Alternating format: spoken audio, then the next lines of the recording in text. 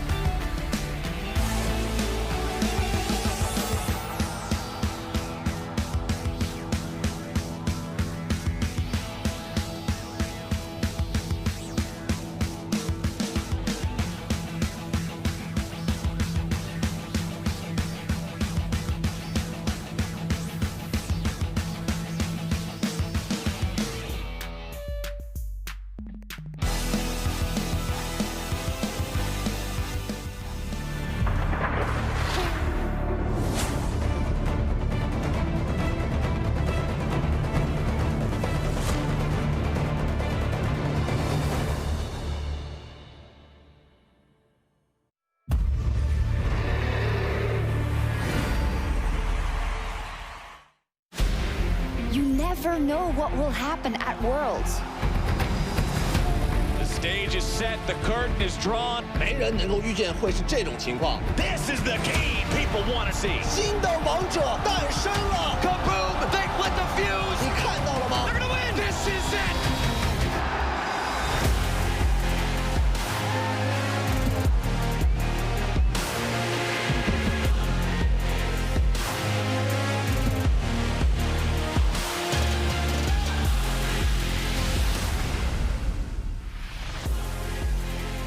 Welcome everyone to World's Countdown for the last day of the group stage. There's only 2 spots left in the quarterfinals as the teams in Group D fight for the right to challenge the victors from previous days. And our first game of the day might very well be the most important one. The last hopes of NA FlyQuest look to take down DRX from the LCK. My name is Shox and I'm joined here by Vedius and Amazing as we go into the last day. And you might say, again? Another day of games, but you're not going to be saying that tomorrow when there's 3 days without Worlds and you don't know what to do and you're running up the walls. So let's take it all in. I'm ready. How about you guys? Yeah, I'm ready. I cannot wait to see these quarterfinal draw-ups. I'm looking forward to seeing how the rest of this group is going to play out. And can the NA final hope come through for FlyQuest? Can the upsets happen? We saw some cool stuff from Team Liquid. Maybe we can see it from FlyQuest today. Yeah, I mean, I think they got a good shot. I don't even see it as much of an upset, like at all. At least when it comes to DRX.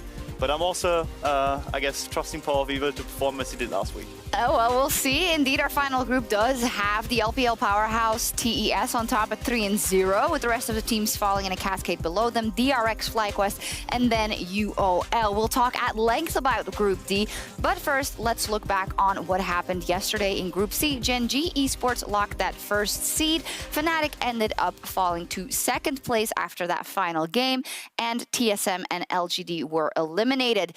It has been big news, and there's been a lot of chatter from the fans, and understandably so. The first seed from the LCS didn't manage to pick up a single game, and TSM exits the group stage with an 0-6 scoreline. Now, that's just brutal. Yeah, personally, I think that it is like an unacceptable level of performance from a first seed representing North America. I think that we've seen multiple times in the past an ability for teams to upset and create growth throughout group stages, and I think that that's something that TSM has severely lacked. And I think that the NA analysts have been a lot more critical than probably many of us, and I think that the disappointment is very much felt because we did not get to see any of the TSM that made that run through playoffs here at the World Championship. Yeah, we have to contextualize their performance a bit, though. Like, if we think about the regular season, they came in 4th, so their best of 1 play wasn't actually that dramatically good. And then, obviously, coming in, their whole play was kind of focused around top lane. Every single team at Worlds kind of is able to play around top lane to a certain extent. So all of their strengths were kind of negated, and it wasn't like they had anything to fall back on. So the adaptation is something I would criticize them for, but also we shouldn't have had that much of an expectation coming in, I suppose. Yeah, I guess so, but you can't do anything different when you have a first seed, because you look at that amazing run, you see them falling down to Golden Guardians in the playoffs, then getting back up and really fighting their way back. And I think the main takeaway here is we didn't see that much fight out of them, which is what most fans would have expected. That is a disappointing part. In that. And yeah, there's nothing more to say about that unfortunate exit. There's still a chance for NA. FlyQuest is on the docket today, but yesterday that did leave Gen G and Fnatic fighting for the #1 seed in the last game of the day. If you want to watch it back, just watch the first 10 minutes and you can turn it off after that. It was a stomp. Gen G ran over them, and it was kind of an odd draft coming out of Fnatic as well. Yeah, they definitely seem to try something a little bit different compared to what we've seen before. The Lulu as an answer to the Lucian was definitely an interesting one, but honestly, early game, I was kind of optimistic. Things are looking pretty promising, especially after Lulu got double buffs, but then on your screen, you saw the Lulu getting solo killed, the bot lane dying 2v2, and then while this was happening, top lane getting massacred as well. So very quickly, this game kind of dissolved into a very poor state for Fnatic, and Gen G were able to just steamroll over. Yeah, I don't think the experimentation stopped in the draft phase. It actually kept on continuing throughout the game, where they tried to make some plays happen and didn't quite work out for them. And I don't think that they were quite focused on winning that one as it felt. And it seemed like they were actually trying to experiment overall. We're going to listen to a Reckless interview later, but I did gather that he said, well, this was kind of our last chance to try something. And I'm just sitting here like, you saw that from G2 as well, and now you did that as well. Is that really something you should do, Amazing? I mean, you've been in those games. Is that the time to experiment. No, the first seed of the group is so important when it comes down to it, because you basically have a weaker pool to choose from, basically, which opens are going to be there for you. So I think that in itself is just a lot better for you, and also puts fear into the opponent's hearts when it comes down to it. Because if you run in with a 5-1 record against other Korean teams too, if you think about it, they will suddenly have that kind of respect for you. And I think that is really, really important when it comes to best of fives. That's a great point. We're going to dive into possible quarterfinal matchups in just a second. But one highlight from Fnatic's run to the quarterfinals was Bwipo's huge TP play, which earned him the Red Bull top play of the day. That bear is going to maul some people, Vedius. Yeah, it was fun to watch. Funnily, because in this game, a lot of top lane action wasn't happening from Bwipo. Yeah. He was not actually getting involved in a lot of the bot lane skirmishes, but then the one time that he does TP in, double kill, almost immediately, and that's really where Fnatic started to get a huge amount of momentum in that matchup as well. Yeah, he has been really crucial for the play so far. Like, all of his bruiser plays have also been impressive, but it's also that he always finds a way to be effective in any single game that he's in. So, I mean, we talked about so much about Hilly and Bwipo kind of being the X factors for the team, and I think he's continuing to actually prove that he belongs up here and belongs amongst the best top laners in the world. And what about the Volibear?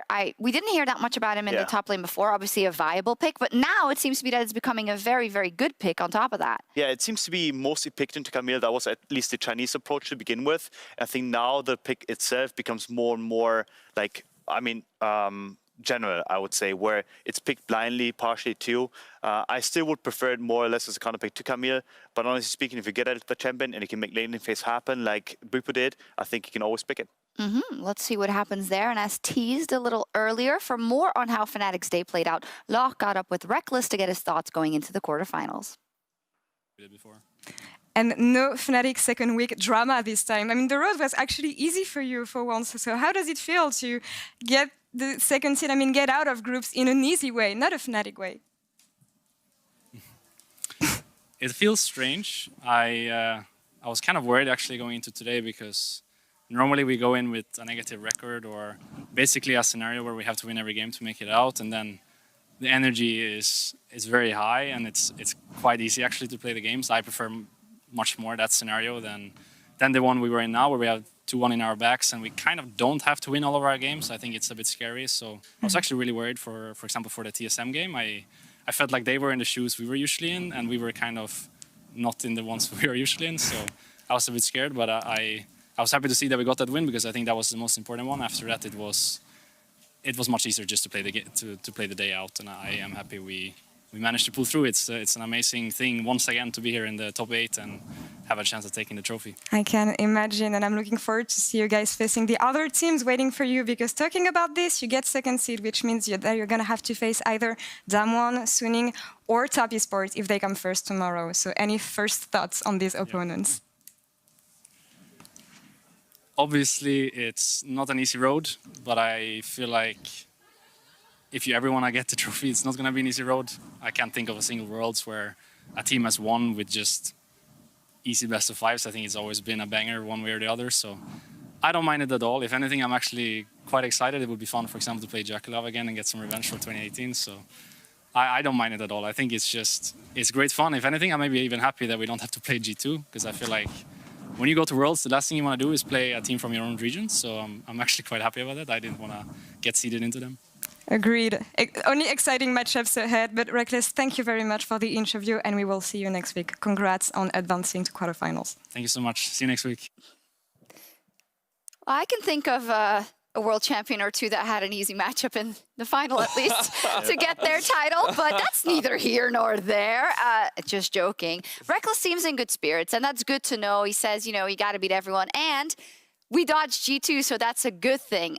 However, the quarterfinals do look incredibly stacked already, and I wanted to take a bit of time to think about possible matchups and also LEC's chances with those two second seeds. Look, for me, honestly, I prefer Fnatic's chances overall, because I do think they match up better with most of the teams. I think obviously dream matchup would be Suning, to me at least, because I do think that I mean, Fnatic can always lean back and kind of scale to a certain extent, but they've also shown the ability to early aggress, and I think Selfmade matches up pretty well with SFM, so that shouldn't be an issue. And overall, Nemesis has been stepping up, Reckless has always been there, so I don't see any weakness in that matchup. Versus Damwon or top esports, it could be a bit more harsh coming in. More. But I still see them as a potential semi-finalist. I don't think there's anything wrong Wow, with that. that's different to what I've definitely thought and what we've heard until now. So Vegas, what I do you think that when we look at expectations, you look at Damwon, and if we assume that top esports get out as the first seed today, like, yes, they are obviously very scary teams, right? But I think one of the cool things is that JDG proved that Damwon can be beaten. Not easily, but they can. And I think the top esports, pretty much throughout the year, I think have showcased that there are weaknesses in their play that can be exploited, again, not easily. So I think that there is no perfect team at this World Championship. At least I think there are some teams that are very close. Yeah, Damwon is very close, but like the chances are not low. Now, I think that I'm kind of in the opposite camp of amazing, because I think that when we look at the junglers, yes, I think it's fair to say that when you compare Selfmade to Yanko, Selfmade is really set up for success in this current meta. But I think one of the big things that G2 have going for them is the pedigree of their players. I think that across the last 2 years, what we've seen from the talent on this roster is that they are world-class across the board, and the longer they have, the better they become. And in a best of 5, I think is really where you get to see this team shine. Well, what I said yesterday at the end of the show, I think we can repeat it here. There's not been any tournament where G2 got out of groups and their quarterfinal was drawn that I thought they actually will beat this opponent, or they have a big chance of beating this opponent. It started when they were up versus RNG and completely turned the world on its head, off maybe a Perks 1v9 in the last game. There was the MSI where they ended up winning but had to go through SKT. And there was Worlds last year where we can't rewrite history here. A lot of people were saying similar things about Damwon when G2 went into them, and they still went deep and they got there, right? And it seems harder for me now just because all these teams seem to have leveled up. Damwon isn't 2019 Damwon. They're scarier. The LPL representatives in top look even scarier than the ones last year. So it's going to be difficult, but if you don't have fate, why are you even here, right? Yeah, and I think the kind of message that we're sending here is that, like, EU is not favored right now. We do not have a lot of hope or optimism, but I think that we have seen signs of greatness from both G2 and Fnatic. And I think that, as you rightly said, I think the Perks example is a great one. RNG back in 2018. Like, across the board, there are clutch players. And when you really need them to step up, a lot of these players can. And I think that's what I'm most excited for come the best of 5s, seeing some of the European talent showcase why they are world-class players and why they can compete with the best. So for me, what made G2 last year as strong as they were last year was basically the fact that they were able to adapt in the moment and they could band-aid whenever it comes down to it. I think that was a really unique ability to them. I don't think any other Worlds team had that. Even FPX, the eventual winners, they just stuck by the playset. They didn't have to adapt potentially. So this year, though, I would say that Damwon and TS both have that ability. So for me, it doesn't seem to be that unique anymore. So maybe in the best of 5 system against these two teams, it's going to be really, really tough. But I do see your point when they can still like have these individual pop-offs. They have that development throughout the year, where they at some point basically become a really great team. And I think Worlds has always been showcasing them as the potential greatest team EU has. And now there is a week, right? And don't get us wrong, we're not saying there's big chances or big hopes of either of these teams making it to the semifinals, but we're saying there is a chance, and you have to take a lot of things into account and hope they have a damn good day on the day. But we're going to find out who exactly they will be facing at the end of today. So after all the games have concluded, we will have the quarterfinal draw, and I think it's Tian and Ning doing the drawing. So great in terms of EU history. I'm sure they're going to draw us like a great opponent. Just sweating. Thanks for that. So we'll see. Okay. Well, we're not there yet. There's at least 6 more games to be played before we find out the quarterfinal matchups. So we're going to be back with a Group D preview in just a few minutes. Don't go anywhere. Those two, they had to pick those two.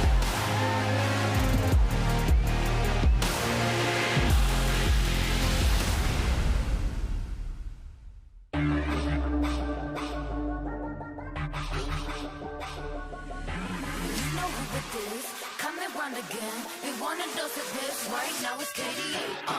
I'm a goddess with a blaze, story trouble 나 이름 잊지 못하게 loud, loud, loud, loud. I could take you to the top, 절대 멈추지 못해. 내가 끝내주는 bag, yeah, yeah, yeah. And when I start to talk like that, oh, you know how to react. I'm a picture perfect face with the wild in my veins. You can hear it in my glove.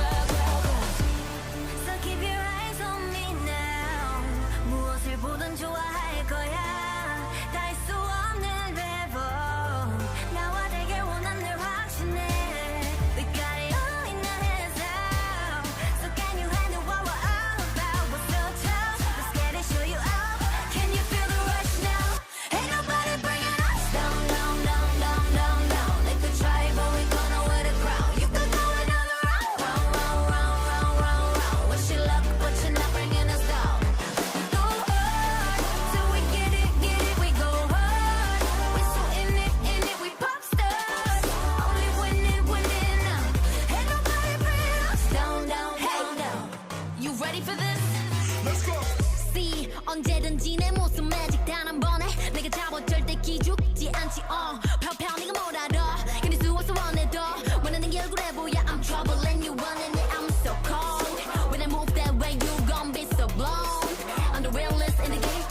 Said I'm on fire with the blade. You're about to hear my name, ringing in your head like whoa. So keep your eyes on me now. 무엇을 보든 좋아할 거야. I'm so tough. Let's get it, show you up. Can you feel the rush now? Ain't nobody bringing us down, down, down, down, down, down. They could try, but we're gonna wear the crown. You could go another round, round, round, round, round, round, round. Wish you luck, but you're not bringing us down. We go hard, till we get it, we go hard. We so in it, we pop stars. Only winning, winning now. Ain't nobody bringing us down, down, down, down.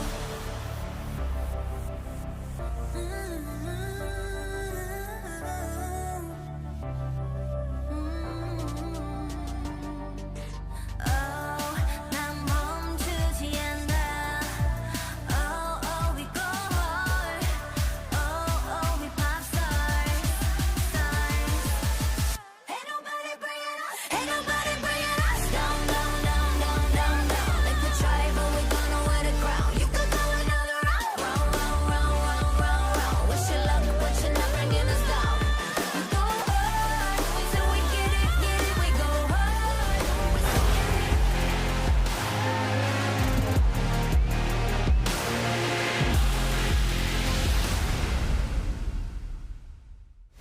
This group has some of the most fun individual 1v1 matchups. There are some of the most dangerous players in the world. 我觉得 D 组的中单选手实力都是非常顶尖的，就都是来自各个赛区的顶尖中单选手。我印象深刻的选手可能就 Troy， 因为和他对线的话，感觉他补刀动作特别多，就他也比较稳健，一位的中单选手。 Destiny Gate available. Who's going to come in? There's the Destiny Gate. No paranoia up. Gold card's going to come through. The Knight is going to be taken down. TOE 这名选手就法师玩得特别好吧，就感觉他法师就熟练度很高。 But Parameter says goodbye to Oriana.龙妹子的话，就感觉他那种黑科技比较多吧，就看他入围赛的时候，他就什么无人中单都用了，就感觉想法比较多。 I was super hyped for matchup against Knight and Chovy. It's really good to play against them because no one ever will have that experience from Russia. With Knight and Chovy and even No Man's, I feel like I never really was afraid of these challenges. Next time I face off against them, I can get a win for my team. Parameter against the world. This guy is the whole team. We didn't expect 0-3, that's for sure. It would be great to have good games, close games, at the end finish them with winning. 1라운드 때 좀 아쉬웠던 부분들이 있었으면 그걸 다 보완하고 2라운드 때는 더 잘하는 모습으로 전승을 할 수 있도록 목표를 잡고 그게 안 되더라도 잘 할 생각입니다. Doesn't quite do enough damage with Gojek. Gonna kick the cross. Oh, 3 people. That was extraordinary. 今年的期待肯定还是要冠军啊。 There goes Carlton. There goes No Man's. Top Esports. 3-0 in their first 3 games, and they haven't even looked close. The goal is the same. We want to win. We want to win every game. It doesn't matter if we are playing against UL or against top esports. We need to just be ready to face everyone and beat everyone.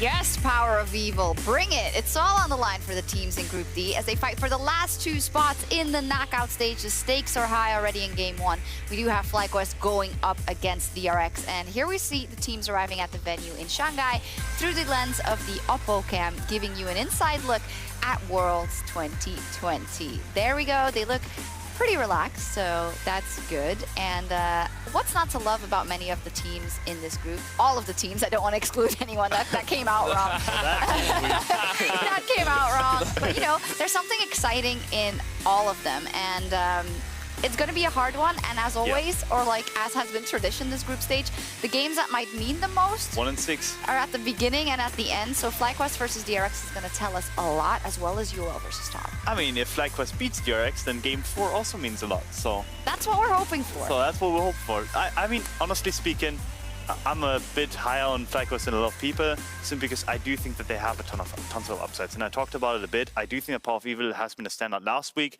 And honestly speaking, I don't see the same kind of weaknesses that other people see in them, because they have had that run throughout the playoffs. They have been able to be stable throughout the regular season and playoffs.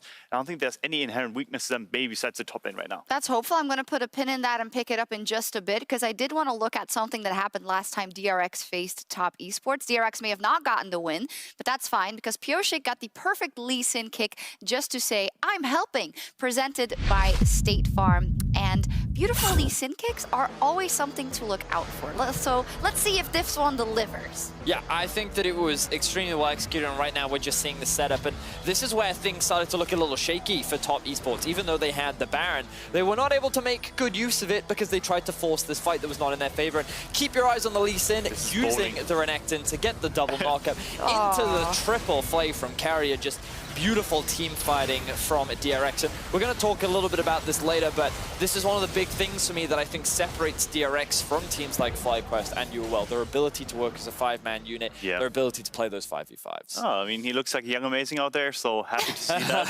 I was going to bring it up myself, but I knew you were going to do it. I want to get back to the glory days, please. Please. Okay, cool. Well, today does have a lot of explosive players competing, so I did want to go down the line and kind of check out who we were all excited about going into this day, because I think it's hard to pick from. But Vedius, who is your standout player you're looking at today? Has to be Jackie Love for me. I think that he has had a phenomenal group stage, and I think that we've only scratched the surface of what this man is capable of as well. He's only played Senna so far in the groups, and if you guys can't see on the screen behind us, 751 damage per minute on a Senna. He's contributing 35% of his team's damage. Like, the guy is just a statistical madman, and I think that he is playing out of his mind in lane and team fights, everything. What is also crazy is that he does so much damage, but he actually doesn't take up a lot of resources in the team comparative to his other team members. That's always what makes ADC statistics even more impressive to me, like what you do when you aren't given the resources by your team. Amazing. Yeah, you have to be good in isolation. And for me, it is actually Ignar. I mean, last week he struggled a lot. For me, it was weird to see, because I do think that this guy has a ton of upside. He has shown in 2017 when he was on Misfits. He has shown it throughout the regular season. The addition of him coming in actually made FlyQuest a contender. So he tried to make a lot of plays in week 1. He roamed a lot away from Wild Turtle. I do think that at some point these roams will pay off, and it's necessary for them to pay off. And I do think that this guy is able to make that happen, and he has done so for years now. So I'm looking forward to seeing him play this week. Maybe have a couple of thresh hooks actually land, and then that'd be nice. All is well in the world. Yeah, you want to see him channel some of that SKT best of 5 vibes back in the day. Hopefully, right? Hopefully. Yeah, but, we'll see. I want to look at the mid lane, specifically at Chovy. I think he's one of these guys with a lot of mystique around him coming out of the LCK, very hyped to come to the international stage.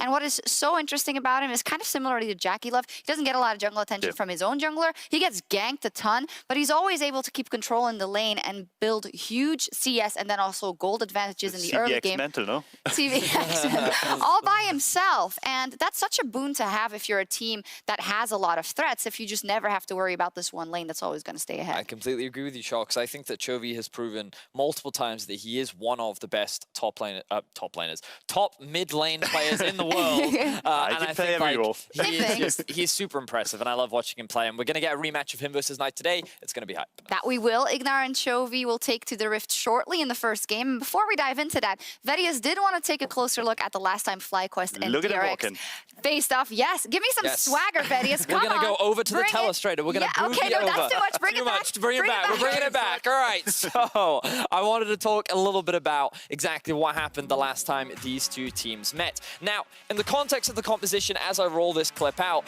it's very important that FlyQuest try and get an early advantage, because they are eventually going to get outscaled. Something about FlyQuest composition it is very front to back. But with things like Maokai and Kindred, later on these fights were always going to be very difficult for DRX. So these plays needed to happen for FlyQuest, and props to them. They made them work. They punished DRX when trying to set up for the Drakes. They were able to actually get a 2-Drake advantage very early on into the game, and even though they were a little bit behind in terms of farm and gold, they were actually doing very well in terms of the early game. The things where everything started to fall apart comes in this mid-game Rift-Tailed, because remember what I'm saying, like, they need to try and force fights around the mid-game, around 1 or 2 items, and they need to focus on playing for Drakes. Fly were actually in a position where they did get 3 Drakes, but they tried to overforce this fight. Now, when we have a quick look at the bottom side of the map, you can see both top laners are hanging about, but crucially, the Ornn does not have teleports.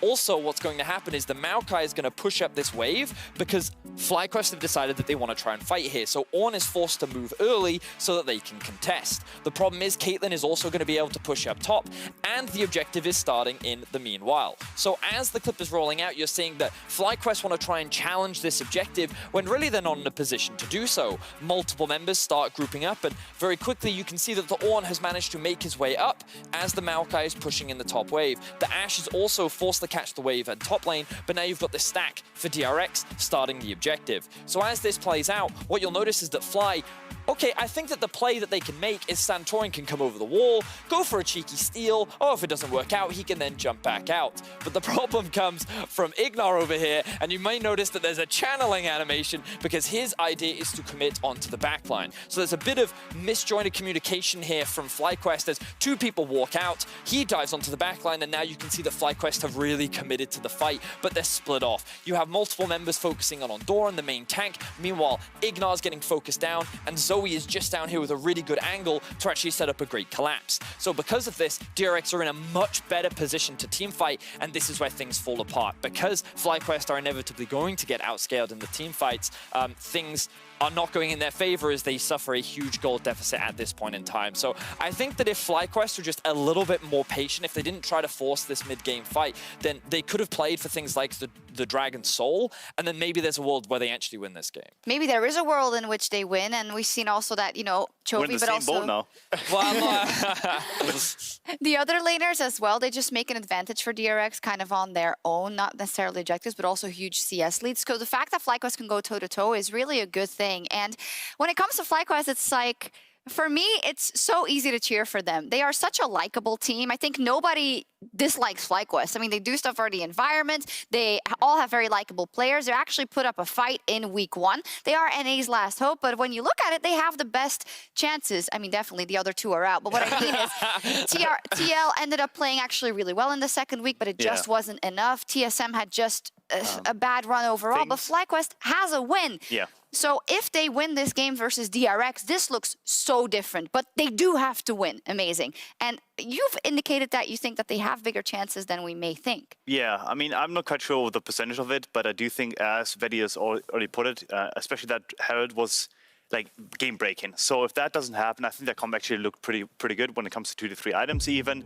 They could have played for the Drake Soul, and now we see it in the gold graph where it's 1k difference, and then you see the steep decline when it comes to the Herald play, and that in itself, like making a mistake around the 20-minute mark especially is so heartbreaking in that sense, because you're going to give up the inertia control too at that point. So there's so many things that the enemy can play around. I think for me, at least, as long as Mr. Turtle is on a decent matchup, as long as Mr. Power of Evil is on a decent matchup, in both cases, I think they can actually withstand the amount of mechanical pressure that a team like DRX puts on them.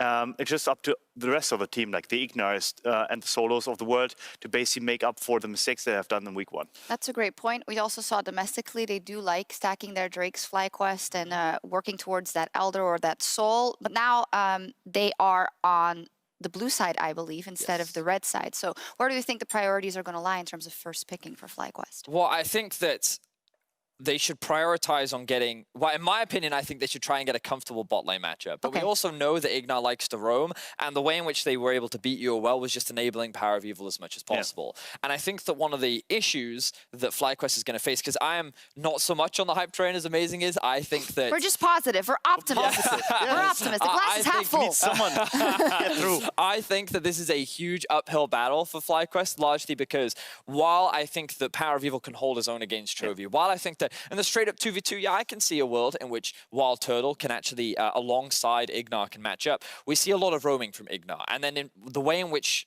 DRX answers in the draft is prioritizing things like Caitlyn Lux. So when Wild Turtle is left alone, he's very susceptible to getting killed and punished. And he ends up being these huge disadvantages. But also, in the top side of the map, I think that Solo, while on tanks, looks a lot more comfortable. I think that there are ways in which they can be punished in the draft. And so this is where, like, I'm starting to see, like, more and more holes that need to be plugged up for FlyQuest, which within the week they may have been able to solve. But that's where my biggest concern comes from, because if it's not down to the individual laners, there's potential draft risk. And on top of that, DRX is a fantastic team fighting team. Yeah, let's be clear here. We are optimistic. I think you have to be, but it is a tall order for FlyQuest. Let's talk a bit more about that bot lane. We obviously focus a lot on our LCS and LEC players, but there's so many legends on that roster already. And I think Deft in particular is a marksman with a great story who's been up against it because he's been on the biggest stage getting the victories, but he's also gotten knocked out in considerable amounts of times, even though he's a fantastic player. So this is really also an opportunity for him today. Yeah, it has to be. For him, I mean, he has been knocked out in quarterfinals 3 times, if I remember correctly, once in semis, so that in itself is something he probably doesn't want on his resume because he wants to go for the World Championship potentially.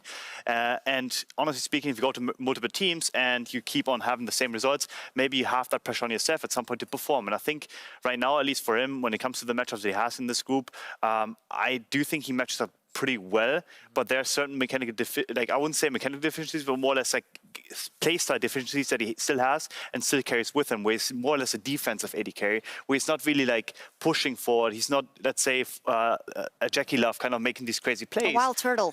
He's not a wild. He's not a wild turtle. He's not a wild turtle. He's a calm turtle, I would say. Calm turtle.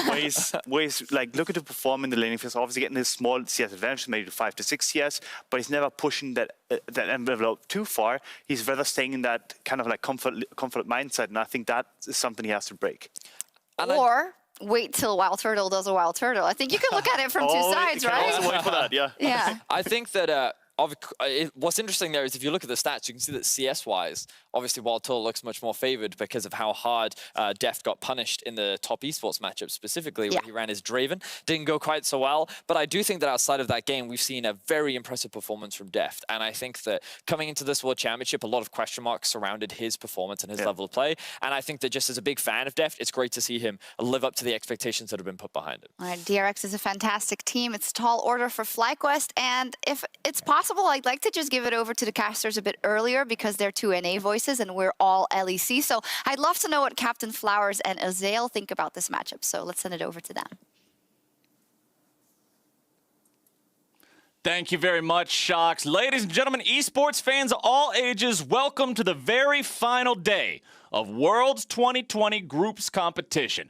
My name is Clayton Captain Flowers Reigns, and I am joined once more by the only man at this entire tournament with a World of Warcraft NPC named after him. It's Mr. Isaac Azael Cummings Bentley with me for these first 3 games. I'm happy to be here with you, bro. And, you know, what do we think? We think there's a chance. There's always a chance for North America to get out of the group, but it's going to be a tough road for FlyQuest, and it starts here. This is pretty much a must-win against DRX if FlyQuest wants to have a shot of getting out. You know, the guys on the desk, I think, went over it very, very well, along with Shocks, talking about how, you know, that previous game was pretty close, but it was close until it wasn't, right? And it took that one mistake for DRX to completely run over the game. You know, even at that point, Deft individually was very far ahead. You know, they drafted for that Caitlyn Lux combo, and Deft from there made the game look so easy. You know, if you remember, that game ended with Deft flashing on the opposing Orianna and one-shotting him as a Caitlyn, and that's not something you see every day. So DRX could run away with this, you know, in the laning phase if FlyQuest is not on their game. But I did like how last time we saw these two teams match up, we saw that FlyQuest was able to get tank versus tank in the top lane. You know, there was quite a few bans up there. They had Solo on the Ornn up against Doran's Maokai, and that was actually going quite well for him. A lot of things were holding up very well, but you know, it was a question about that bot lane because Ignar went for the Pantheon, was roaming heavily, and meanwhile, Deft and Keria playing this Caitlyn Lux were just punishing Turtle, and he was being put very, very far behind. So, you know, if you're going to go for that style, you've got to make sure that your roams are paying off big time and that your engages are on point if you want to play that Pantheon. And I think all North American fans watching the World's 2020 competition today just want FlyQuest to go out playing their game. Remember, this is the first time we've got to see this org at Worlds. They managed to make it to back-to-back finals in domestic play in North America. This is a squad that has really showed up and impressed a lot of people. And now on this final day of competition, in a group that most people are not expecting them to get out with competition like Top Esports and DRX, I think everyone just wants to see them bring their A game, leave it all on the Rift, and play the best League of Legends they know how to play. I mean, this is a team that has been consistently underrated and overlooked, even in the regional play, right? No one was really, well, some people were, but not a lot of people were predicting that they would do nearly as well as they did. As you said, making back-to-back finals. They had never made a finals before that. They had never made a Worlds before this. They're written off in the group stage here once again, and they are looking to flip the script, so to speak. If they can get a win here against DRX, it makes the group so much more spicy. It then becomes about more than just who is going to be first and second seed. It becomes about who is going to get out of this group at all. And FlyQuest, they are comfortable being the underdogs. They are comfortable taking their swings. And I hope that they have come in here with some really good preparation, because I do think that FlyQuest, as far as regional play, had the best level ones in the LCS, as well as some of the best drafts to punish the tendencies of their opponents. I'm always referencing back towards when they actually baited their opponents into this Galio hard engage pick. They had the Swain ready for Power of Evil. They've had so many good level ones, and early game pathing from Santorin is generally on point in the LCS. They've got to bring that sort of energy here to the world stage, where we have seen level ones decide actually a lot of games. It has become such a core component at this World's group stage. And on the other side, man, we've talked a lot about FlyQuest, but so far at Worlds 2020, Korea is showing up to play. We already have 2 Korean teams through to the knockout stage, and not just through, but taking the first spot in their group. DRX, definitely a competitor in their own right, that number 2 seed coming out of the LCK. Let's see how they want to address FlyQuest here in this first matchup of this last day of play. Bans coming through. It's Twisted Fate, Nidalee, and that Caitlyn you were talking about that was so successful for DRX in that first game, all banned away by FlyQuest, while the bans from DRX, the Lucian that has been so powerful in the solo lane so far this tournament, banned away. The Syndra going to join that one, another solo lane ban there, targeting the mid power of Power of Evil. This is a staple champion for him that we've seen from him plenty of times in the past, and the final ban in this first phase will be Volibear. Yeah, so the only adaptation actually, from that first time around was one ban on both sides. FlyQuest actually did ban out Nidalee as well as TF last time. They dropped the Lucian ban because they were willing to first pick that, and they actually banned out the Caitlyn. On the other side, we did see Syndra and Volley both banned out. The Renekton was dropped to pick up that Lucian ban. So very similar starts to these drafts overall. Santorin also was playing the Graves last time around, so we'll see how much parity there is, compared to that previous game, compared to that previous draft, because I do think that both teams can come away from that thinking, hey, they were pretty comfortable with how it played out, but there's different ways that it could have gone if they played a little bit better. But Pyosik going to be grabbing the Lilia here. This has been a pretty highly contested pick at Worlds. There are very differing opinions on the strength of the champion, but one thing is certain, it is incredibly strong in these early game skirmishes, at taking away their enemy Raptors, at going for this counter jungling strategy. And when you see a Lilia locked in, you have got to be ready for the level 1 invades. You've got to be ready to face up against Chovy on potentially a priority lane to give them that mid-jungle 2v2 advantage so that they can invade the enemy Raptors and really start to take resources away from solo. Wow, that was some fast lock-ins there in the second round of picks for FlyQuest. You saw them both get picked up at like the same moment. It'll be Jhin for Wild Turtle, and Solo will be on the Ornn here. So Ornn again here for Solo. I do like this. I don't think that they're going to be wanting to play heavily towards him. And now the question is, is there going to be parity? Is this a mid lane Jace here, or is it going to be sent up towards that top lane? There is possibilities that it can get flexed around. Chovy did not play a lot of Jace in the LCK, but neither did Doran, to be fair. Just 1 and 2 games respectively on the champion, so this really could go either way. And FlyQuest is going to have to take that into account. It makes your bans in this second round a lot more difficult. Very clearly, DRX is going to be targeting Power of Evil, and FlyQuest is going to try to respond here, it looks like, by targeting some more flex picks to try to limit the options and try to hedge their bets a little bit instead of just going straight towards, like a LeBlanc and a Syndra or whatever, and then having that Jace be swapped towards mid lane. Yeah, the Sylas banned out. We see that pretty frequently when having it as a possibility of dealing with Ornn just because he can steal Ornn's ultimate. Very, very effective theft on that one. Also has a strong lane matchup into the Ornn itself. So that one's taken off the table. Both of these second phase bans are targeted towards Power Evil, with the Kassadin now also being banned away. Okay.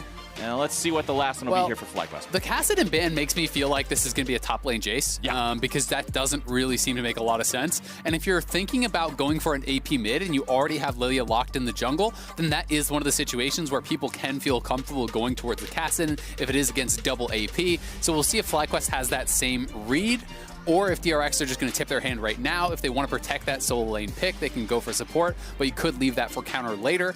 It does look as though this is going to be the mid lane Galio, top lane Jace. So that is the expectation. The Kassadin ban, kind of reading along with that as well. Of course, there is the possibility of it being something like a support Galio. That is less common, but always got to keep it in mind. Right. You can never count anything out on the last day of groups. Teams can throw some curveballs in the draft here, especially if you've got that last pick on red side. You got to find some of that counter pick value in it. So let's see what FlyQuest decide to go for. It's Thresh combined with the Jhin. I like to see this. Jhin's a champion that has no inbuilt escape mechanisms other than running fast once he manages to get that fourth shot off. So always love to see a little bit of extra protection for him down there.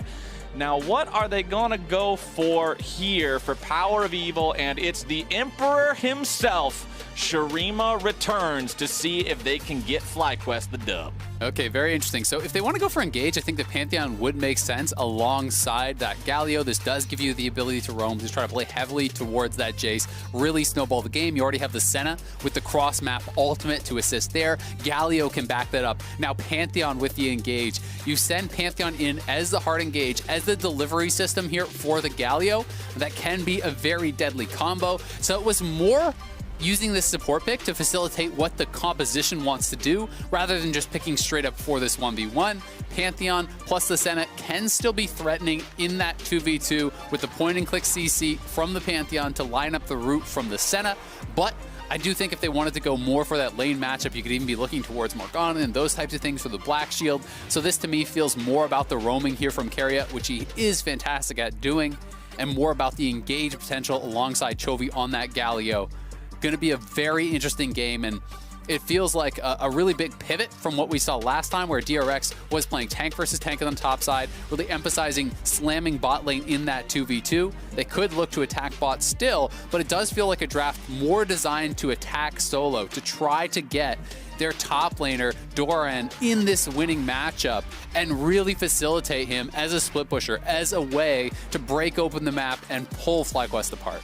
Yeah, if Galio combined with a lockdown champion like Jarvan or Camille is a dunk bucket, then Galio combined with Pantheon is a meteor shower. The ability of these two to work together, and all of a sudden you just have these two big old meatballs falling out of the sky, raining hell down on whatever you're trying to do in the side lanes or anywhere where you think you might have a man advantage. There's a lot of playmaking opportunity there for a team like DRX, and whether or not this duo can find success with that meteor shower execution, I think will have a pretty big role to play here in this game. I really do agree. It's really kind of the reverse roles, right? Where we saw Pantheon actually played by FlyQuest last time, and they were the ones that had to be able to nail these engages. They failed to do so, as we saw, that Rift Herald fight really went bad for them in the first matchup these two teams had. DRX trying to split the map, trying to peel FlyQuest apart. FlyQuest really wants to have their comp functioning as a 5v5, front to back, Azir behind the Ornn, Graves and Jhin there alongside you. You have Thresh to create space, drop the box, add that CC in there.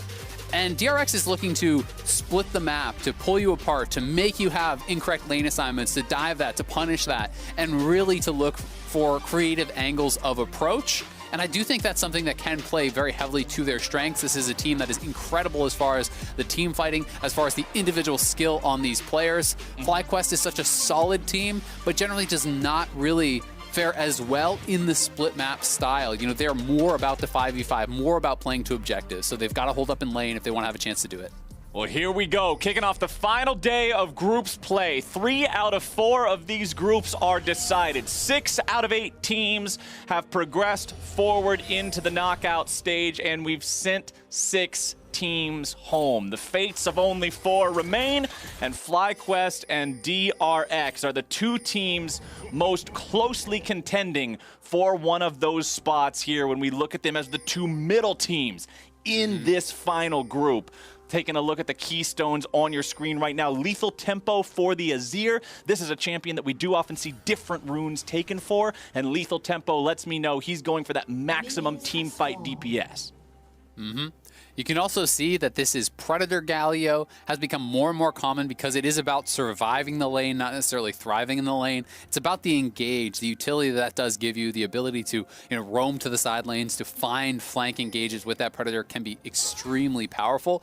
And it's also worth noting that Jace is actually playing Conqueror. So this is more straight up for the 1v1 than something like Phase Rush, where you're going more towards the utility. That has been by far the most common rune. We'll see if FlyQuest can actually punish this because it's so much harder to escape if you are pushing as the Jace with Conqueror against the Graves plus Orin combo than it is if you have Phase Rush, where you just get a couple quick hits in, and then you can just have the slow resist and just straight up run away from the Graves and the red buff slow and the smoke screen slow and those types of things. But if you get into an extended fight as the Jace with the Conqueror, it's just straight up way more powerful as far as kill potential. So we'll have to track this and see if Doran actually wants to go towards a full-on split push build, because we've been seeing almost exclusively lethality, but you still can do things like the Black Cleaver, Blade of the Rune King, and build towards that 1v1 and really try to slam this Doran if you want.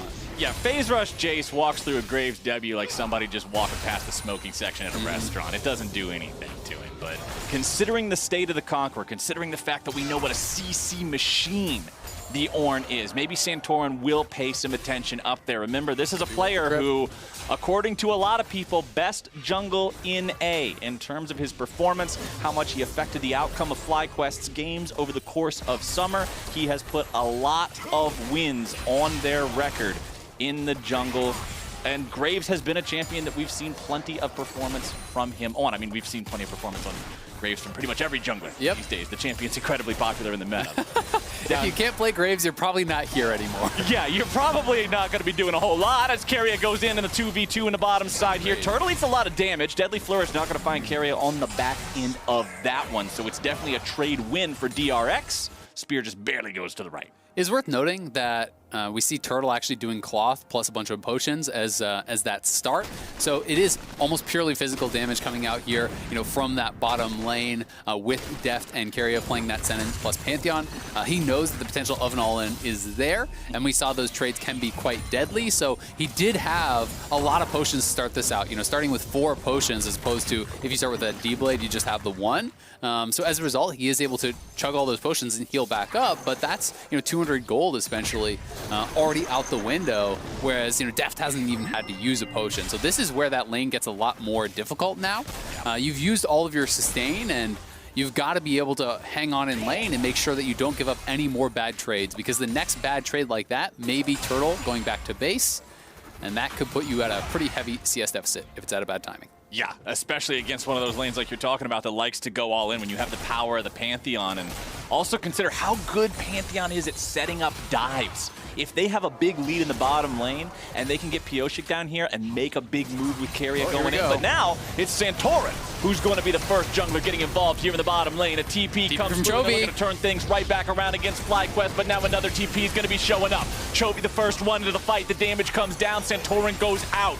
150 HP remaining as Ignar now gets locked down on the back end of the fight, and FlyQuest will disengage it. Both teams getting real excited to make things bloody here in the bottom lane as topside the 1v1 just keeps on bringing the action. Solo tries to walk away, has to flash out to avoid the solo death. Yeah, with his spells on cooldown, despite the fact that Doran was very low there, he had to back it up, and now he's got to be a bit careful, because if you get hit by an Empowered Shock Blast, there is always a chance of getting burst down. So in that bottom lane, I do say DRX come out ahead. They went out as far as the trades in damage. You can see that Turtle had to force the cleanse. Both summoners traded their summoner spells, but no flash used by Pyosik, no summoners used by Deft. Trade of TPs in that mid lane, so pretty evenly contested, but still to the favor of DRX.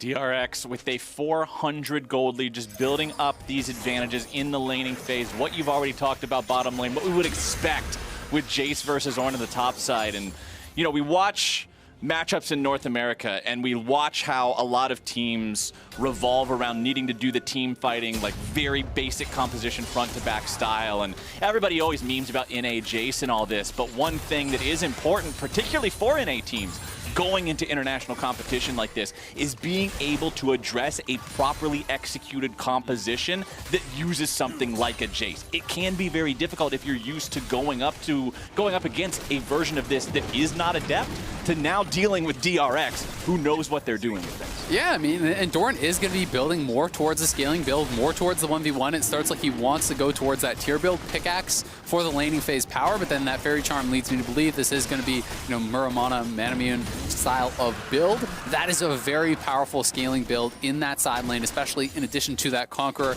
really looking to take advantage of Solo as this game does go further on. And now Solo without TP, Doran was able to push in the lane and actually just straight up walk back because he won out that trade and had the shove. So if Solo actually gets dove here or even just chunked out of lane by Pyosik plus Doran, he is now in quite a lot of trouble being at that TP disadvantage. It's always that second play that really punishes top laners when you don't have teleport to get back. Mid lane staying pretty even here, but actually a CS lead for Chovy on the Galio, sitting at 60 farm compared to the 54 of Power of Evil. Panning back to the bottom lane, you can see it's kind of what you were talking about, Isaac. That CS lead starting to pile up a little bit here for DRX with the threat of the Pantheon-Senna combo. If Pantheon just point and click, press the W, you can easily follow it up with the Senna. But Santorin at level 6 slides on in there, drops the smoke screen.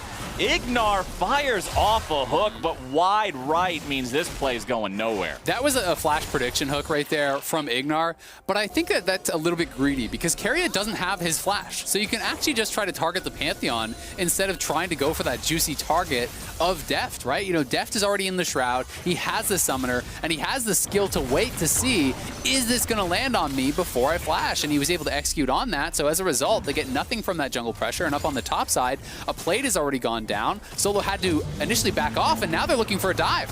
The Orn Horn is sounded off. Solo is able to find the knock-up onto Pyosik, but here comes Galio as well, and surely this is just a death sentence for the FlyQuest top laner. He tries to tank it up, but DRX are way too clean. Bottom side, it's FlyQuest returning the favor on the other end of the map. Power of Evil scoots down here, and it's a 4-man play underneath the turret to kill off Keria. Good response from FlyQuest, but I still think DRX is going to get more out of this play. As we didn't actually see Deft pressured off. Santorin now trying to wrap around. They're looking for the repeat gank. We'll see if they can pick off Deft. This would be huge. First shot hits, second shot misses. TP coming through, and that means FlyQuest is done here. So Doran making sure to protect his AD carry and stop FlyQuest from getting more in this trade. But that's actually huge because they forced out Jace's teleport and he got nothing from it. So FlyQuest, another follow-up there to get something more after the play. DRX still ahead though, as Pyosik was able to take the Rift Herald during that. He has been farming very efficiently on this Lilia. Santorin has been spending more time trying to pressure these lanes a little bit, and as a result is falling behind in that farm. And you can see DRX out to that 1k or so gold advantage. So here is that initial dive. They know Keria did not have his flash. They target him intelligently first this time overall. Then the regank was the play I think that really got more, because you got the flash out of Deft and the TP off of Doran. So you relieve some pressure up on that top side for Orn, who can get a free reset, who can kind of refill that HP bar. And you have the ability to maybe punish Deft next time you visit that bot lane. Pyosik with the Rift Herald in inventory still has that one for over 3 more minutes, and we're only 9.5 minutes on the clock right now. So that means no matter when he drops this, he will be able to get bonus money for cracking the plates with it. So keep your eyes on DRX, how they rotate between these lanes and where they want to set up this Rift Herald. Do they go for just grabbing the 2 plates? Do they try to completely knock a turret down with it? With the state of the top lane, there's a very likely chance that Pyosik wants to invest it up here to really snowball this advantage that Doran has even further. I mean, look at the turret. It's almost ready to just be knocked down completely, and there you go. Shelly summoned up, turret going down, put the money in Doran's pocket. Solo just has to stand there. Oh, look at the emote. He knows what's going on. This is not the way that you enjoy top lane gameplay if you're Solo, but Doran is more than happy about this one. Huge gold lead, man. 2,500 gold for DRX over FlyQuest here just 10 minutes into the game. I mean, they're doing such a good job, right? You know, off of that earlier roam where they made him back off, they'd already taken plates down off the top lane turret. Then you repeat with an already winning lane, already a gold advantage, already got plates off that due to the pressure, and you drop the Herald, and there's just not a lot Solo can do to defend from that position. FlyQuest are trying to make things happen on this bottom side, but it's not enough. Here comes the engage. Keria engages, but an immediate cleanse coming out from Wild Turtle gets him away from it. Deadly Flourish finds its way onto Chovy's Galio, who will not be able to follow up that engage there with the Predator. So FlyQuest, they don't give up any kills, but 3 summoner spells are the price. Flashes on both bottom lane players as well as Wild Turtle's cleanse means this duo is now very vulnerable to follow up ganks, follow up aggressive play from DRX. Yeah, and I mean, you just have to look at the position in this game, but now maybe getting a pick here on Senna, no flash. Nicely done with the Deadly Flourish, and Turtle, his aim is true. FlyQuest will find their 2nd kill of the game. I mean, this is great, and that's actually going to lead towards a Dragon, which is very important for FlyQuest because they need the ability to draw DRX to them. Oh, Chovy trying to go in and make the play on Power of Evil, but now the turnaround coming out from FlyQuest. Remember, DRX is still down a man on the map. Deft has only just now respawned. So although DRX tried to make a play onto the FlyQuest mid laner, the response from the team was enough to keep PoE protected. And now FlyQuest do have priority over this bottom side river. Pyosik is under half HP on a squishy champion like Lilia. This is very, very risky if they wanted to try to contest it. They know better, so FlyQuest will take this Drake no contest. And now at 17 minutes, FlyQuest is basically saying, you've got to come fight us.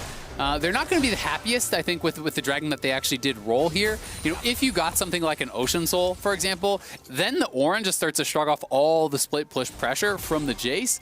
Cloud Soul still very valuable. The move speed is very nice. The ultimate cooldown reduction is going to be useful for those engages that they're looking to pull off, but it's not that same kind of death knell for DRX if they do give it up, but all the same, FlyQuest now have the ability to try to force this team to come towards them, and it's been very clearly a split map game, but DRX has gotten more from it.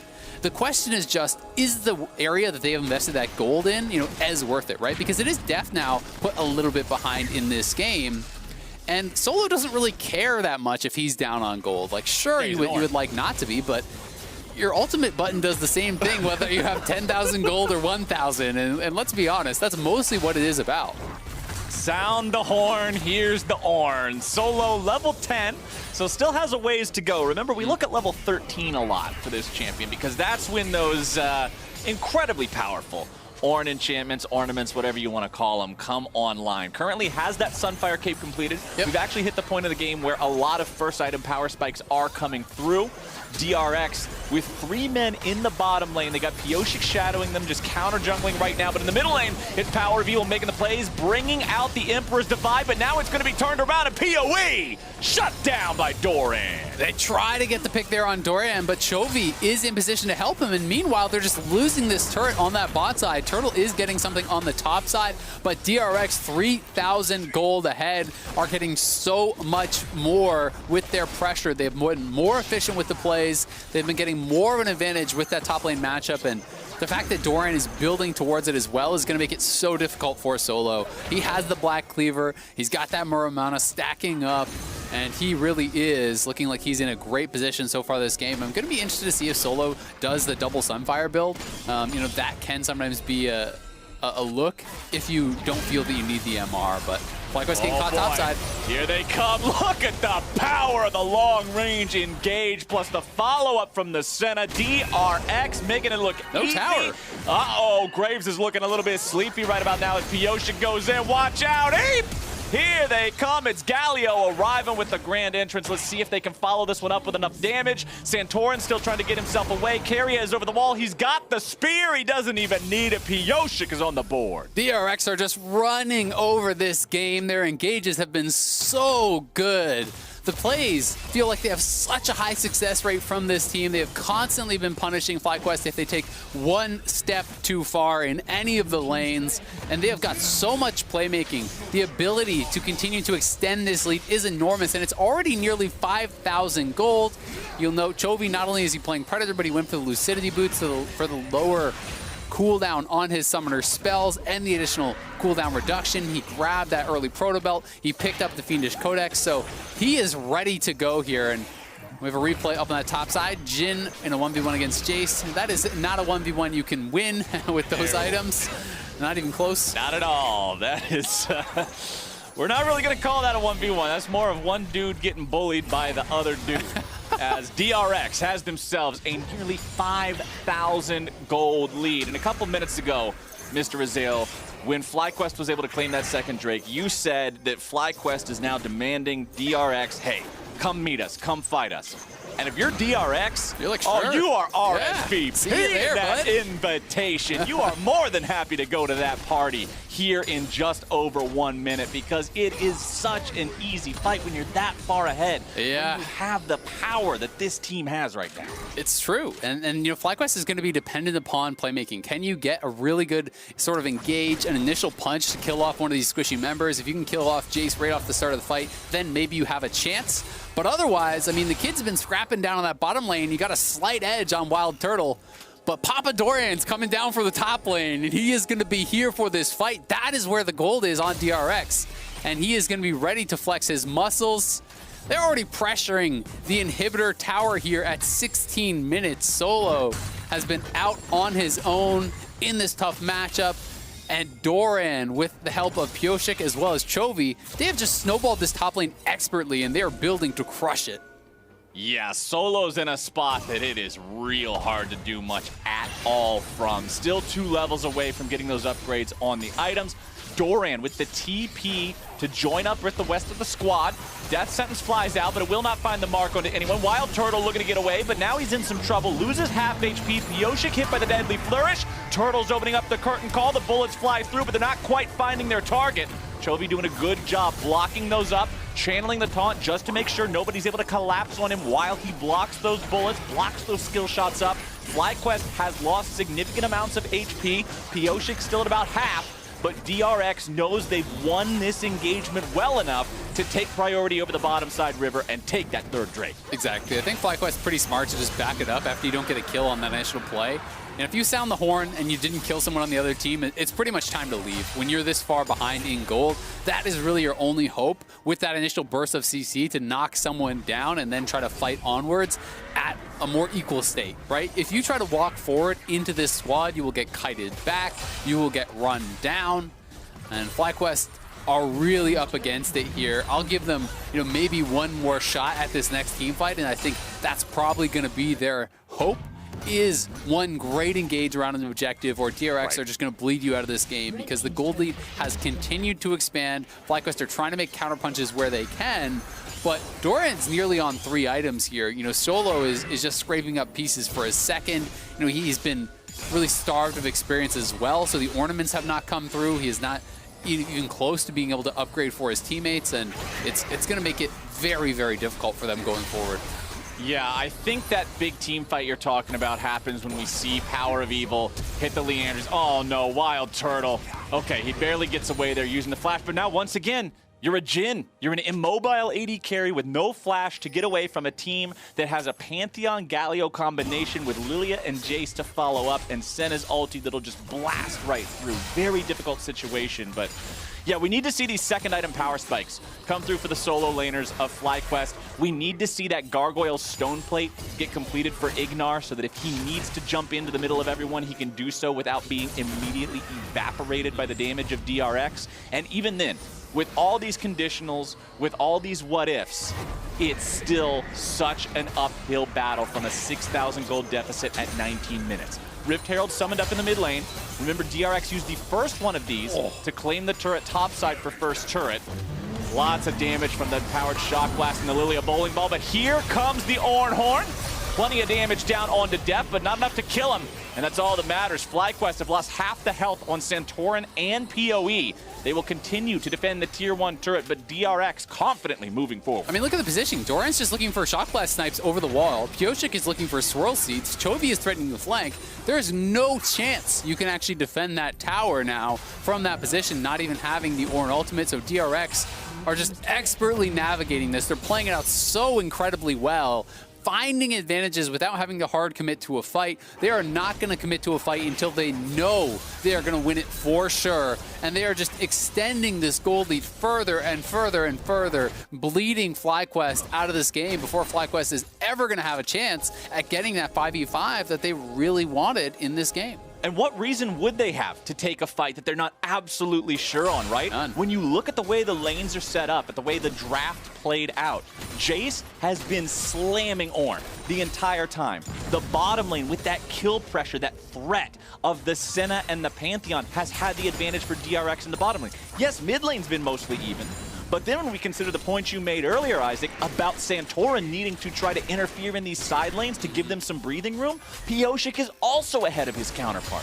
So when 4 out of 5 players on DRX are just ahead by default, you just set that sucker on cruise control and you have a great time moving forward because the lead just builds passively. Exactly, and Power Evil's doing fine. You know, he's got farm, but so is Chovy. Chovy has been everywhere. He's been roaming around the map, pressuring, you know, looking for dives, threatening engages, forcing cooldowns, and he has been so good thus far in this game, building for playmaking, building to be a facilitator here, and putting himself in a position to really succeed. He even picks up the double stopwatch, so he has stopwatch plus Zhonya's. Oh, that's disgusting. So he can just go in for this all-out play. You know, if you're DRX here and you're saying, all right, FlyQuest gets one more chance and it's this next dragon fight, well, Chovy already forced the flash off Wild Turtle, so now you can just kind of go on this suicide dive where you just charge in the backline, double stasis, and you have to respect this zone of control that Chovy will create. And that buys so much time for the other 4 members on his team to just clean up everybody. 5 seconds feels like an eternity in League of Legends. Playing against someone going hourglass into stopwatch back-to-back, you hear the stasis noise haunting your nightmares. It is just wake up in a cold sweat here. A good experience at all. Solo is hit level 13, but in a situation we do not often see, that second item is not yet even completed. So you can see him bonking the hammer right now, trying to get that ready to go, building towards the Abyssal Mask so he can have that. So that'll be pretty important here. Also, now level 14 means he can upgrade one of his teammates' items, probably the Infinity Edge for Wild Turtle. Turtle is on that 2-item power spike. Power of Evil now on his as well. So at least for FlyQuest, they hit the items in time for the fight. But now it's about execution. Now it's about a 7,000 gold deficit. Now it's about DRX just making this game more and more unlosable for themselves. Pyosik in the pit all alone. The rest of the team has control. Look at the ward line, man. Look at the enemy jungle. Look at FlyQuest's red buff and how many wards are around the thing. DRX is making sure they're doing this cleanly. Yep. And I think FlyQuest realized that they really do just have that one more fight in them, you know, as I was kind of talking about. So they've decided, all right, we're just going to give this one up. We're going to wait until it is a soul. We're going to wait until it is a Baron to try to fight for. Second Cloud Dragon, not where they want to kind of draw their line in the sand and bet their game on, bet really very likely their entire world hopes on, as it would take a miracle, you know, for them to be able to get out. I don't even think they could from that point. So they know they've got maybe one more shot, and they're going to wait.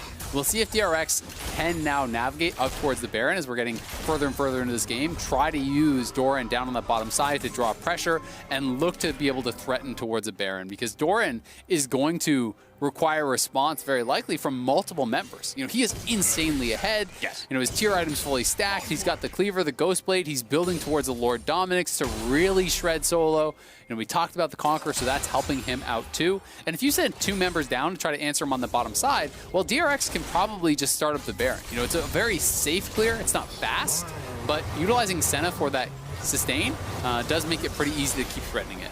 DRX prowling through the enemy jungle, sitting down multiple wards, stealing away the buffs, taking control of the entirety of Summoner's Rift. Maybe there'll be a chance for them to look for a play here. Doesn't really appear so. But let me go ahead and just give everybody some fun stats here. Fun if you're a fan of DRX, not so fun if you're a fan of FlyQuest.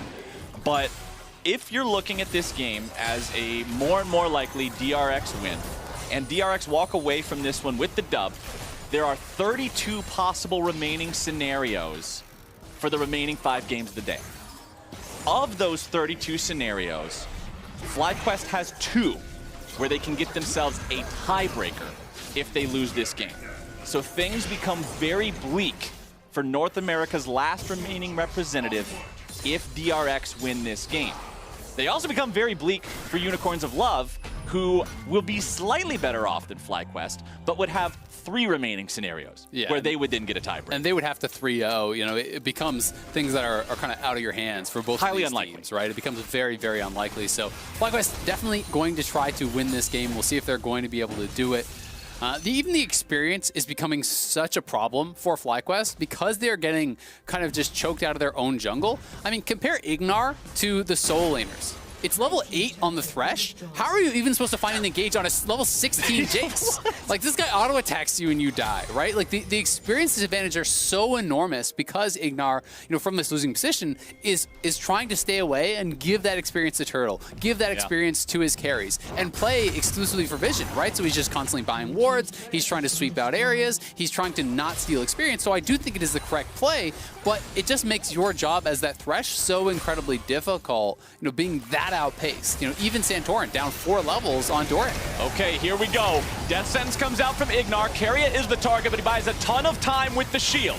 Turtle running away, TP coming through. FlyQuest falling back, and Solo continues chasing forward, looking for some sort of an opportunity onto Chovy, who goes into the stasis and gets himself out. Deadly Flourish and Ornn ulti coming through, but they won't quite be able to find a kill. DRX is low health on multiple players, but the same can be said for FlyQuest. Pioshik's able to make the play. There goes the sleep. There comes the Senna ulti. Power of Evil's the first one to fall, and here comes Keria right back into the fight, looking for the kill onto Ignar off to the left. He's able to find it. He's able to grab the kill onto Santorin, and Doran picks up another. FlyQuest is destroyed, and DRX will win this fight without a single death. Nicely played there from DRX, and Chovy even on the hunt for Turtle. Oh, he's found him. Behold the Turtle. He cannot do it. They are simply too far behind. The ace for DRX into the Baron. It is a 10,000, make it 11,000 gold lead. And Keria, the Pantheon, the support who got quote-unquote picked at the start, continuing to mount this push afterwards. DRX just so far ahead in this game. It was a good start from FlyQuest. They forced some summoners, they got that stopwatch out of the way, but then as they try to find this opportunity onto Pioshik, look at flashing in, 3-man Drowsy into the stopwatch, Galio flies in over top, and Power of Evil does not have cleanse. Power of Evil does not have QSS. No way to get out of that. Everyone just piles on top of him. He was the major threat. Yes, Turtle survived with his cleanse flash, but there was no way out for the Azir, and he had to be the guy to carry the fight. So DRX knew it. They eliminated him from the game, and really they have eliminated all of FlyQuest's chances from this position. A 13,000 gold lead. DRX can easily close this one out. Yeah, this Baron power play should just be the end of the game here, as DRX will be able to pick up the next Drake of the game. Total gold, you can see right there, 15,000 for Doran, insane. Almost triple what Ignar has. And one thing I want to point out with this gold graph on the screen, Keria's the second poorest person in the game because he's a support, it makes sense. But Keria, if you want to look up how to play support like a Chad, go watch that last team fight replay again. He jumps in there at the very end with his ulti, 1v2 into Santorin, who is a Graves, who you would think could just one-shot him, uses the E with the perfect timing to make sure he stays alive, and with 50 HP left, gets the auto attack onto Santorin to get the kill. Honestly, DRX playing these team fights so well. The Shock Blast, as you point out, say goodbye to half your HP if even one of those connects. DRX now with a pincer attack. 4 men in the mid lane, 1 in the bottom lane. The Jace is able to just dismantle the turret. He's nearly full build. He's 5.5 items. Ignar's got 400 health. Keria on the front line, looking for the potential engage there. Power of Evil stepping away from the Senna CC. And FlyQuest will lose their first inhibitor. Yeah, the inhibitor's going to go down, no contest there. 14,000 gold lead for DRX. Enormous amounts of experience advantage. FlyQuest are just trying to hope for a miracle here. Hope that they can hold the line and continue to farm it out. Pray for that late game, but DRX are not going to give them the opportunity to do it. Closing down on another inhibitor. The top lane is already pushing, so they could go around the horn here and look to triple and hit FlyQuest, but here comes the engage. Deft disengaging, trying to get himself out of this one. The curtain calls opened up and the railguns fired off. Doran dominating with the kill onto Solo as Power of Evil tries to protect himself, but the Emperor's Divide will not keep the kingdom standing. DRX pushing right on to the Nexus turrets. Wild Turtle barely hobbling away as Chovy moves forward and the winds of war will blow FlyQuest away. Carry is into the wrong fountain, but the man don't give a damn. Take a shower in it, it don't matter. DRX with an absolute destruction of FlyQuest will take their win. This was incredible stuff here from DRX. Such a masterclass on how to play through top lane, from the build to the runes to how Pyosik and Chovy were able to actually split the map and snowball that lane incredibly effectively here against Solo. It was such a difference from that last game where we had Solo in this tank versus tank matchup against Doran. Doran picks for the lane, is enabled expertly by his team, and FlyQuest was not able to get anywhere close to the same lead on that bottom side that they were looking to attack. Deft as well as Keria held up valiantly on the weak side of the map, and DRX, let's be honest, they made this one look pretty easy, extending the gold lead constantly, eking out experience advantages everywhere they could. They really did look like an incredible, incredible team here today. Yeah, DRX was the better team. I don't really know what else to say about it. The draft was coherent. The gameplay got done exactly what they needed. The leads built up steadily over the course of the game. They never made any unnecessary errors. When we go back and we look at that first game between these two teams, people look at the botched engage from Ignar near the Rift Herald that was sort of that turning point where DRX was able to take the game back into their control, but there never was a moment like that in this one where DRX lost control of that win that they were working towards. It was just start to finish a DRX game. And while we wait for game 2, you can listen to Get Jinxed on the League of Legends official playlist during the Spotify song break. So check that one out. Come back here in a little bit, and we got more Worlds heading your way.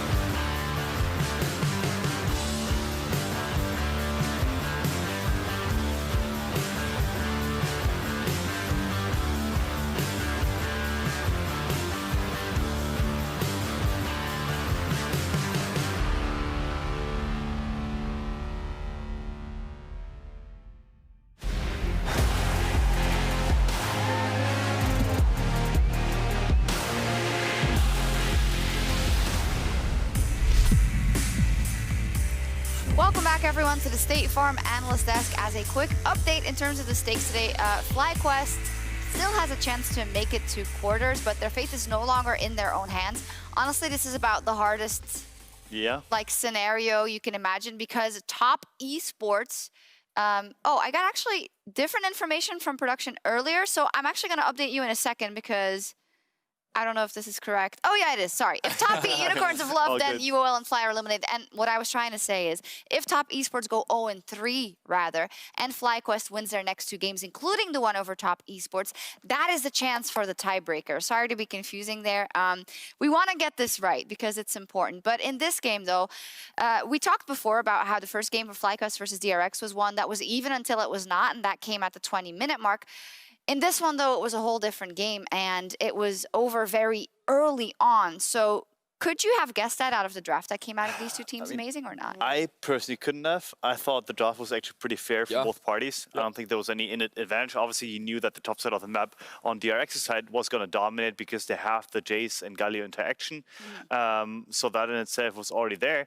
And on the left side, you knew that they're going to have scaling. They're going to have that Oren Azi coming in at some point. So we're kind of hoping, or I was kind of hoping for that late game scaling to set in. But if you lose within the first 15 minutes of the game, kind of which happened, it was pretty tough. So the graphic is a little incorrect. It does say Leono, and that should be a Galio. But it's day 8, guys. Sorry, we're just a bit. Wanted to talk about that Galio specifically and how they banned away both the Orianna and the Kassadin was actually very clever, because I think that when you blind pick mid lane, especially on red side, it seems very odd.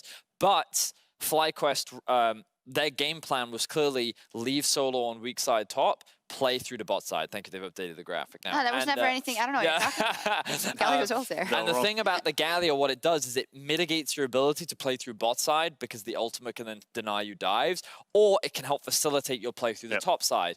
And I think that ultimately this whole game came down to playing through your side lanes, which DRX was able to do flawlessly. Yeah, they did move around very quickly.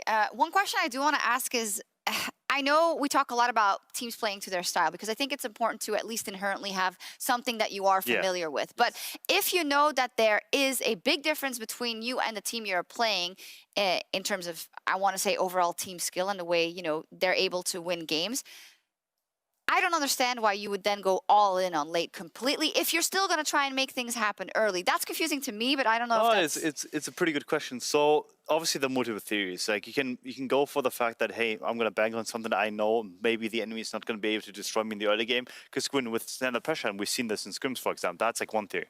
But then the other one, I think that's where the desperation maybe is a bit higher, is when you try to basically cheese your way to a victory. You go completely against what you're doing. You're trying to kind of shake things up, and I think that can really go both ways. Either you're going to lose really, really hard at that point, or you're going to have a cheese win. So I think in terms of volatility, I think it's obviously more prevalent in the second option. I do think for FlyQuest that is not an option, though. I think their playstyle is too standard, and they don't have the explosive players, or at least Ignar is underperforming right now, so I don't think that explosion is there. So in that regard, I don't think any cheese pick would have helped them here. I think that's fair. Thank you for answering that. So let's take a look at some of the replays. I think on the side of DRX, they have a lot of global possibilities, and they really use that kind of to the maximum in their engages, especially this one in the mid lane that then transfers into the top lane. Yeah, so this fight is really where things broke open. DRX already had a pretty significant gold advantage, but when FlyQuest trying to find a pick in mid, the fact that they were not able to get this kill, they also lost their mid laner, is really where everything started to cascade as well. Then this translate, Yeah, this is basically where they reset and Doran immediately TPs and they make the tempo that they're playing with is actually really impressive.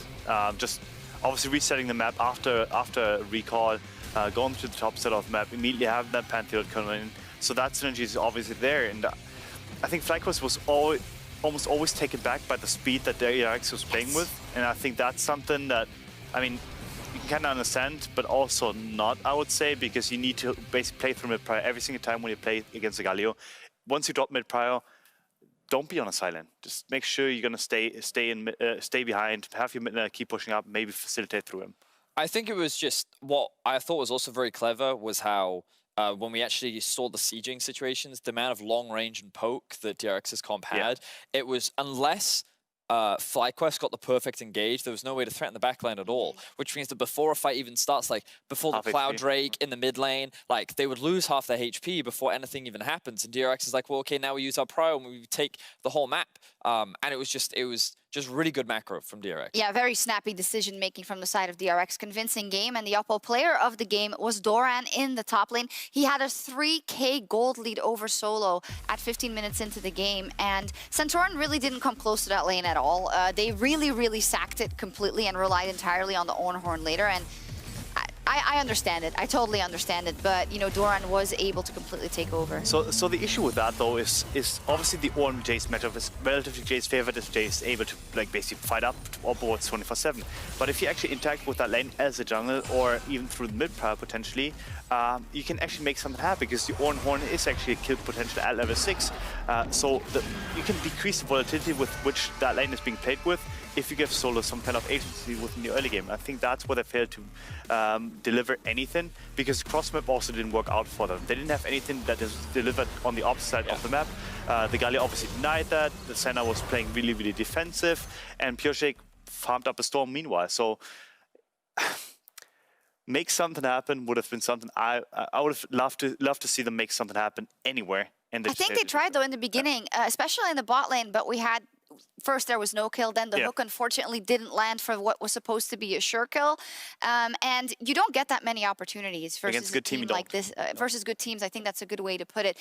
So I think we need to commend the fact that they did try and go for it, but it just went to the wayside really quickly. Unfortunately, also the difference, man, an LCK Jace, something else than an EU or an NA Jace, isn't it? It's crazy. Well, for more on that Jace and DRX's win, here's Laura with Doran.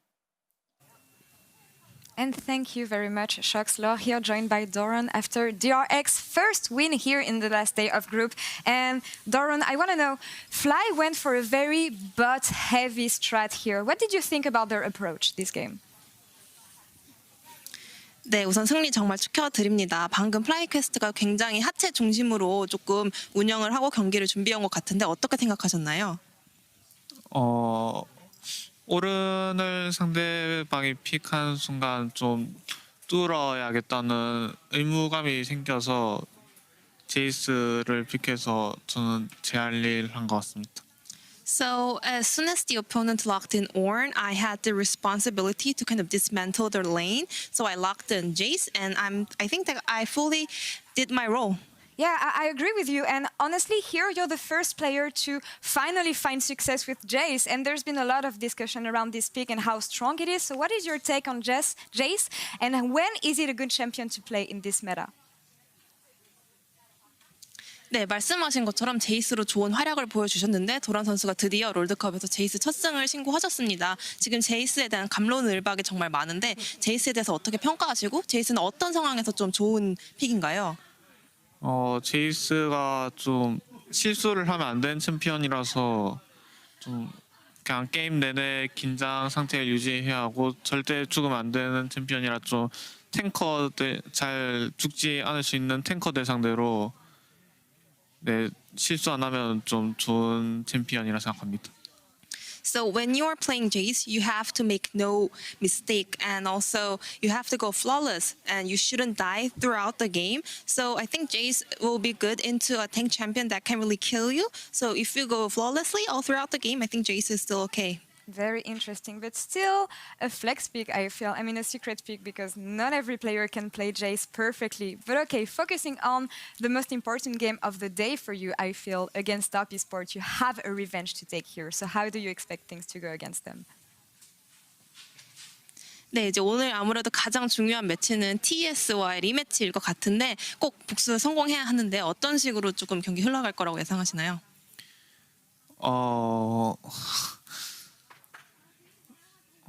그냥 좀 어느 쪽이든 일방적으로 이기지 않을까 예상하고 있습니다. 어느 쪽이든 일방적으로? 네. Well, no matter who wins, I think the game will be very one-sided. Very one-sided. Okay, well, looking forward to seeing this one at the end of the day. But for now, thank you very much for the interview. And Jason, thank you again for the translation. And we're going to take a break, and we'll see in a few minutes if Top Esports can stay undefeated as they face off against UL. Stay tuned.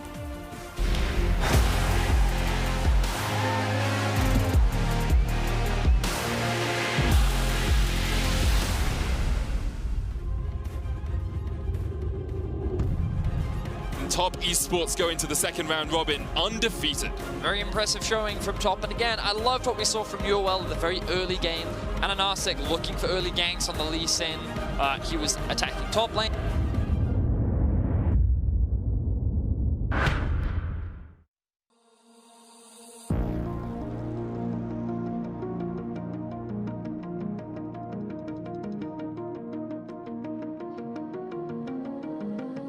What are you willing to lose? You cover your wounds, but underneath them, a million voices in your head that whisper, stop now. Another twist of the knife, a turn of the screws, it's all in your mind, and it's fighting you on yourself. The storm is coming.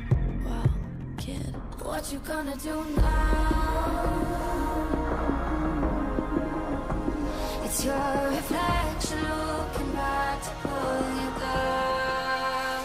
So are you gonna die today or make it out alive? You gotta conquer the monster in your head and then you'll fly, fly, Phoenix fly. It's time for a new empire. Go bury your demons, then tear down the ceiling, Phoenix fly. And now you're playing with matches, come out of the ashes underneath you. A million voices in the crowd, they're screaming, stop now. Well, let them swallow the pride, you're turning the tide to true believers. Got them in the palm of your hand, you're playing God now. What you gonna do now? It's your reflection looking back to pull you down. So are you gonna die today or make it out alive? You gotta conquer the monster in your head and then you'll fly, fly, Phoenix fly. It's time for a new empire. Go bury your demons, then tear down the ceiling, Phoenix fly.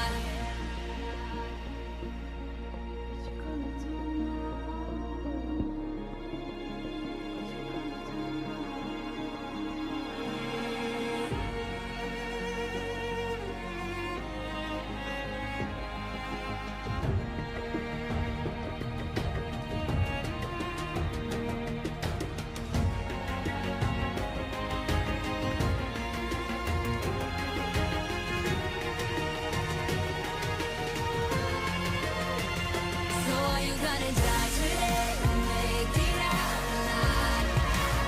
You gotta conquer the monster in your head and then you'll fly, fly, Phoenix fly.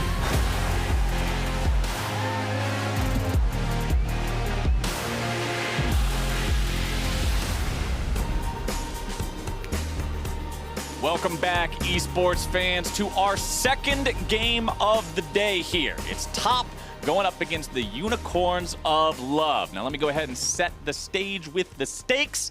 If Top Esports win this game, the group is locked in terms of the two moving on and the two going home.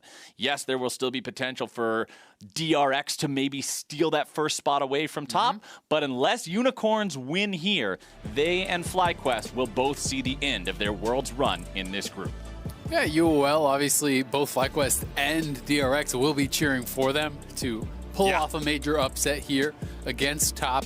Would give FlyQuest some small hope to get out of this group. But also, any upset against Top is going to help DRX in their chances of getting out in first place. Right. Which, as we've seen from the other groups, could actually mean a lot. None of the teams that have progressed so far look bad, but the first seeds look particularly frightening. Yeah. So to be able to avoid a quarterfinals matchup against one of those teams could be a big boon for you. So definitely everybody's still invested in looking for that first seed. But hey, we're into the draft, so let's see what's banned away here, as that is a pretty rare ban. These days, Jax banned away first and foremost by the Unicorns of Love. They're saying 369. You're not getting that one. Not today, my friend. Gragas and Renekton also banned out here, as Swain, Nidalee, And what's our third one? What's the Magic Champion portrait? It's going to show up on my screen. What do Top Esports want to keep away from the Unicorns here in this draft? It is Camille. Okay. Makes quite a bit of sense. You know, they are obviously targeting Gadget. I think, you know, with this Swain, you know, he has brought that out. He is one of really the only bot laner at Worlds thus far to be playing mages. So that is something that he can try to look to surprise people with. He has brought out the Karthus. He has brought out the Swain. So he has some flexibility there. I think Jax makes a lot of sense because Top, in my opinion, are the best team in the world at actually playing around that top lane. And we have seen Jax really crush some of those meta picks. The Jax ban, you know, is often used to actually protect the Camille, and I think that's why Top responded with their Camille ban, to try to take away that option. But Jax can also be difficult for things like Mordekaiser, so does make sense as kind of a multi-purpose one against 369. First pick in the draft is Lucian. Makes a lot of sense with how strong the champion is, how often he's banned these days. Unicorns love taking advantage of the opportunity to go for that, but the response from Top is locking in the Syndra and the Ashe. No Man's has played that mid lane Lucian. Gadget, at least regionally, did not play the Lucian at all, so we are expecting it to be mid lane. Yes, theoretically, Lucian can go top, can go bot, but in competitive play, it's been almost exclusively a mid laner, so the Syndra would be the assumed matchup there. And Nanasik going towards Lilia helps to enable having that AD laner, so I think that makes a lot of sense. Generally, Lilia as well as Eve, those are kind of those two big AP options, with Gragas and Nidalee already taken off the table. We haven't been seeing anything like Evelynn in quite a long, or rather like Elise in a long time, so grabbing probably the highest priority AP jungler left up. Man, I forgot Elise was a champion. Yeah, no one plays it at all anymore, man. It's just been gone. Long time since I've seen the squashed. Spider. Feels badman, but looks like the pick to go along with the Lilia in this second rotation for UOL will be Nautilus, so providing plenty of CC and engage potential here for this team. Yeah, one of Santis's most played, that alongside Thresh are kind of his two primary champions that he likes to go towards for the engage. So it will give you that point-and-click lockdown, always something that is considered pretty powerful, especially against champions that do not have dashes, such as the Syndra, such as the Ashe, trying to help set up, lock down these champions so that they can be taken out quickly. But we have Graves as the answer to the Lilia. Graves has just been so common. Karsa, you know, he is one of the junglers that I think is absolutely elite in the world, but he generally does play a different style, at least in the LPL. He was much more of a facilitator, and that is something that people have been talking about with TES, is the fact that World seems like lanes playing for junglers, whereas in the LPL, Karsa was definitely sacrificing for his lanes. He was the guy who would skip camps to gank more often, to pressure, to be able to help them reset the waves, and to always facilitate his laners rather than the other way around. We'll see if Top want to flip the script here and utilize this Graves as their main carry, try to play more from him and help him out with that counter jungling. But more bot laners kind of banned out. Yes, the Karthus, yes, the Orianna you traditionally would think would be going, you know, mid lane or jungle. But Gadget is the guy playing a lot of these AP bottom laners. So I do believe he is the one being targeted here. And when you mention Top being a team that's adept at playing through top, when you have a jungler like Graves, who's very powerful in 2v2 skirmishes, who can take neutral control easily because of his 1v1 dueling potential, that just means that if you do want to play through topside again, if you just want to open things up for 369, man, Graves is just a wonderful champion to have there on the flank, ready to have his back. Pantheon, Karthus, Orianna, Ornn all banned away. Fully expect to see Top Esports leave that top lane open. Okay, that's actually a flex. Yeah, the Lulu could go either into the support or top lane roles here. Yeah. So I like the choice. Just makes it even harder, right? If you try to go towards something like a GP, then maybe you're laning up against a Lulu and you get smacked by that. Of course, this could just be going down to bottom lane for you, Yenja. Play it as a standard support. But 369, one of the reasons that Top is so proficient at playing through that lane is his willingness to actually pick some of these hard lane counters to go towards things like the Kayle, like the Fiora, the Quinn, you know, the Urgot. He's willing to go to these picks, the Jax, of course, and really look to destroy his opponents in that 1v1, pick heavily for it. Now, this was pretty interesting. So we do have that Wukong going up towards that top lane. It could be bot lane Nico looking for some of that CC for Gadget, but I do think that, you know, Ziggs also kind of fits the bill, especially alongside solo laners that are AD damage, which we are assuming this is going to be Wukong top. Yeah. So the Zig's going to be the pick here. Can be quite proficient, and it does allow you to assist with the dive. So that's one of the things that works well about this, right? You have the point-and-click Nautilus ultimate, Wukong flying in over top, and presumably you then have the Ziggs ultimate dropped on the head of the Ashe, of the Syndra, trying to look for that. The answer here going to be Scion, so one of the less common picks, but it is something that could actually scrap quite well against the Wukong, especially in the early levels. If you're going towards Grasp, you have a lot of AoE, you have the ability to push. In a really long extended trade, Wukong can get a lot of value out of the passive, stack up the Conqueror, and start to win out, but it can be pretty difficult for Wukong, and even with trying to dodge with the clones and going to a Viz, you can still be hit by the AoE of both the W as well as the slow from your E. You can get hit by the knock-up because you reveal them when you pop your W. So there are a lot of ways for Scion to fight back. And there's not really a lot of frontline killing, right? So it can be difficult to actually just deal with one of these super tanks such as the Scion, who's also going to be shielded up by the Lulu, which is effectively just giving you additional health, right? Every time you're getting shielded, all those resistances become more valuable because you're having to punch through that again and again. And let's not forget his unstoppable engage potential. When you're up against something like a Ziggs that has very powerful zone control with his minefield and with his satchel charge, when you'd have to deal with a Nautilus normally providing so much peel, well, what does that matter if Scion is a freight train and can just find his way on to whichever target he can glide his aiming towards? I think this champion could pose a serious threat if not dealt with appropriately, and we've seen other teams try to deal with 369 before, and it's not gone so well. It's really, really tough to actually pin down this guy and punish him really in lane or out of lane, because he is such a proficient player at so many different champions, at so many different styles. He can win through hard split push, he can shove and group, he can be the hard engage, he can play weak side. He really can do it all. And with this draft, sure, we could still see Karsa playing towards that top side, but this does feel like more of that standard lanes playing through your jungler style that we've been seeing a lot of at Worlds. You have a strong 2v2 here with the Syndra plus the Graves. They could look to try to push in on No Man's and grab away things like those Raptors from Anonasik, who also wants to be heavily prioritizing the farm on that. And you can even see Karsa dropped his ward at level 1 at the Raptors, but it is potentially an invade here from UOL. They are going to make the call to back off for now, though. And one thing I do want to point out here, as the keystones were up on your screen for just a moment, Knight is running Electrocute on the Syndra. This is another one of those champions. I mentioned it for Azir last game, how sometimes you can see the keystones flexed around more often than not. Sometimes you'll see the Syndras take a phase rush, go for a more utility-based keystone, but Knight just wants to make sure that he's getting every possible little bit of damage he can squeeze out of this build. No Man's going to drop a ward almost exactly on top of the one that we saw dropped by Top Esports there at that Raptor pit, so they'll be able to keep an eye on that one.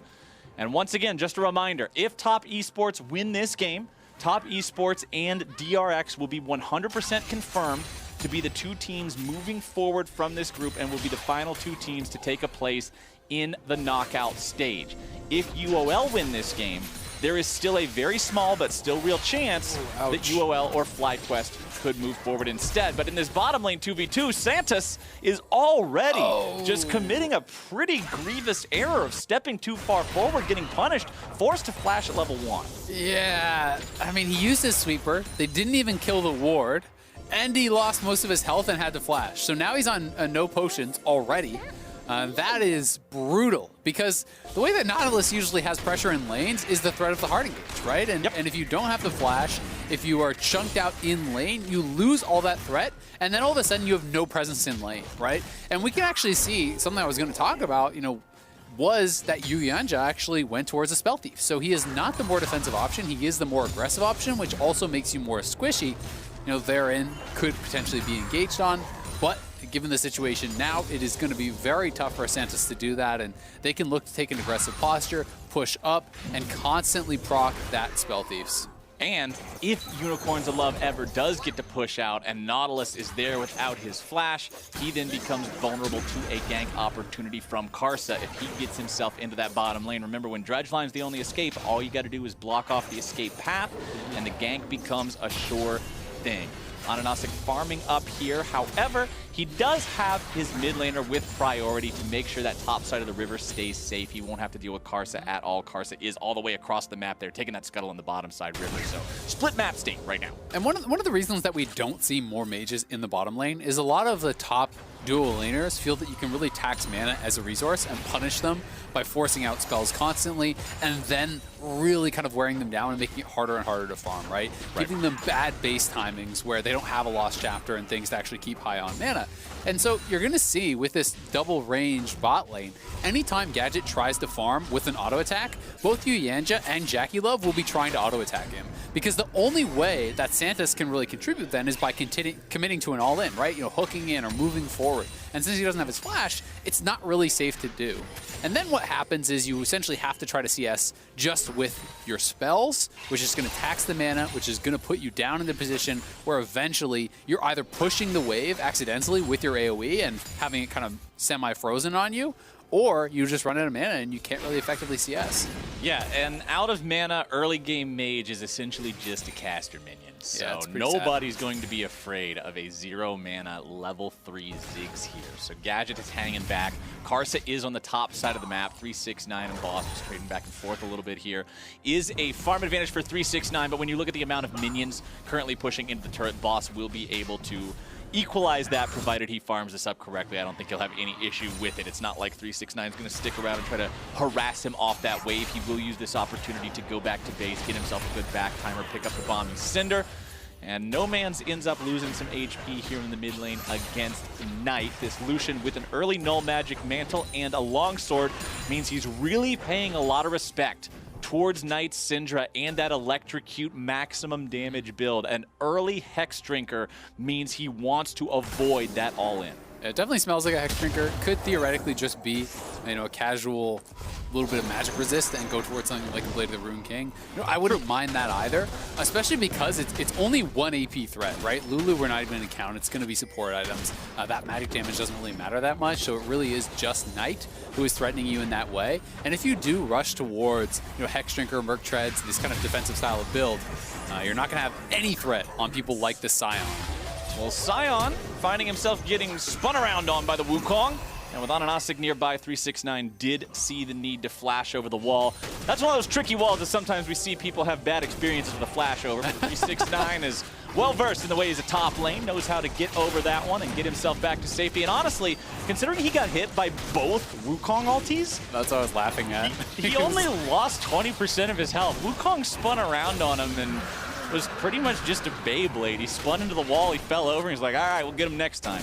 Yeah, I mean, he forced the shield out, right? And didn't really get much done with the damage. It was nicely played by 369. You know, the flash is respectful because you want to keep your health high. But one of the things that makes Scion so difficult to punish is he almost has 2 TPs, right? Because he has the 1 teleport to come back to lane, but if you bully him out, he can just ult back to lane as well and use that as like a pseudo TP, as a reset to really make it difficult to punish. Because I talked about it in the previous game, you know, the way you generally punish top laners, you tax their resources, you get them low, you force out the teleport, then it's the repeat attack. With Scion, you have to do that process again, and you have to do that in a short enough time that the other one hasn't cycled back up already, which is, you know, really, really tough to accomplish, especially in this kind of matchup. Right, you think about teleport, you think about the amount of time this spell had to be nerfed in terms of cooldown, as Knight ends up eating part of a culling here in mid lane. No Man's using the ulti to get his opponent down to about half HP, but Karsa is now on the top side. And you can see 369 going after the ulti, not quite finding the mark, but Boss could be in a pretty bad spot. First blood's gonna happen off the map. We'll check that one here in a moment. TP's interrupted, and Boss, it's hammer time, baby. 369's on the board. Their whole bot lane died at the same time as mid lane TP is canceled. Your top laner flashes and dies. If that is not a tragedy, Flowers. That's exactly the word that was going through my mind. It is a tragedy on Summoner's Rift. 7 minutes into the game. Deaths in bot lane, deaths in top lane, teleport cancel in mid lane. He might just die again. Karsa's Boss here. into the top lane, but 369's trying to drag him over into the brush. The shield comes through. Wukong's got the damage to pick up the kill here. 369's chasing after him, but this is kind of like one of those Left 4 Dead zombies. It's just really lame and sort of hobbles after you. He's just sort of shot fodder, won't really do a whole lot there, and falls apart. Yeah, you know, honestly, I feel like Karsa underestimated his damage. I think Karsa could have actually just stepped forward earlier and made it so Boss couldn't commit to that, right? You start hitting him earlier on in that play and start getting behind the Wukong, and you can maybe trade that kill or dissuade him from committing to it. Instead, they were trying to lay that trap for that turnaround kill, but 369 did end up getting burst down. Now trying to steal this. Could be 50-50. Karsa goes in. It's secured by Ananasik. Good job there from the Unicorns of Love. But they didn't grab it. Get the objective. However, uh-oh, it's on the ground. Okay, Lulu. Lulu is now the guard of the Rift Herald Eyeball and must protect it from the Unicorns of Love, who are looking to pull off a heist. You guys are getting a sneak peek of Ocean's 15 or whichever one of those movies they're on by now. Ocean's 37. Yes. Well, either way, the Oceans failed because the Rift Herald Eye just evaporates in the river. Yeah, that was a terrible film. But anyway, Lulu accomplishes her mission. She's more than happy to waddle on back to bottom lane and just keep on doing her job because look at the scoreboard, Isaac. 91-65 farm in that bottom lane. Things are going great because of plays like this in our Axe replay. Yeah, here is the bottom lane. Santis tries to go forward here to turn this around. They just fight straight through him. At the same time, interruption there, then back down to that bot lane. Not only do they die, it's the flashes forced out. They get the summoners and the kill. Top is now winning so heavily across the map. It is CS advantages, you know, heavily in mid and bot. Top lane is holding up, and things are looking really, really rough for UOL. 10 minutes in this game, you're already down 3K, and not that many plates have even fallen. So, you know, if your members die again, if they start to fall behind again, you are going to be in trouble. And they're itemizing towards scaling, right? You know, they're not really getting stronger right now. You have a Hex Drinker and a Tier on your Lucian. How does that guy even threaten the Scion in the next 20 minutes? You know, the Gadget, you know, he's building towards a Tier. Not that these items are incorrect, but it's just you have no power right now. You're emphasizing your late game scaling, and since you're already very far behind and your opponents are building towards combat stats immediately, you're really even further behind in combat power than the gold lead is telling you. Karsa in the enemy jungle won't be able to steal anything away, but hey, who needs to steal anything when you can just go for the kills in bottom lane instead? Lilia tries to show up, Swirl Seed fired off right between the goalposts, 3 points, but they aren't worth a thing in League of Legends. Collapse coming through from the Unicorns of Love. Karsa's in danger, gets himself back with a beautiful wild growth coming out from the Lulu, and Jackie Love, he's got himself another one. 2-0-2 here on the Ash, and Karsa will cash in. These guys are just getting kills all over the place. It is a slaughter down in the bottom lane here. Karsa was already up 2 levels on an Ananasik before that. Jackie Love now 2-0-3. You know, he is going to be up 40 CS by the time all of this is done. Karsa's taking the Dragon. They're getting turret plates because why not? You own everything. And again, that was Summoners here. You know, the flash off of No Man's, and he is really on the back foot despite building for this lane. UOL just have nothing going for them in this game already. Now, this is a monumental lead from top, and they are showing why they are one of the tournament favorites here. Unicorns of Love now down 5,000 gold, 2 Drakes, 5 kills. No turrets have been taken yet in this game. Swirl Seed goes through, but Knight with a good sidestep, always being aware of where he is, making sure to avoid any possible punish coming through from that one. But all right, Isaac, we're pretty much just barely at the end of the first quarter, and we're already thinking about Hail Mary passes for Unicorns of Love. What is the play here for this team? This seems so dire. It is. I mean, honestly, in any realistic scenario, the game is already lost. I think the play is, as kind of dire as it sounds, is you have to sit back, you have to depend on wave clear from the Ziggs, hope that you can hold on, and really look for mistakes from top, because in any sort of even scenario, you know, over the next 10-15 minutes, there's just no way you can win. You know, as I said, they've itemized in towards scaling. They've itemized with double tier. There's no one to threaten the front line whatsoever, you know, of Scion, and you have a Lulu backing you up. So UOL have got to either, you know, find some sort of a miracle pick or make this game go really, really, really, really long, where some of that scaling might start to pay off. But it is a long and dangerous road here for UOL to have any shot in this game.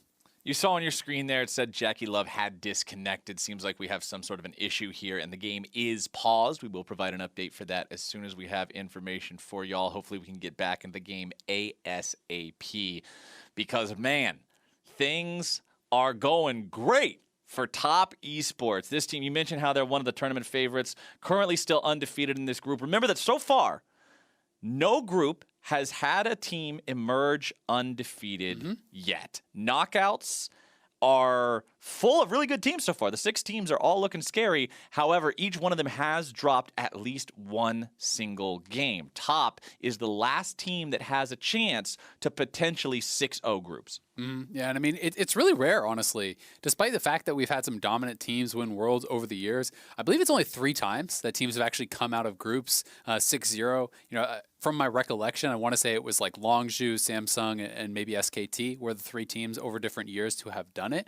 2 of those teams, did win Worlds, but Longzhu did not. And, it's really, really tough to actually have that much consistency, that level of dominance over some of the competition here. Most people, I think, are going to have their eyes on the Top versus DRX game as the big potential bump in the road for Top. But this is, a very manageable group for them. As far as the groups they could have drawn, UOL as well as FlyQuest, Top was always going to be massive favorites over, given their dominance in the LPL, how good they have looked all year long, not just in summer, but also in spring, where they pushed JDG to 5 games in that finals. And DRX, I think are going to have to step up a level if they really want to be able to take down Top, because they have been really, really incredible.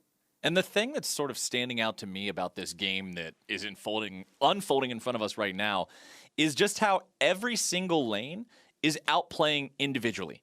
2v2, it was Unicorns of Love not understanding the matchup and having to lose the flash early on at level 1, and then just being bullied around by Top Esports in that 2v2. Then top side, the kill coming through because Kars is there at the right time and they make the plays happen after 369 avoids similar aggro from Unicorns of Love. And then even when No Man's tries to get involved and help out his side lanes, Knight being able to interrupt the TP, everybody from Top Esports, it's not like they're all just coming together and playing this super coherent team fight. So we haven't seen a team fight. It's just everyone on Top Esports outplaying their counterpart. And we have gotten, we're getting the ready checks right now, so it should be, 1-2 minutes and we'll be back in game. But I agree. I mean, it's been, individual outplays, it's been better play across the board, kind of from Top. And mid lane, honestly, Knight has been kind of quietly maintaining a lane kingdom there. No Man's building for that matchup, rushing towards the Hextrigger, going towards that kind of defensive build to try to survive the Syndra. But Knight was up a good 20 CS.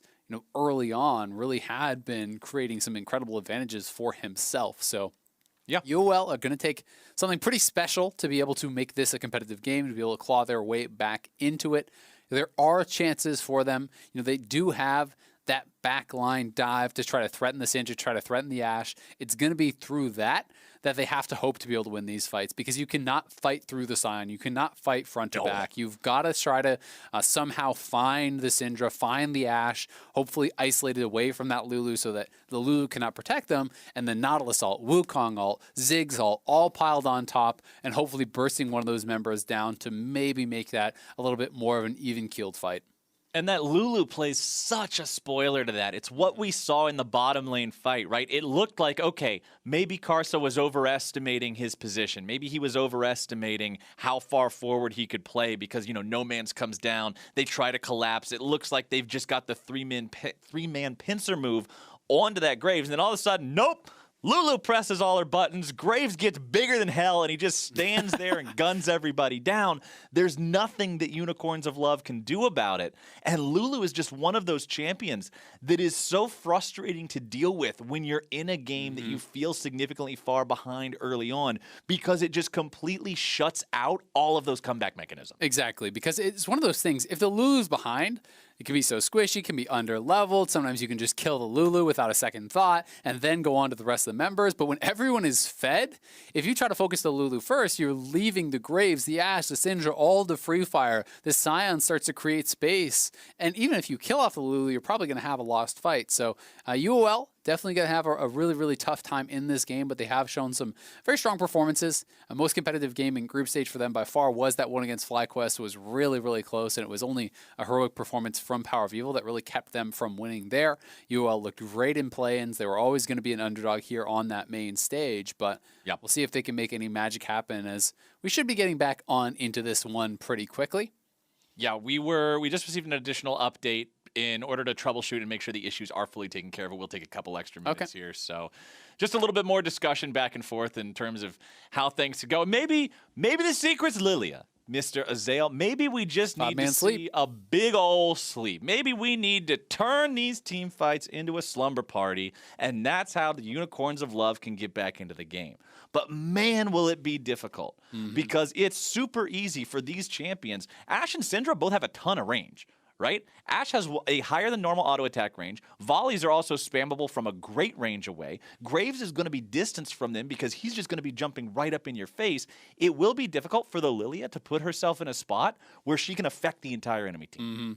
I mean, League of Legends is uniquely difficult sometimes to really fight up against these behemoths. When you're going up against a team like Top that is already so good when you are on even terms, right? You're trying to dunk on LeBron James, and every time he scores on you, he grows a foot taller, right? Because now it's not just LeBron, it's LeBron with the gold lead. It's Top getting stronger and stronger and stronger. And that's what makes it so difficult against these elite teams. Because if you do not hold up in the early stages, even if you have that brilliant fight later on, the gold cushion that a team can have developed can erase that meaning in the fight.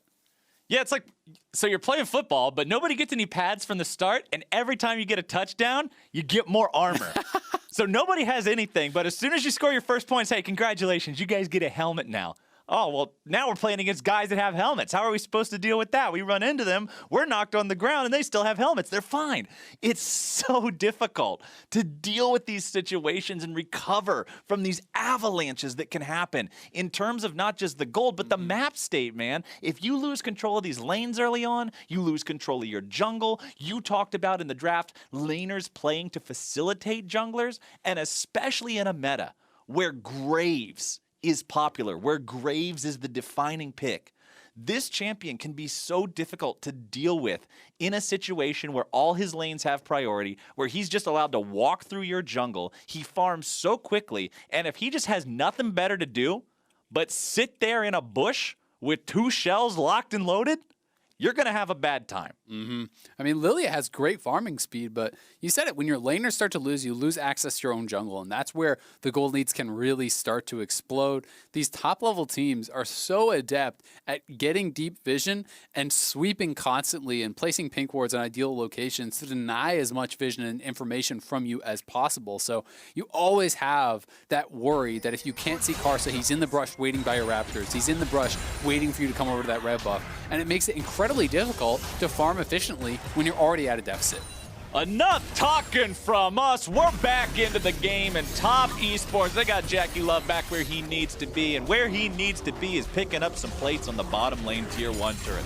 5K gold lead, 13.5 minutes into the game, 369 farming up. Play. Ashe and Lulu just zoning people away, but instead, Nautilus is gone fishing the wild growth plus the flash. The follow-up comes through.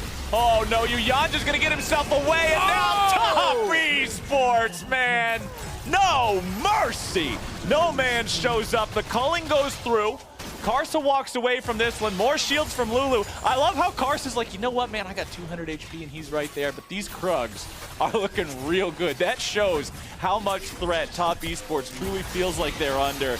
That looked like it was going so good, and then it went so bad, and now Jackie Love gets away, and Top Esports just makes this look so easy. Insult to injury. Jackie Love even gets out alive, and Knight, you knew it's only a matter of time with him on his signature champion on the Syndra. He was undefeated on this champion all year long, has had such an impact. Didn't lose once in summer. 7-0 on the pick, and he is on the roam here with Karsa. They come down, land the scatter across multiple members. Jackie Love throws out the arrow. The turn was just expertly done there from Top, and there's a reason why this guy Syndra pretty much gets banned constantly. You have seen how good he is in the lane. And he really does like to play out these games, sometimes from unique angles. And it'll be interesting to see if we get to, a team fight stage where he can kind of showcase that. I did a Lane Kingdom on it where he always is playing these team fights over walls and playing from angles that you don't expect to really look for the maximum amount he can get from those Scatter the Weeks, and it's fun to watch him play. Okay, Unicorns of Love. This one should be a kill. Gadget flashing away, making sure Jackie can't get something out of it, and there you go. Unicorns of Love will find their second kill of the game. Update on the turret plates you saw at the top there. No plates for the side of Unicorns of Love. Nobody's going to be setting the table, but 10 plates for the side of Top Esports. They might as well just be throwing a dinner fiesta festival. I don't know. I was trying to come up with something good. A dinner fiesta festival? I didn't want to say dinner party because it's I was like, oh, Thanksgiving at too Top's basic. house. Yes, it is Thanksgiving at Top's house, and everybody is invited because they got all the plates. That's what I was trying to say. But anyway, it doesn't matter. Plate jokes aside, the team is still smashing this game. The next Drake is spawning here in 50 seconds. And last game, you mentioned how, man, an Ocean Soul can really just lock the game away and make your tank unkillable. Well, Ocean Soul's on the board this game, and if Top are able to secure this next Drake on spawn, that means they could have an Ocean Soul at 22 minutes. It's pretty frightening to think about because 369 is going to be incredibly tough to take down. He already has the Sunfire plus the Adaptive to be able to deal with both sides of the damage coming out here from UOL. So if he gets that Ocean Soul, you have no chance of bursting this champion down, and you just get so much from it. That's why Ocean Soul on tanks is so powerful. If it's like a Zed or a Yasuo walking around, you always kind of have that thought in the back of your mind, well, maybe you can one-shot him. Maybe you can take him down before he gets a lot of value out of that Ocean Soul. With Sion, there's no chance of that, and that's why tanks are such a pain to deal with. And it's going to be mid lane tower going down. Drop it right as the dragon spawns. You want to respond to that to try to stop it from charging your tier 2, but it means you now have lost position in and around this dragon pit. But UOL, they've decided we're going to fight for it. There they go. Nice initiation down onto the enemy jungler. That could be a big one, but Karsa gets himself away. Counterattack coming out. Boss nearly going down, spinning around in circles. Back to the fountain he goes. On a Gnostic running away as 369. Oh, he gives him the dabbing penguin, too. Just chasing away the rest of the team. Lily is stuck back in the jungle. Uyanja with the ward over the wall. Oh, no. On a Gnostic, he thought he might have been able to get away. Uyanja's just going to chase him down. And now here comes Knight on a Gnostic's on the run. Scatter the Week. Say hi to Bambi's mom for me. See you later, Lilia. As Top Esports is up 13-2, 7,000 gold lead, Soul Point. They are looking so damn good. Knight even TPing there to deny the execute. He wants the gold.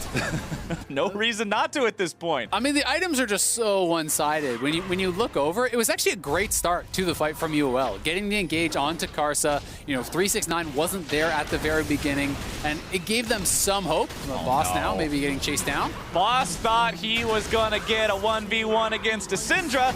Remember what I said about if Graves has nothing better to do but sit there in a bush and wait?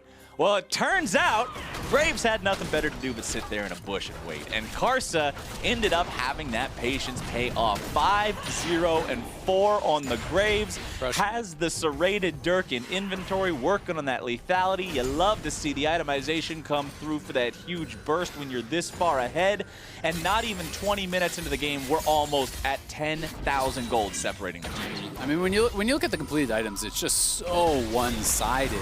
But this was a great engage, so credit to them for going for it. You have to go for those big plays when you're in this type of position, but Top kiting back well, pulling them into that corridor. 369 arrives on the flank with that max range ultimate, and from there, when you didn't get that initial kill right off the bat, it was pretty much a done deal. They just don't have the items in the inventory to really threaten their opponents in an extended fight. Lucian's itemization is putting him in such a power trough, right? Where you have a little bit of CDR, you got a Hex Drinker, and you're stacking your tier, right? This is nothing. He's gonna need like an IE and an Essence Reaver on top to really have any sort of threat on the Sion, and by that point, Sion's gonna be 4, 5, 6 items. So this is gonna be a really, really tough one. They don't get 20 minutes to scale. You get 3 minutes, because then it's Ocean Soul. And right now, you will have just got to try to get as strong as they possibly can and pray for that miracle engage at this next Ocean Dragon. Otherwise, it's going to be fully lights out.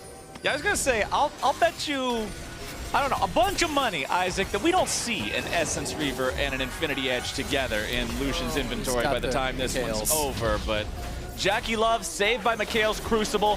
369 coming in from the side. Oh my goodness gracious, that damage. 1 versus 4 in the back line. 369. Damn, he's fine.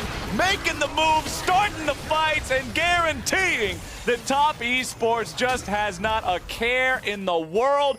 Baron's been alive for 15 seconds, and that's 15 seconds too long. Top Esports, hike it on over to the pit. 20-minute Baron, don't mind if I do. 369 has been crushing into this tournament, rolling nothing but 9s. And Top gonna turn as we see UOL coming over here. They don't want to risk getting killed at that Baron, but No Man's, you are in trouble, my friend. No Man's tries to get himself away. The flash will do it. Still trying to just get as much distance as he can. There are lots of damage from the Lilia and Ziggs. Nearly able to find the pick onto Karsa, but it will still be No Man's who gets killed. Gadget with a sidestep, barely evading the Enchanted Crystal Arrow, but now he's on the wrong side of the map. 369 shielded up, walking forward. Gadget throwing everything he's got in his pockets. Man, that poor little Yordle, he's about to get his butt kicked. The projectiles go flying, Gadget goes dying. 369, 3-1-12. They are just crushing it. Top looking like they will not be stopped this game. 21 minutes in, 3 Dragons to 0, 10,000 gold lead. Ocean Soul in 1 minute here. No Man's likely will not even finish stacking that tier up.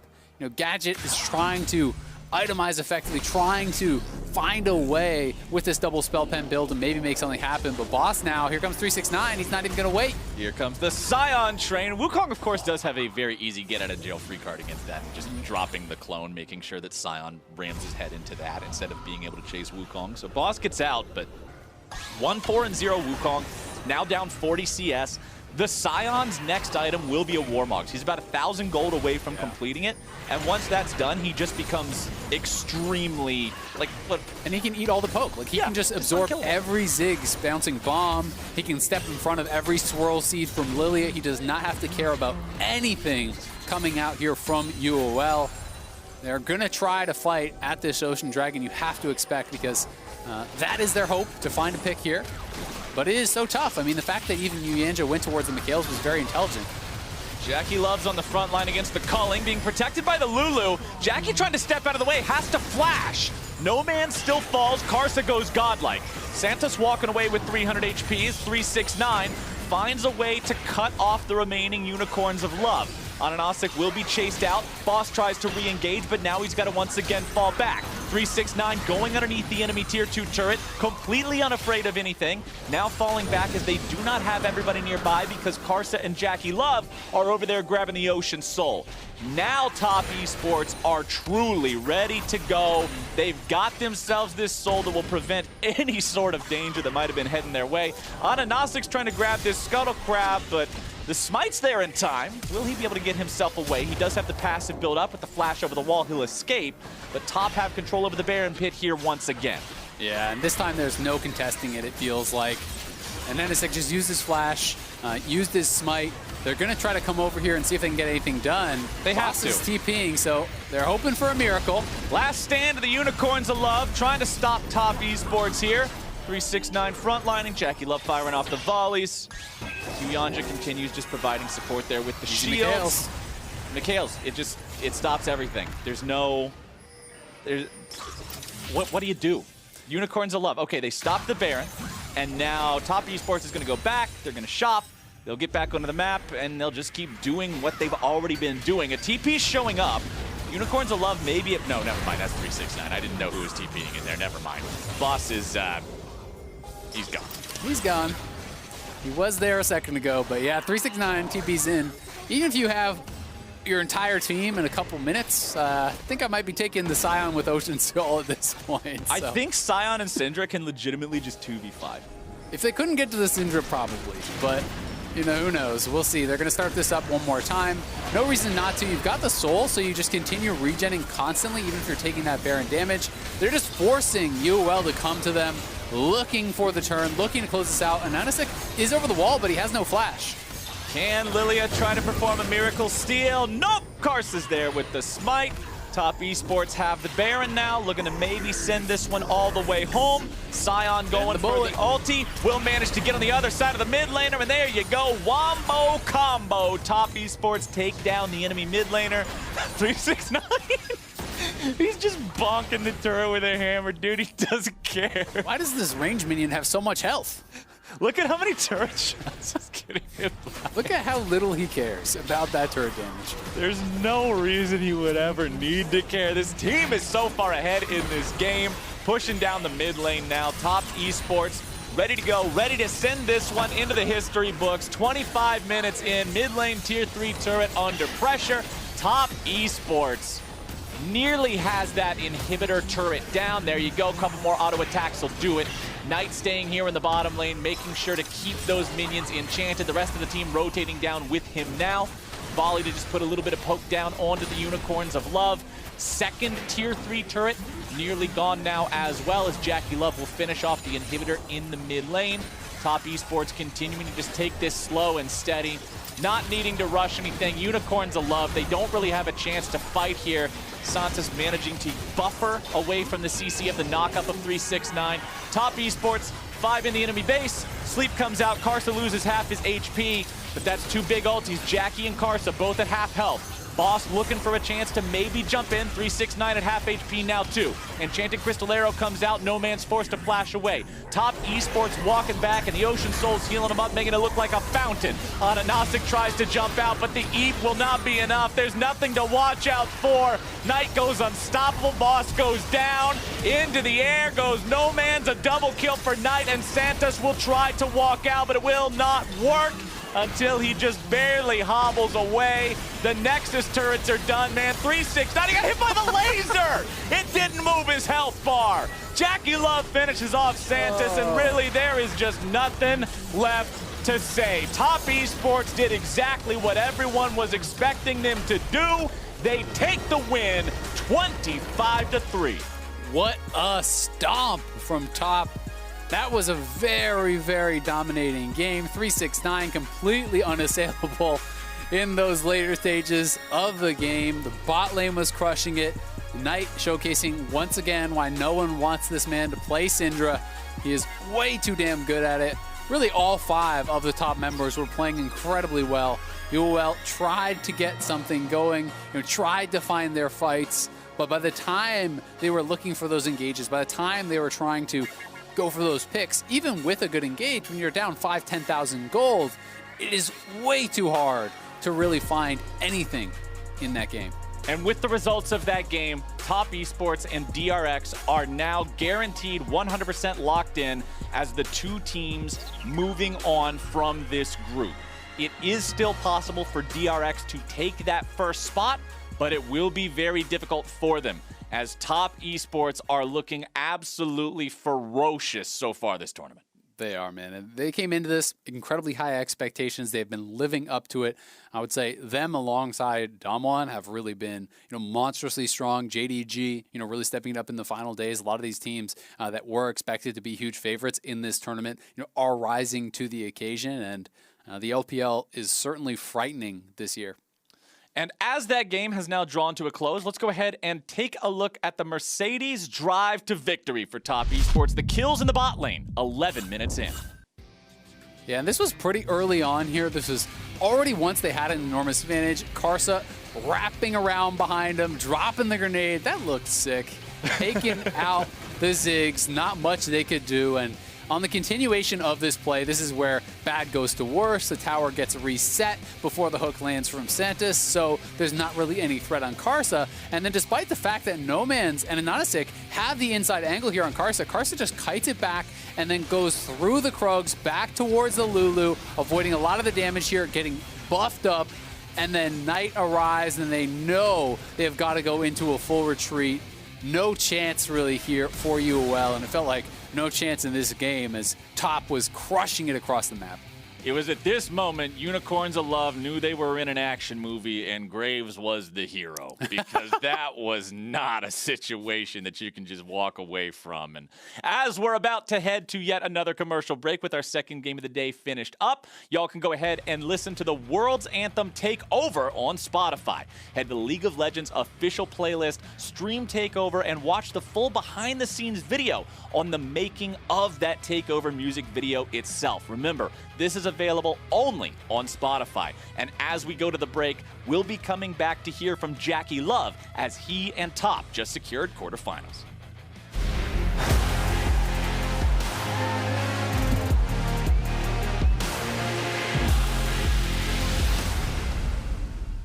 Hey Mercedes, legends run wild, each one unique, with astonishing power, unstoppable, master warriors, ready to compete. Seeking glory. We live it, we breathe it, we have each other's back. Together, we become legends, icons of a new generation.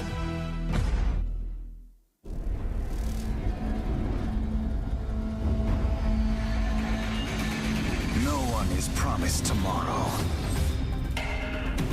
Playtime's over. They're mine now. Fear the assassin with no master.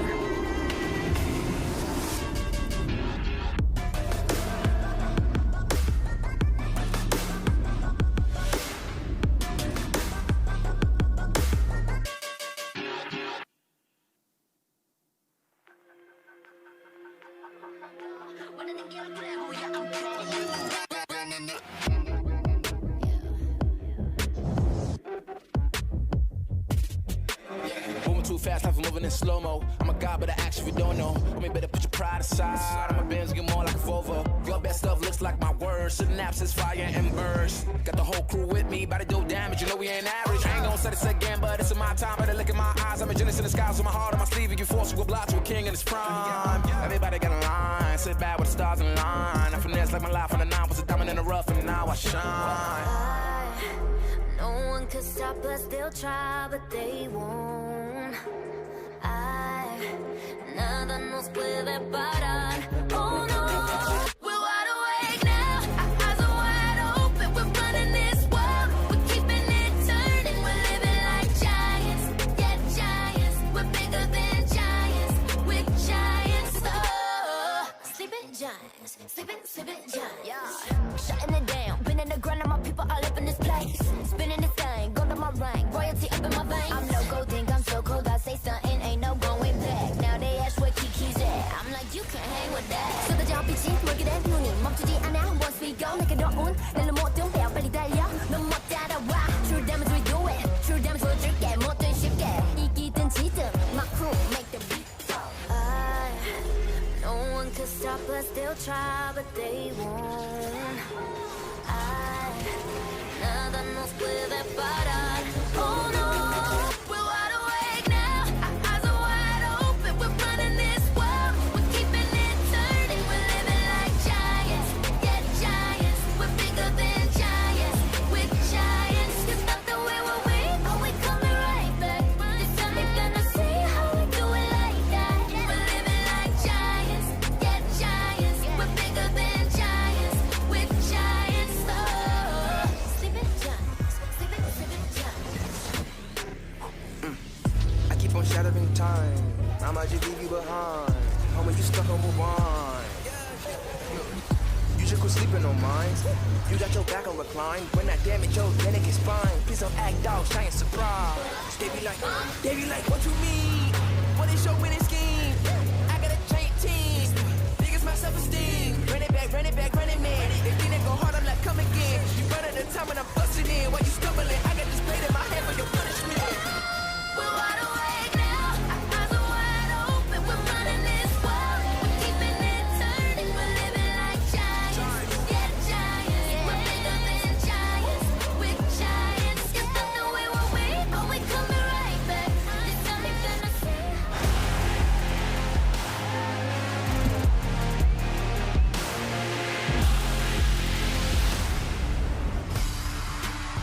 and welcome back to the last day of group stage. Laure here, joined by Jackie Love after a dominating performance once again from Top Esports.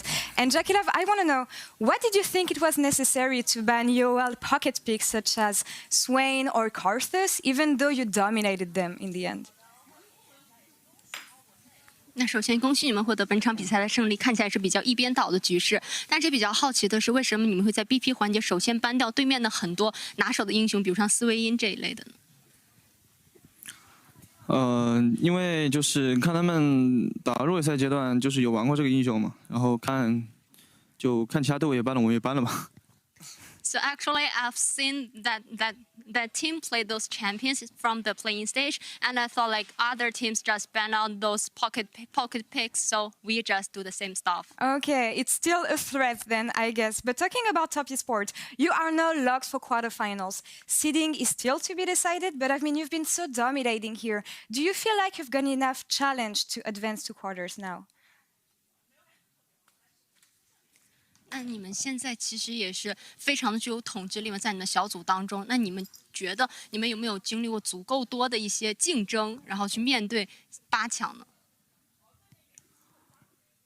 因为就是我们目前小组来说，就是打到现在，都在赢嘛，然后觉得现在的状态也还可以。其实，就我们觉得就是先要打好自己的，就足够了，先。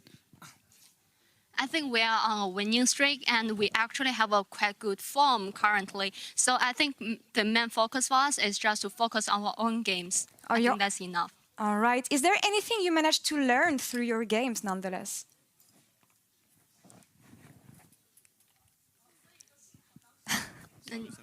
It's all right. 那你有没有觉得你们在这一路上你们有学到哪些东西呢？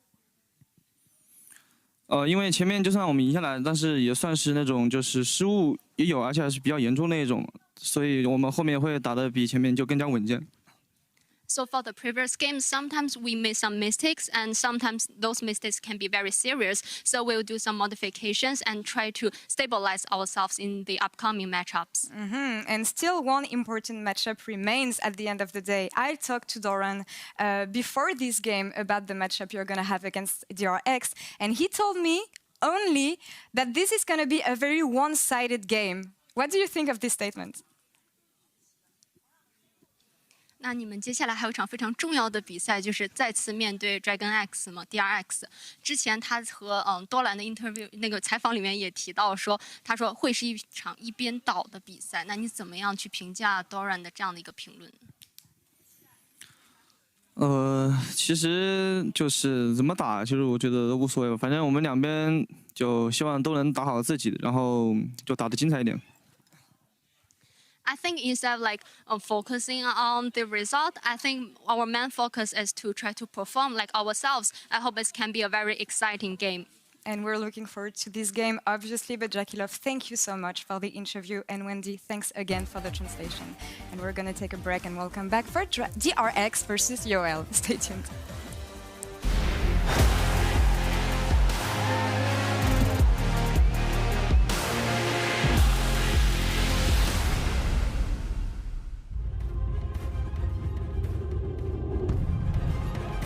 DRX, very scary. Top Esports, very scary. And those are the teams people expect to get out of the group, and so far they have taken care of business and saying neither of you are anywhere on our caliber.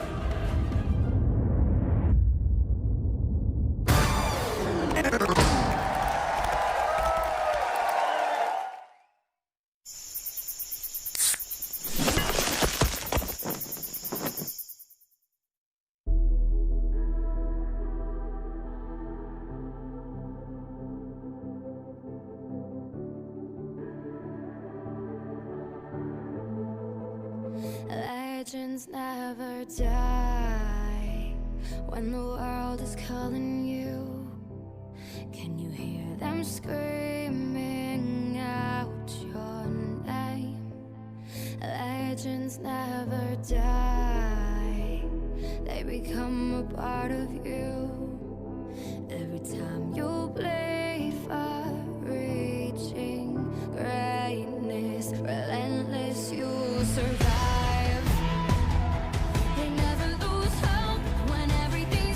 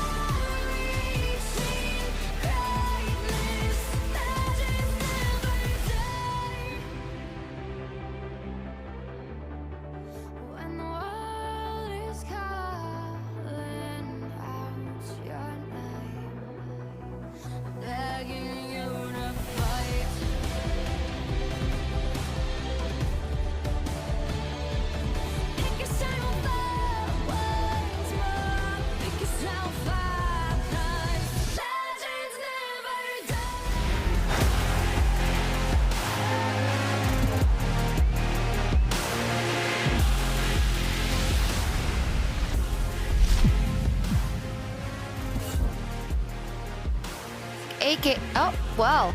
I didn't get my mic turned on there. You're never going to hear that great joke that I made. Your loss. Really funny. Welcome back, everyone, to the State Farm Analyst Desk and the quarterfinal draw waiting room. I'm just kidding. I'm just kidding. DRX versus Unicorns of Love is up first, and the LCK second seed, they have already made quarterfinals, as have Top Esports. Now, what is important, though, is that this is still important for first place. We know how important that first seed is, and I'm going to say important one more time, and then that's 4. But if TES and DRX keep winning their games, that means that that bout at the end of the day will be important for first place, and that is, of course, what we are playing for. And seeing how we have the quarterfinals teams already out of this group, we just wanted to change gears a little bit and look at the respective teams and what they can build on going further into the tournament. This is DRX. Now, DRX has shown some great performances. They did lose that game against TES. Yeah, but that one looked good. That one also looked good, right? So amazing. What are kind of your thoughts about how far they can go in this tournament with what you've seen? I mean, I'm not quite sure how far. I think maybe semifinals is going to be the maximum. I don't think they are a finals-bound team. At least that's not what I feel when I see them. I do, however, think that the baseline is really, really high. And what I mean by that is that the laning phase obviously has been strong so far. They've not really been losing any laning phases, so they get the small, consistent advantages. And the good thing is that they don't require the jungler to do so. And whenever Pioshek actually activates himself and becomes part of the team, they suddenly get to a different tier. So they still have a ton of upsides because Pioshek has not done that much. He has been okay, he has been there, but he's not really been activated. So there's still a ton of upsides to look forward to. So it's interesting to me because coming into the tournament, there was actually quite a lot of doubt on DRX. There were many fans talking about how they considered them the third LCK seed rather than the second because of how close their best of 5 versus Gen.G was. And I think that one of the things that was kind of overlooked was, as Maurice is saying, the baseline of this roster is just so incredibly high. Like, we already talked a lot about Chovy and Deft at the beginning of the day, but even on some of the members that you could potentially criticize or look to take advantage of in terms of the matchup, I think is still performing at a very high level. And I think we're getting to see this so far in their group stages. So on top of the fact that they have a great baseline, their macro understanding seems at an extremely high level, as you would often expect from any LCK teams. I feel like the DRX have a lot of components to be able to look like a strong contender in quarterfinals. Talking about Pioshek in particular, it's very interesting. He is, of course, a rookie on the world stage, and I was watching an interview with him with Ashley Kang where he was talking about the fact that he was being considered maybe a liability because of the kind of change to the carry jungler style, and he had his greatest successes playing the Sejuanis of this world because he also takes a shot calling role within the team.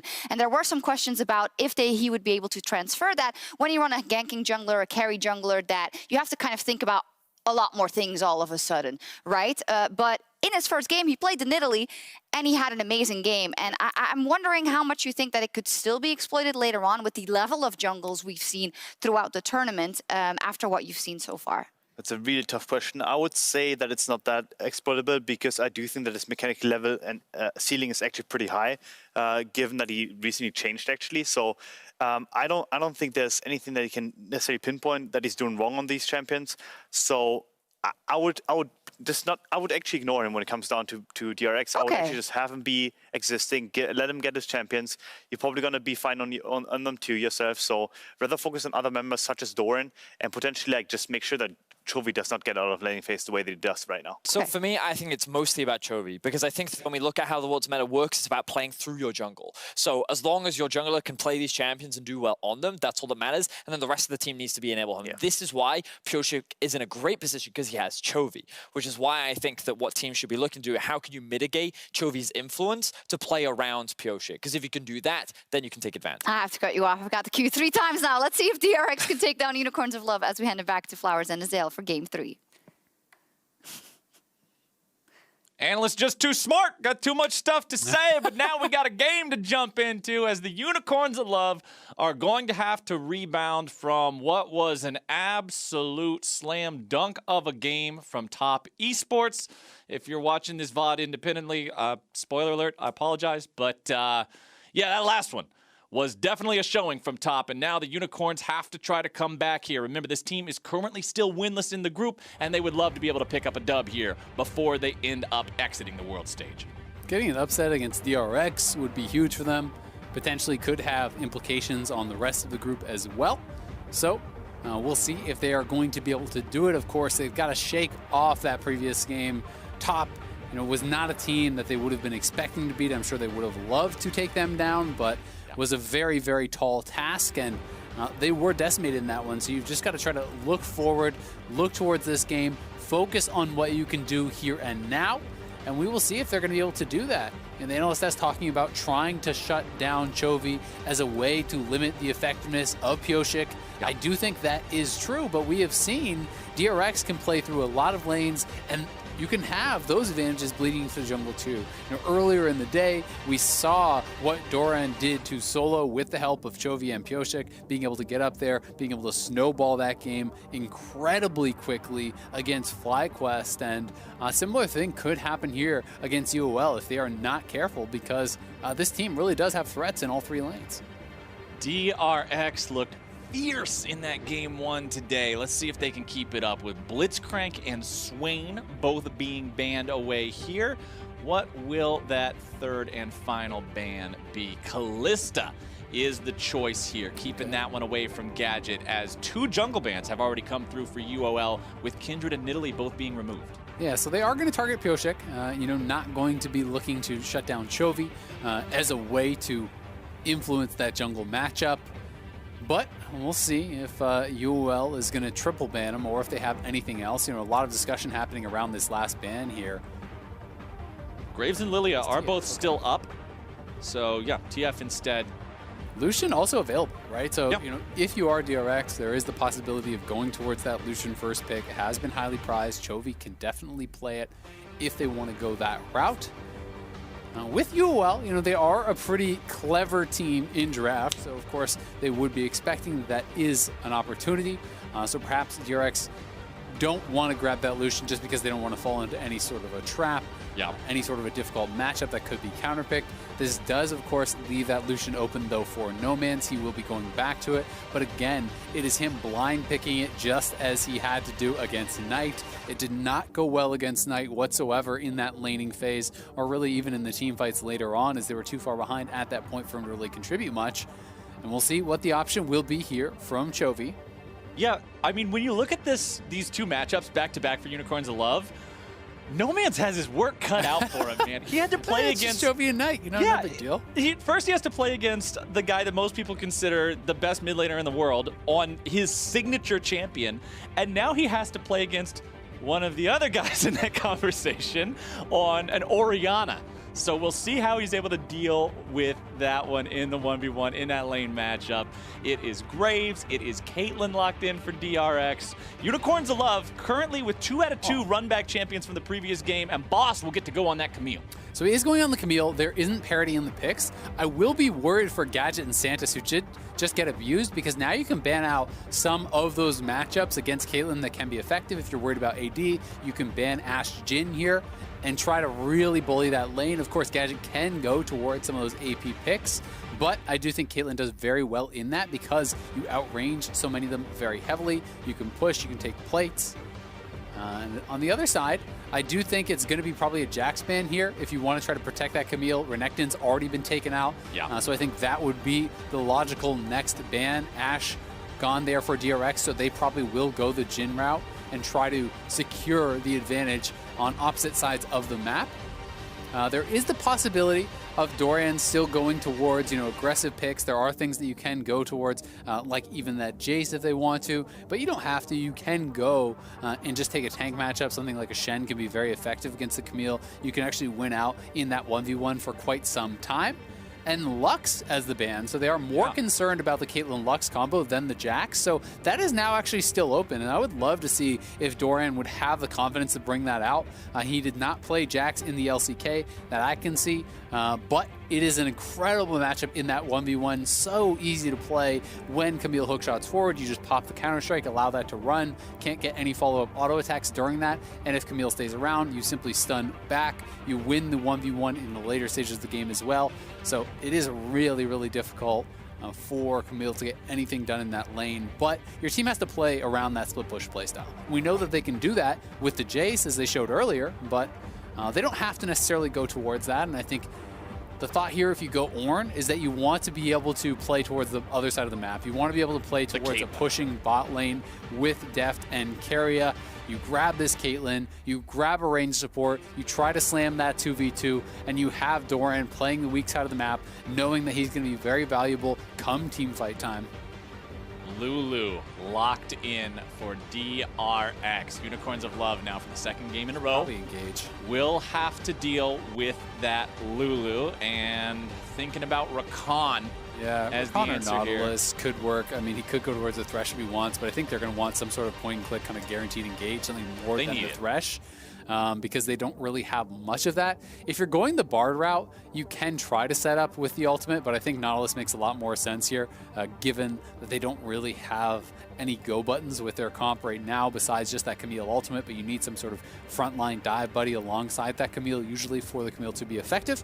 So it is going to be the Ziggs plus Nautilus bottom lane. We just saw them run this last game against top. It did not go well. It was against the Lulu support. This is a different marksman, but it is, again, a lane bully here. So I am concerned for UOL, but hopefully for them, they don't take a bad early trade as they did in that last one, because Santos losing his flash as well as both his health potions at level 1 really did set them back a lot. And the lane kind of snowballed from there. So they can't afford to make those types of mistakes against Deft and Keria, who are one of the best performing bottom lanes in this tournament and really can blow you out if you give them an inch.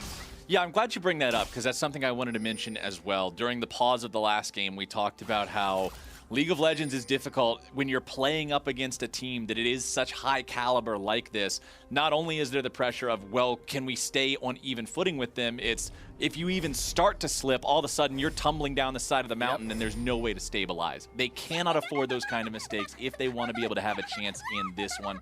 You can see here everything on your screen.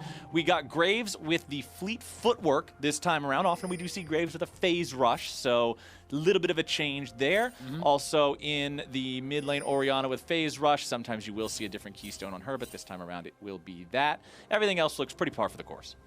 I think given that there's quite a bit of range over on UOL, I think that's why we're seeing the fleet footwork here. You're going up against the Lilia, the Lucian, the Ziggs. It's a lot of champions that you're not really like kiting out of. Right. So I think the thought process here is the additional health on the clear is always nice. And if you're getting poked, say, by that Ziggs or even the Lilia with the Swirl Seeds as well as those Qs, you can deal with that quite comfortably. Also, it's going to make things like the Dragon solos a lot easier there too for Pyosik. So we'll see how he does want to try to play this out. But a nice early ward over that Dragon Pit is going to spot him trying to set up a split map here. So he is clearly playing towards this, but you can see Anonysik has full knowledge, crossing 2 wards there, and he's already on the opposing team's blue. So with that knowledge, Anonysik should just do a full clear on this blue side, take away all 3 of those camps and try to get as much of an advantage as he possibly can. But it's going to be up to Santos and Gadget to survive now in what will very clearly be a weak side. Yeah, I'm kind of surprised to see... I don't really like this. Yeah, I'm kind of surprised to see Anonysik falling back from this. Yeah. Both of his solo lanes have priority, but he chooses instead to go back to his own bottom side jungle, and they want to collapse on Pyosik here as No Man's has moved forward. They're looking to follow up on this. Pyosik down to 100 HP, and the Unicorns of Love will find that first blood. Nicely done. I mean, they go for the high risk, high reward play. It does pay off. So to their credit, you know, it's a less reliable play than just full clearing on that blue side, which is kind of what I expected him to do. But because they actually got there in time, he didn't even finish the Gromp. The Gromp actually leashed and they killed him. That is such a good start now here for Anonysik. So going for that risky play, I think it can make sense. You know, when you are the underdogs in a game like this, and to their credit, they saw that angle for the play. They made it pay off, and we'll see if Anonysik can get something done here this game now with a very healthy advantage. Yeah, having that jungler with a lead like that in the Lilia versus Graves matchup can prevent one of those tragic situations like we saw last game where Graves just has the freedom to do whatever he wants in the jungle throughout the game. Now, Pyosik will still be able to grab himself one of the Scuttle Crabs here on the top side, so it's not like he's getting too crabbed or anything. And remember that Anonysik started on his chicken camp and then immediately moved to the enemy blue. So his red is still up. And now Pyosik is not going to miss out on any opportunity to do some counter jungling. He's already in the enemy jungle taking the Krugs. He put the ward down on the red buff. And we'll see if these two get into any more PvP combat here as the Lilia does enter into that top side of the jungle once. they have knowledge now of where that Lilia is, so we'll see if they want to make any sort of a collapse on him, or if he just wants to take the Krugs and then maybe pressure Boss, knowing that Boss is not going to be counter-ganked for, right? You know, and Anasik now sees that he has been spotted, but he wants to finish this off, and Yoshik just looking for the recall. I feel like they could have put a little bit of pressure on Boss, and then maybe just go back towards your Gromp, which has spawned on that side of the map, then look for a recall, because it feels like a really low-risk play when you know that Lilia is actually already at the red, you're behind the Camille, try to set that Camille back a little bit, but won't be the call. Ooh, nice engage there from Santos, making sure they get a good trade onto Keria. This is what we wanted to see in the previous game, right? This is what you were talking about. Nautilus threatens to all in. He threatens that big damage potential onto a squishier target like the Lulu. And when you do manage to catch her out, you can do some serious hurting on that health bar. However, look at the farm comparison. Yes, I know there's a large wave colliding with the turret, but Deft and Keria will do what they can to prevent this Ziggs from farming up well. 32-40, already more than a full wave of advantage for DRX Bomb. Yep, and because they're not basing on a cannon wave, yes, Gadget has TP, but Deft is going to be able to get a very easy recall back. He is not going to be at any sort of a disadvantage, not having that teleport. You know, if you don't have TP, it's punishing if you're the one getting pushed in, but when you're the one with the push, it is not risky at all, and that is the flash down from Santos. Only gets the 90 caliber net out of Deft, so not really getting anything, but at the very least, they will be able to secure this Dragon here for themselves on that recall. Yep. So that is nice to be able to see Anonasik expanding this advantage from that early kill he grabbed. First Drake over to Unicorns of Love very early into this game, 5.5 minutes in. Means if they can keep this stack up, there could be a potential for an early soul. However, that will involve them staying ahead of DRX. Chovy now hitting level 6. Stopping No Man's back in that last second of the recall will delay his timing and make it a little bit less fortuitous for him. Definitely going to have to spin the teleport to get back here and make sure he doesn't lose any tempo in this lane. Yeah, you will say, this game is looking so much better for UOL, right? You know, yes, the gold is even, despite the fact that they had first blood, but this is a much more competitive game, you know, less mistakes that have been really kind of capitalized on. Yes, Santos did blow his flash, but it's much later and it was in an aggressive posture. Their lane has held up quite well. We can see that the teleport was used there for Gadget, and he actually based again afterwards, having used it. So, you know, went back for another reset, trying to keep that mana high, and as a result, they'll be able to keep farming pretty effectively here. Boss having some troubles up on that top side, and we'll see if he's able to really get much done, but it's pretty tough because the map got split.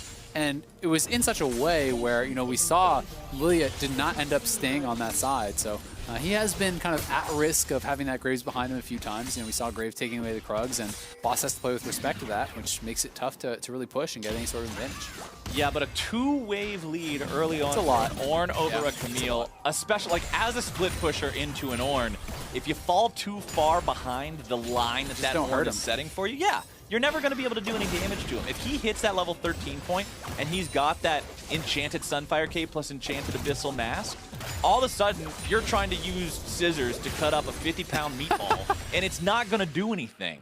He just sits there, laughs about it. If you try to make a play on him, he'll blow you up. As No Man eats the shockwave from Chovy in the mid lane, returns the favor with his own culling, and the ulti trades. Oh my goodness, No Man's, that turret shot was not welcome. Ooh, nice little satchel there. You can see Gadget is very good at trying to look for those setups. We've seen the hook into the satchel knocking in the Lulu.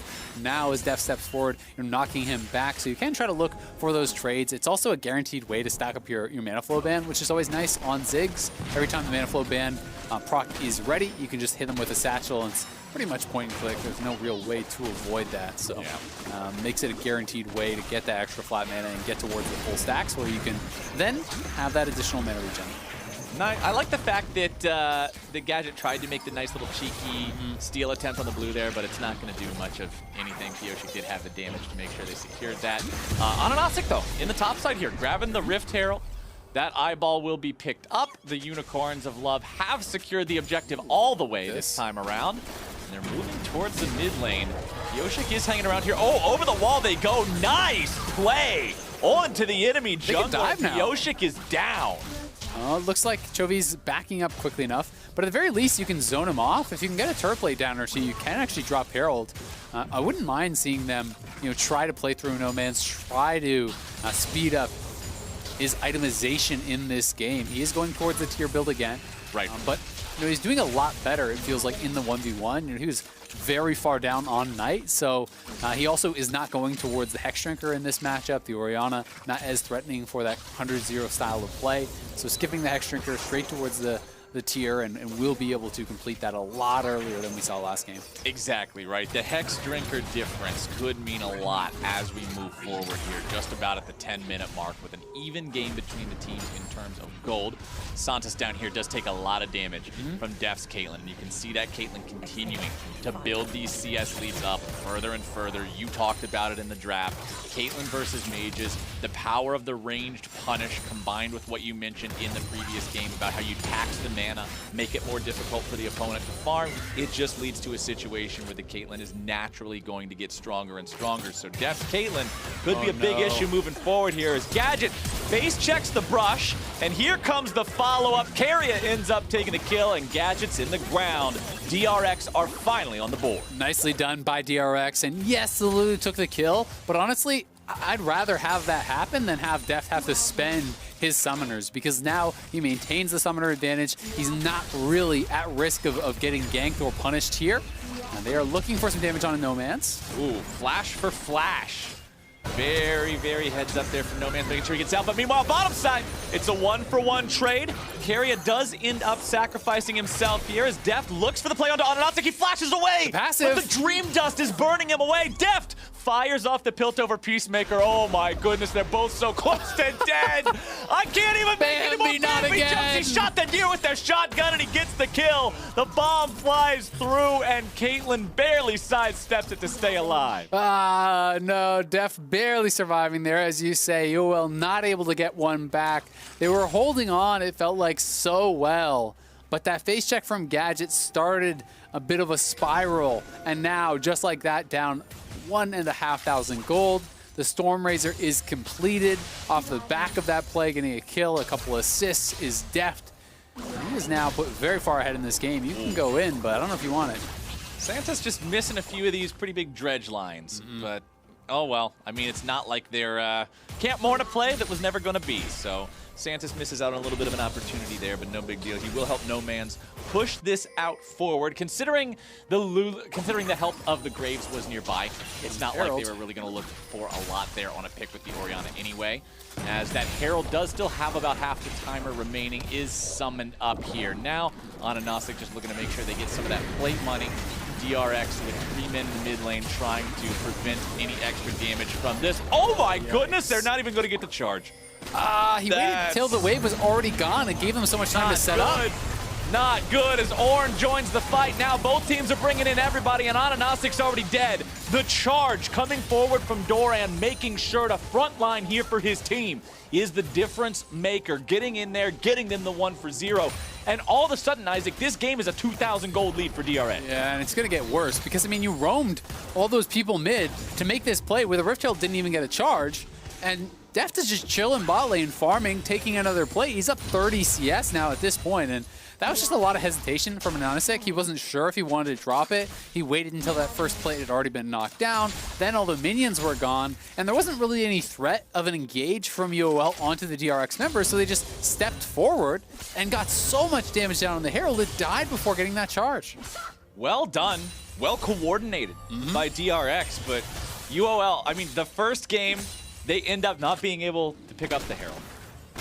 And then now we reach the point where... Not the best Herald luck. Yeah, the Herald's not exactly playing out super phenomenally here for this squad. As, let's see if they're able to stop this attempt at the Drake. Pioshik does have sole control over the pit right now. You can see pings coming out from DRX saying, all right, Pioshik's here, make sure we're able to shadow and protect him. A little bit of help coming in from the Lulu, and it doesn't look like we're going to see any contest for this one as Chovy just expends the shockwave to secure that blue buff before the enemy team is able to contest that one at all. Turret plating going down here in about 30 seconds. Ananastic hanging out to the left. Uses the sleep on Chovy. They're looking for the dive. However, Pioshik's immediately there, dropping the smoke onto No Man's, just blows him up. Yeah, you looking for the play there, but he was so far back when they're going for that drowsy, when they're looking for the sleep. And now Santos, no flash. You are dead too. Santos stuck in the middle of four it's all people. falling apart. It's quickly just disintegrating here for the Unicorns of Love. Def looking for the ace in the hole. Nice interrupt on that one from Gadget. However, the ace in the hole should be ready again here in just a moment. Yup, only gets a 10-second cooldown if you interrupt it during the Graves and channel. Lulu are behind you, so push it in, easy dive. Top side, Dorian's just absorbing the pressure. Lilia and Camille together don't have enough gas in the tank to take him down. Deft just facilitating the push down here, making sure that these minions are removed instantly as soon as they arrive into the lane. Gadget's trying to defend himself. The Gromp will be taken by Pioshik. Santos finally finding himself back in the lane. Means that DRX will be forced to back up a little bit here, but look at Gadget's mana bar, man. He's just doing what he can to clear and nothing more because he doesn't have the chance to do anything else. Ananasic right back into the Rift Arrow pit, looking for the second Shelly. Boss is here to help him. Because even though they weren't able to get that kill on Doran, they still have complete control over this top side of it. Yep, and they'll have another shot at dropping that Herald. They won't be able to get plates, but they may be able to get a tower for themselves. So we'll see if they can cash in there. Well handled, though, by Gadget, all things considered, to actually avoid getting dove out. I think he used the ultimate to clear out the wave. So, you know, Def was trying to push in the wave. They have the Lulu and Graves behind you. If the minions get to the tower, it just lights out. You're dead. But without those minions there, was able to survive, pick up as much of that farm as possible. But again, Deft is insanely strong. He has the Lulu to back him up. He has the Ornn in front of him, the Orianna for the shielding. And you're on 2 items at 15 minutes as a Caitlyn, so it becomes so incredibly difficult to deal with this guy because he has the support to actually be protected from the engage. Oh, here we go. Ornhorn summoned up. However, the root goes through on Doran, and he cannot cast the second part of the ulti. Now trying to get away from the counterattack from UOL. Flashing over the wall to escape the hook shot from Boss. DRX. 5 men in the mid lane, still looking to keep the push ready to go. Doran is half HP, but he's hanging off to the side. Just making sure he's there in case they try to engage on his squad. Level 11 still needs 2 more levels before we see those ornaments come through. Still commands a 3-wave lead in terms of farm over his opponent. First turret finally falls, and it's Unicorns of Love that take it. Nicely done by them, you know, utilizing the Ziggs, plus they have those 2 Heralds. Get it low, knock it down with a satchel. Ziggs is very strong at sieging these towers. The passive damage on your auto is incredibly high. It's reduced in cooldown by spending out those spells, and if you get it down low, you can finish off with the satchel. They're going for a fight here.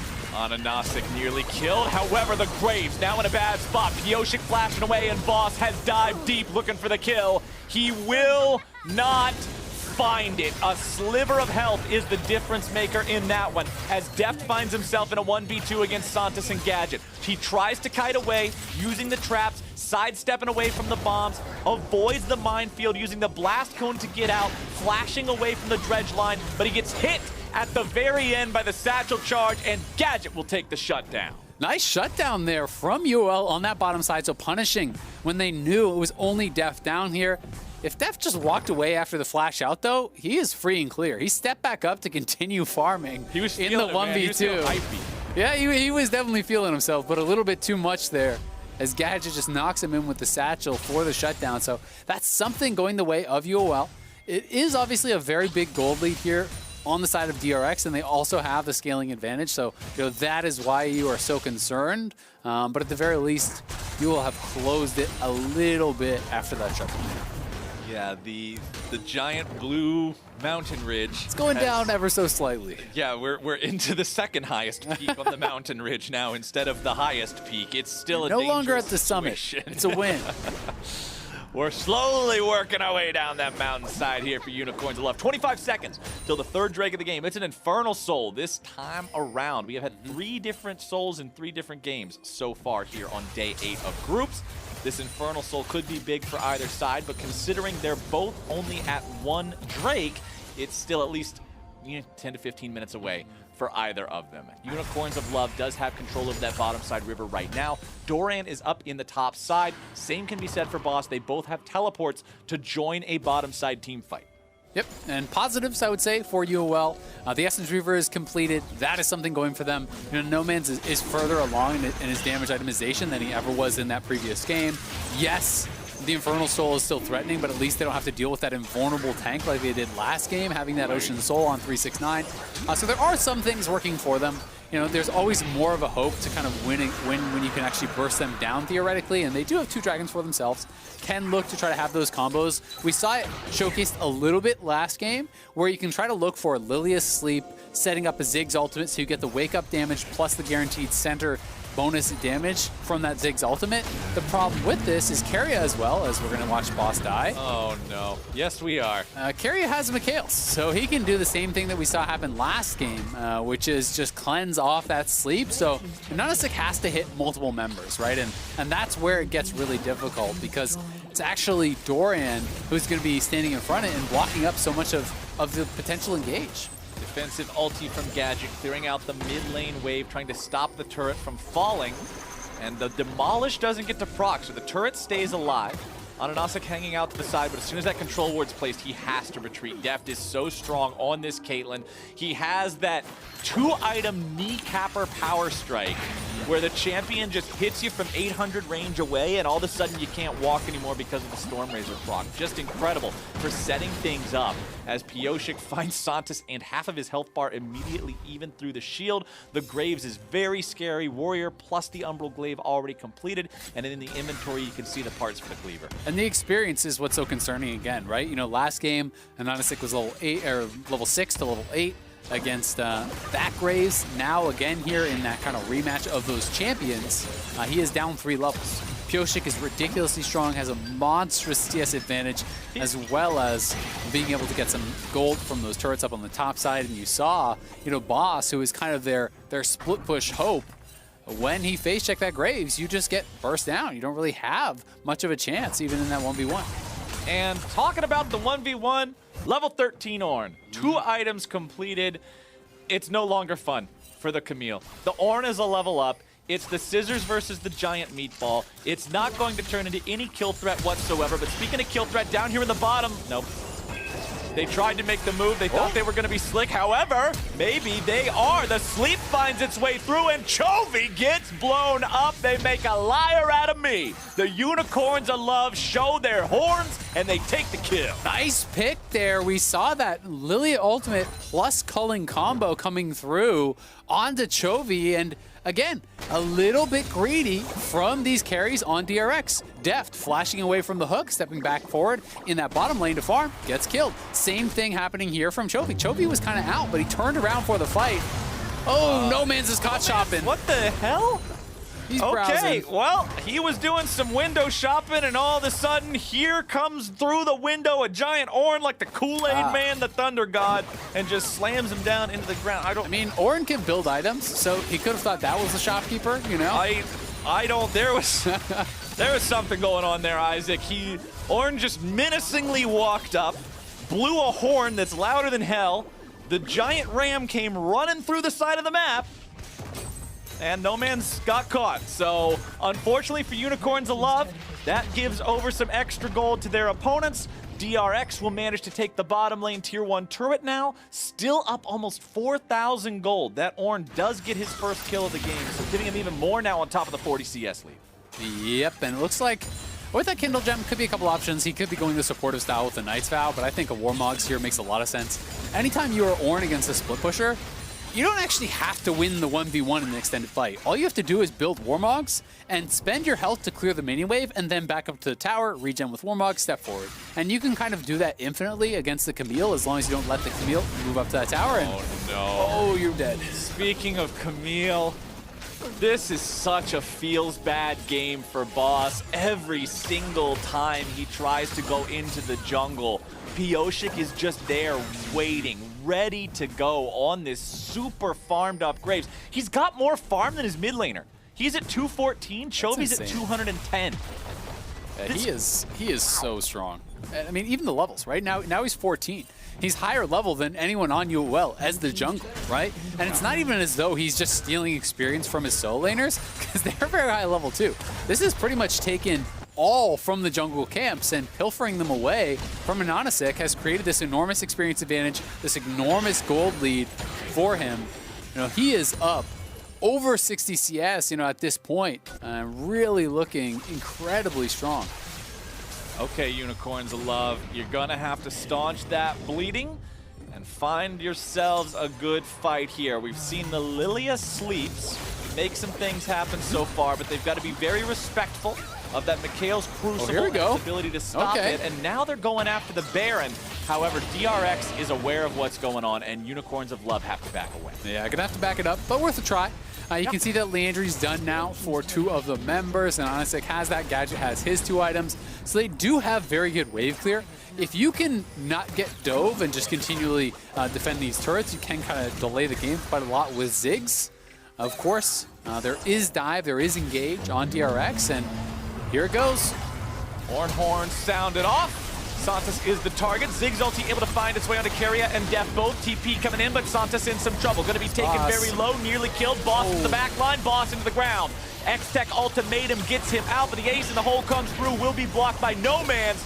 Doran with the chase, looking for the kills here. Pioshik takes the credit. Such critical health bars on the side of Unicorns of Love.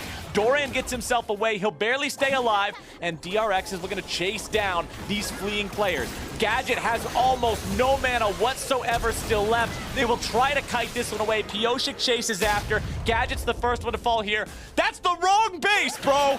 Ananasik is trying to get out of there. He's spinning that thing around in a circle. He's fighting some minions. Watch out, there ain't no Eep. That's a sniper rifle. Bambi got hunted by 2 different calibers today, and Deft is taking no mercy. Picking up yet another one for himself. 3, 1, and 4 on this Caitlyn.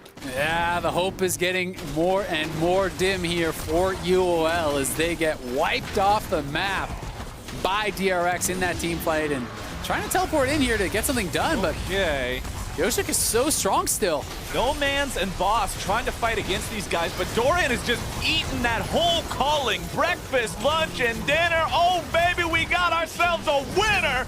DRX with the double kill on the jungler. They pick up 3 for free, and now the map is theirs. On the way to Baron now, you grab the dragon. UOL trying to look for those desperation plays, trying to find a pick back, but DRX are ready for it, and they just TP'd into the waiting arms of DRX, who are now going to add another tower, another Baron. Gadget here trying to look for some sort of a steal. Nanasik does have flash. You've got to try. You've got to try to make something happen.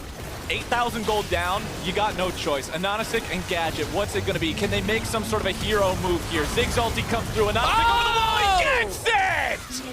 The pineapple with the steal! Let's go, UOL with the Baron steal here. Unfortunately for them, it's just going to keep them alive. It's not going to be that massive turning point just yet because they are so far behind. We got that Red Bull Baron, and if that Baron goes over to DRX, I think the game 100% ends during the Baron. So this was massive for them.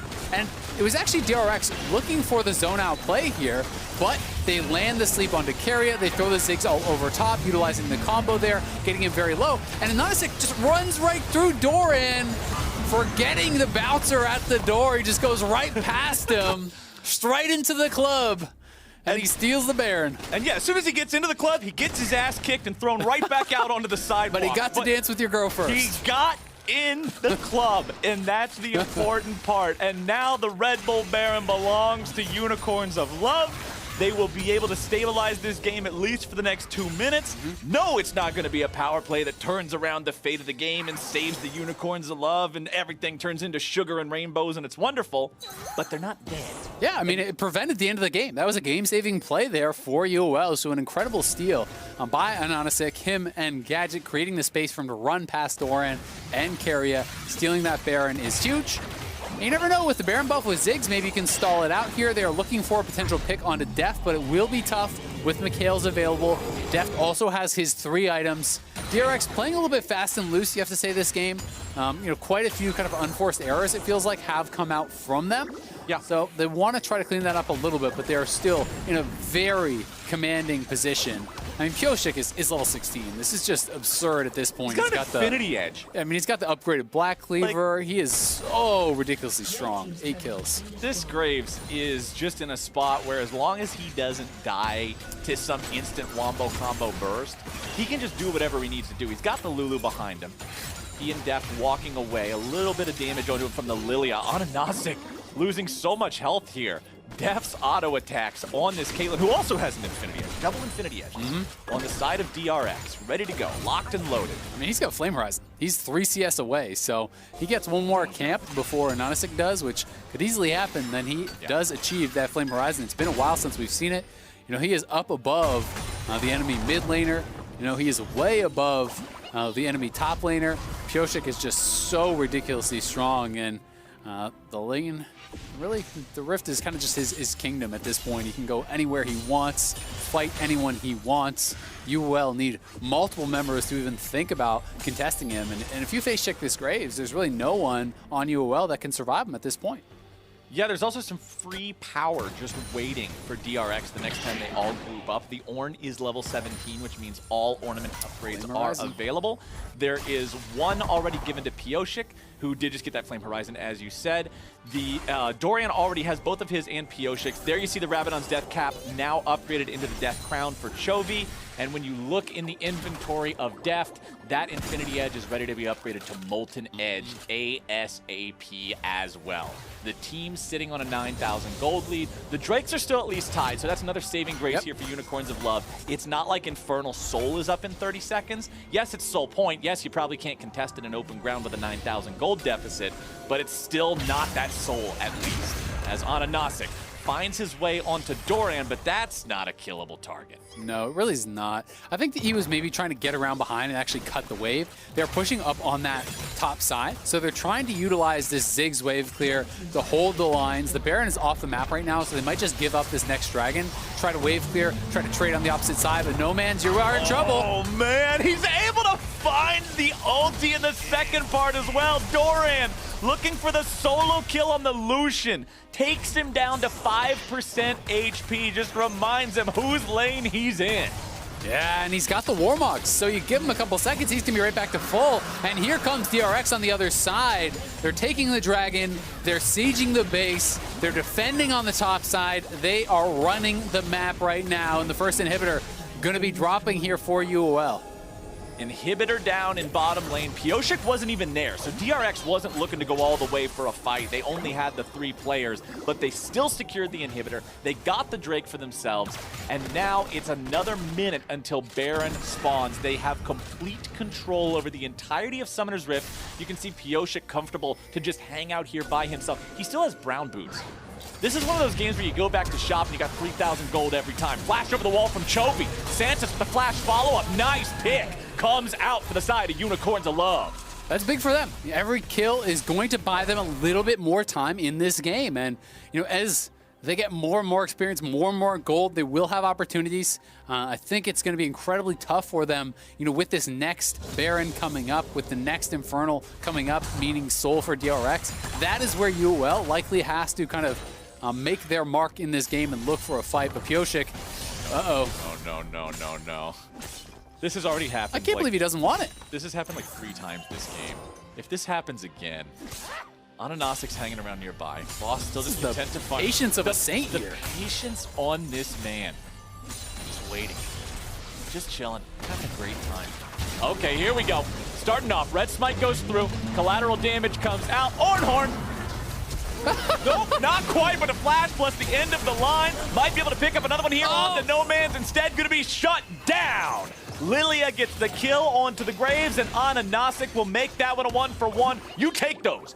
Any day of the week, any day ending in a Y, you take those if you're able to get rid of that 9-2 Graves. You'll definitely take those, but unfortunately for them, they lose that mid lane turret. Just being chipped away at. Despite the great wave clear here from UOL, Def can just step forward with the rapid fire, with the shields from Lulu, get little bits of chip damage down constantly on these turrets. And despite the fact that Pyosik went down, it was not without a fight. You saw how quickly he almost killed No Man's off, who had the backwards culling there. Yeah. Slipping away. Oh, man. Unicorns of Love. They do have the man advantage on the map here for another 15 seconds. Baron is alive, and DRX has no jungler. Gadget and Anonisic both have a lot of fishing power here with these bombs. And they're on Baron. Squirrel Pyosik's Seeds. dead. And Unicorns Love, I like this call. You're so far behind in this game, you've got to make big calls. You can't just allow your opponents to get back into the game and bring Graves back. This will be Baron number 2 for the side of Unicorns of Love. They get it, and they get out. This is the closest one-sided game I've ever watched. This is like, they're just hanging on. Santos trying to get himself out. Nice CC down onto the Ornn to prevent the second half of the ulti coming through. But now the teleport moves forward. Santos is thrown up into the air here yet again. The shield will protect him a little bit longer, but Carry is there for the follow-up slows. Santos into the Gargoyle Stone Plate, Ziggs with the covering fire, and Unicorns of Love save Private Nautilus. They are hanging on here, and DRX, you know, you gotta feel like, okay, well, they've still got control. They're still massively ahead. But the further we get into this game, the more a comeback becomes a real possibility. You know, they have been ridiculously ahead for like 15 minutes at least, if not 20 minutes in this game. And they have failed to close it out. You know, they have been playing pretty loose.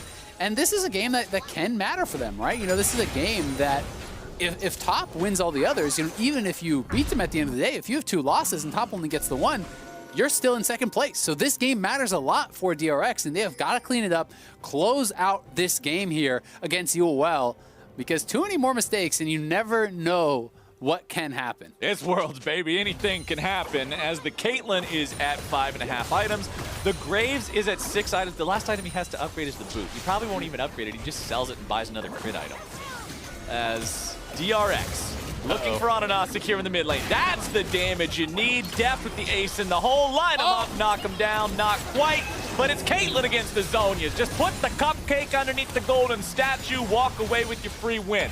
DRX pushing down the mid lane. Now they've got the 5v4. Baron power play still up for another 70 seconds. But having that man disadvantage will probably prove to be too much anyway. Oh, Ziggs, you were too far out there. He could actually just get caught. Pioshik's on the way. He's got the Lulu speed buff. He knows what his mission is. He has no hard CC to interrupt it.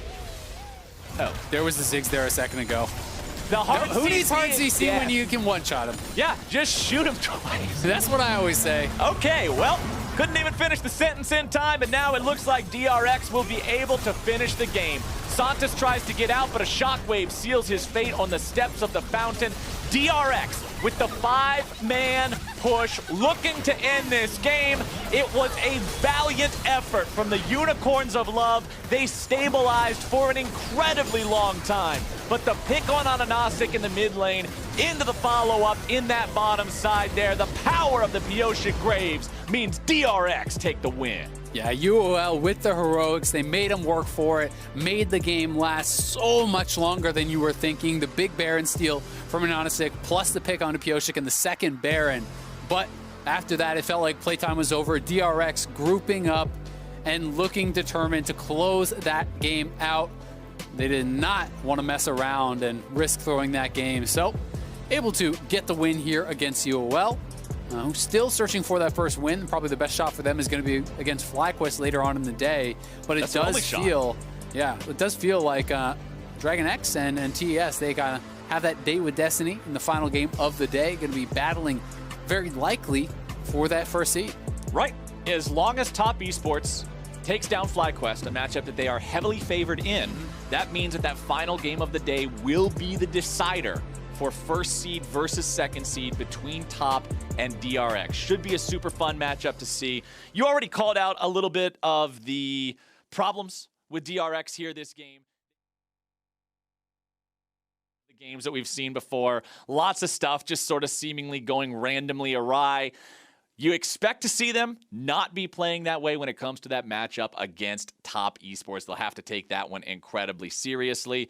But man, today was it was the Pioshik show. They still were able to find the win. As soon as Unicorns of Love gave them the opening, they ended the game very swiftly. And they're in that spot now, like we already said, 4-1. They've done their job. It just comes down to that matchup with Top at the end of the day. We're taking a break, but as we go, let's check out Fnatic's comms versus LGD yesterday in our Sounds of the Game presented by Bose.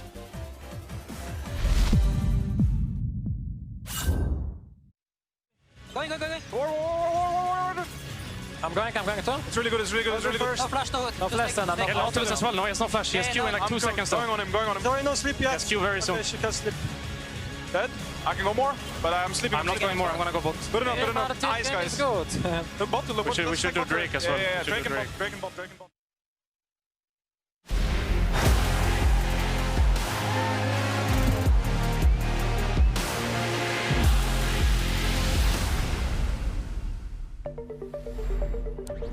I don't really consider it gear.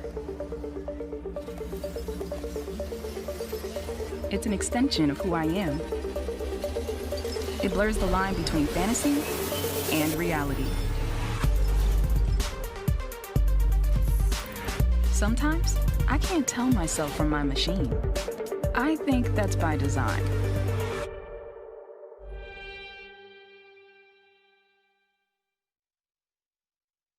Born free as the wind blows, as free as the grass grows, born free to follow your heart. Live free and beauty surrounds you. Axe. Smell ready.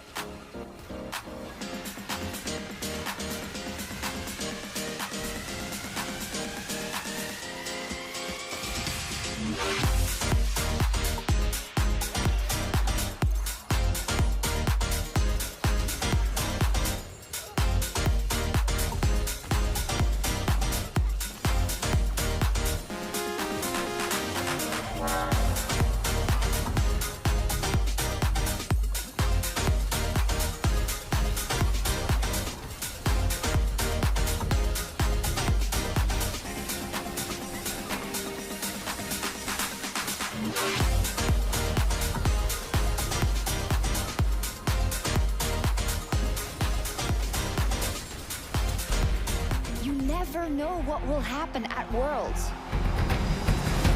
The stage is set, the curtain is drawn. 没人能够预见会是这种情况。 This is the key people want to see. 新的王者诞生了 Kaboom! They lit the fuse. 你看到了吗 They're gonna win. This is it.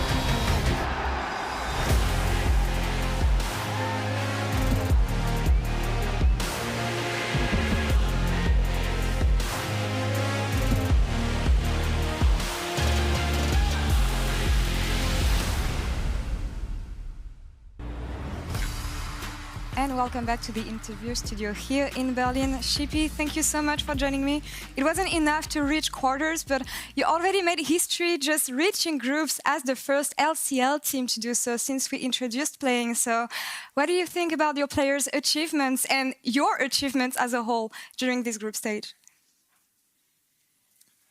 Well, for me, I'm already part of this for a very, very long time. So now it's also the first time I made group stage. Overall, the aspirations for me is obviously way higher. I think that what's going on right now is all understandable, but we couldn't quite keep up because these damn Worlds teams, they're pretty good.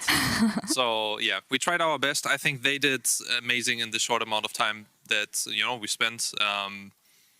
Yeah, I think they've learned a lot, especially coming from a region like LCL, where I think the Gambit is maybe the second strongest team, but probably not that great, and then the other teams. So yeah, I think that overall our guys can be proud from the play-in stage performance. We won against teams like LGD, and yeah, and I think that against the other teams we didn't perform too well, but there's always next year, obviously, and we will come in way stronger.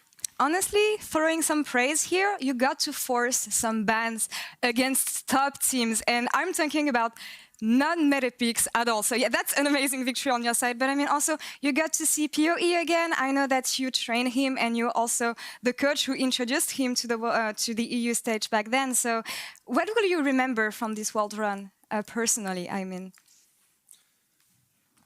I think a lot. I take away a lot from that. Obviously, I found Power Vivo, and we talked about it. He was just luck, and I will face him now again soon, and hopefully see we can get some redemption from the loss before.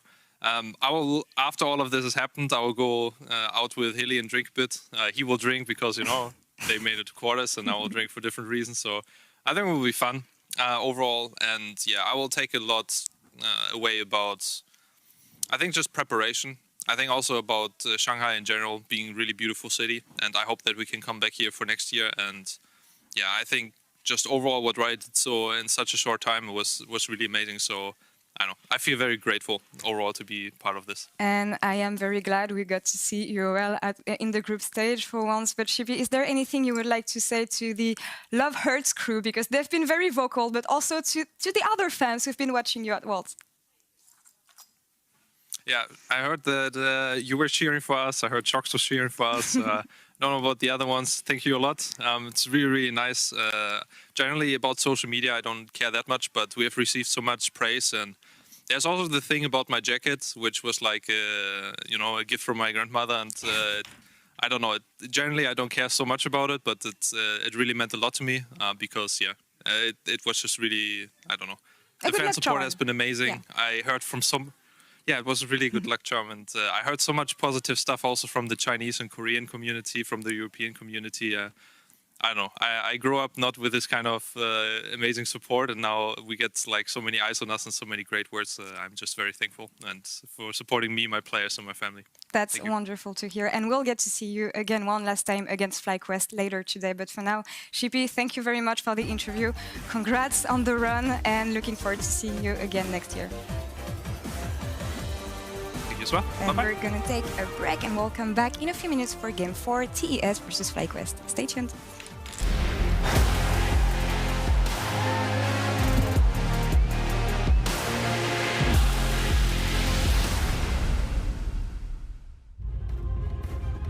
Wild Turtle is left alone to watch as his base will drop, the turrets will fall, and with 1 HP left, even the AD carry will live.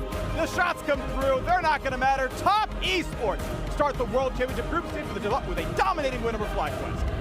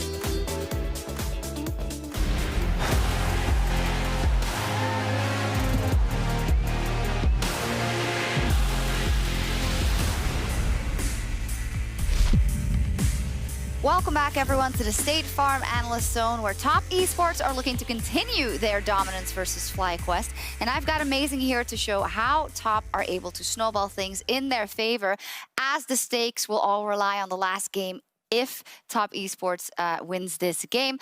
We started to look at kind of both top and DRX and what their chances would be for a deep run. Now, top esports is the tournament favorites, and one of the things they do very well and expertly is snowballing their leads. Amazing. Take it away. What I like about them is simply that they keep the game very, very simple and basic. So this play is obviously coming in after 369 already solo killed solo, but understanding that this lane is now pushing out makes them basically revisit that top lane. So Karsa waits in the bush, has the gank coming in, and as we can see here, solo also makes a bit of a misstep, but that's not the point. The point is that this is just such a basic play. It's executed perfectly, and it sets up the upcoming snowball that is then the next clip that we're going to see right now. Yeah, because I was going to say, it's kind of a basic gank, isn't it? It is pretty basic, but the advantage that 369 gets through that gank is actually pretty marginal. So what we then have to consider is like the map movements he does afterwards, and the map movements that also Karsa can do afterwards. So once his top lane advantage is being basically being built up, he can then roam towards the bot side of the map, have the flash, non-flash signal be punished on the bot side of the map, and meanwhile, and that's I guess the most important part is now on the minimap. As you can see, 369 knows that the slow push is coming in on the top side of the map. He roams down to mid lane and sets up the play on the opposite side of the map. So Centauran can't actually get any kind of counter play, doesn't have any cross map play. So basically they control the whole map just through having the top lane advantage. So actually out of that kind of first moment, which is standard, you're expecting a top lane gank. But I think that's why always, sometimes the differences look so big when we see these really good teams playing out their games versus lower tier teams, because it feels like they chokehold you on every part of the map within like 1-2 minutes when they get a small advantage. And I feel like that's also one of the big things that the teams that are still in the tournament have over those that are no longer there. Yeah, what it seems like is when good teams face one another, or a good team plays against a bad team or worse team, their windows of opportunity just seem way larger. So in this case scenario, for example, 369 after having an advantage, he knows that he can sacrifice a couple of minions on top lane, and a lot of teams wouldn't make that call. So that in itself shows a lot of comfort and a lot of like knowledge about the game and about the pace of the game that's necessary in order to win. Okay, and this next clip shows kind of a different story, because TES was actually kind of behind in this game, but they still end up winning this team fight. Yeah, so this highlights to me like their understanding of their team fight strength. So at this point in time, TES has actually been struggling throughout the game. They've had a couple of good plays coming in, but they're still 2k down at this point in time. And now I just want to highlight how the team fight execution actually goes around. So once they realize, hey, someone is out of position, immediately dash onto him with a Nocturnal, make sure the vision is gone, and as the members of DRX are splitting up in this scenario, they actually keep chasing them down. And we'll see now Lily Spear's missing, but at some point they're connecting.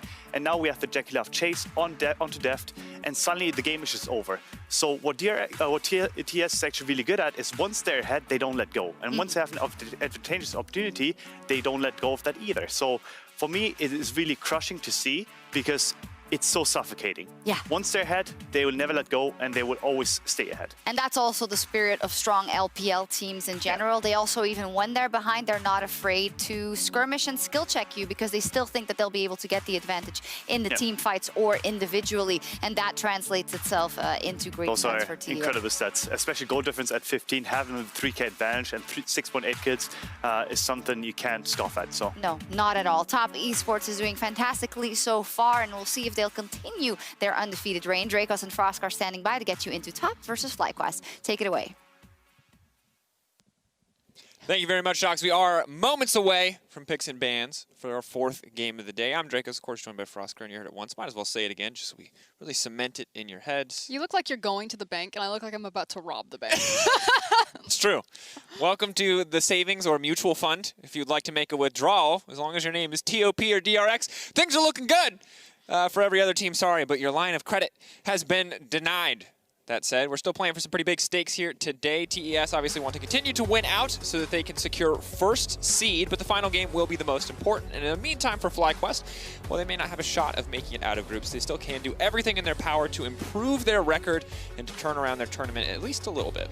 Yeah, and I think we've kind of seen this from a lot of the teams that have been pushed out of the tournament early on. It's kind of like, what do you want to be remembered by? Do you want to kind of throw some of those sucker punches? Are you going to get maybe a little bit fast and loose, play more of these comfort champions? You know, how are they going to ride out the remainder of the tournament? Now, something that I have liked about FlyQuest is that they are a more proactive, skirmish-oriented team. I think a lot of this comes down to the power of Santorin, especially in that jungle position, as well as Power and Evil and how strong their 2v2 can be. And if they do get to unlock Ignar when he joins up with Santorin. So that's what I'm looking for FlyQuest to put together here, but obviously their tournament hopes are over. And that's one thing that I do love that we see come through a lot on the FlyQuest lineup is the synergy between Power of Evil and Ignar. Obviously, as a longtime EU caster, seeing them play together on Misfits was always a pleasure. Seeing that transfer over to a team in the LCS is also good, but now with the Senna banned away, some interesting opportunities are available. Yeah, so Senna has been such a high priority for Jackie Love. Now, it's a high priority in the sense that Ashe has also been banned out in majority of the games against him, and you saw that the last time it was left open, he grabbed it and he had an incredible performance on the champion. So this is what I expect. You priority pick the jungle because Graves is going to be very important, and then you yourself grab the Ashe to deny it. I don't know so much about grabbing the Lilia here. I actually would have preferred if Solo grabbed hold of the Ornn right now, just because I think if you have a Graves can struggle to kill Ornn a lot, and I think Ornn is just a powerful champion for teams that are struggling a little bit in terms of, you know, executing on bringing their top laner down, forcing fights, but maybe they knew that Caitlyn was going to come in, and so now they're looking for more dive potential rather than an Ornn, so something like a Camille. Well, certainly locking in a Blitzcrank is a bold strategy here. A big bet there that you can land the hooks to deny this poke lane from kind of forever chunking you out. Obviously, a lot of invisible pressure as long as you have the grab up. They do sort of have to respect it on the bottom side, but definitely a bold pick coming in here for Ignar. And while tenacity is certainly going to be something that hurts Lilia and Ashe's chances of 100 to 0ing someone, the knock-up and the grab from Blitzcrank will be unaffected. And one of my concerns with having Lilia and Ashe on the same team is just the value that you now get out of running Cleanse on your mid laner or Cleanse on your bot lane. True. You kind of get like the 2-for-1 special, and I'm sure that we'll see it now that both these champions are in with the Sleep and the Ashe arrow. We talked about, you know, playing some comfort picks. Blitzcrank, obviously a big comfort pick for Ignar, and I do like the fact that they are just trying to brute force break this lane. We saw Tactical and Core JJ running this one early in play-ins. The Caitlyn Lux lane has a ton of kill pressure. Obviously, you guys can figure out how this one works. Lux hits a binding, you then hit a trap, you then hit a Q, you then hit an E, and you just get burst. It's weird. There's a theme to every synergistic Caitlyn lane, and it seems to be Caitlyn traps. Although we've got the light binding half instead of the dark binding half, so no more Ghana at this time around. The Volibear going to be taken away alongside the Camille, the Ornn. This is an interesting one. Obviously, FlyQuest do want to set Solo up to be comfortable in lane. The question always is going to be, how do they do that against a player like 369? So I feel like Sion and Gangplank have risen pretty dramatically in priority now that we've got 20 million top laners banned away. Camille, Ornn, Renekton, Shin, and Volibear. I would like a Gangplank, just because I think if you're playing around the bot side of your map with an Ashe and a Blitzcrank, that just gives you so much power down there, obviously with the Cannon Barrage, but we'll see what Solo wants to pick up here. He can even hold it and grab your mid laner. Strong blind pickable mid laners are still available, like the Azir. That might mean a possible Zoe coming in for Knight, though.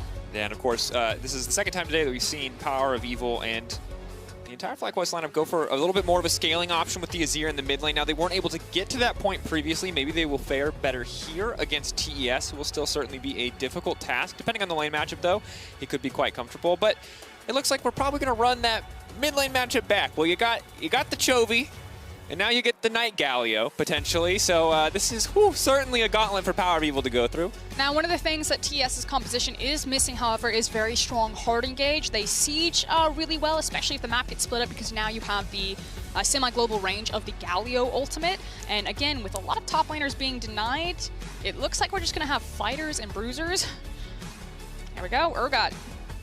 Absolutely. So Urgot can be locked in. This is a champion that I think we've seen banned already. We haven't really seen used to the full potential. Obviously saw it in play-ins with that unfortunate TP, probably the most iconic moment that people will remember from it so far this tournament. Sad to say. That wasn't Urgot's fault. Was not Urgot's fault. Simple misclick. Blame the player, not the champion. But we'll see what the final answer is here from Solo. Gnar, of course, a very interesting champion, all things considered, for a top laner. He gives you a little bit of everything and reliably gives you very little, sadly. But when he does pop off, when he does find his moments, he is ludicrously strong in team fights, ludicrously strong on side lane as well if he can get any kind of lead.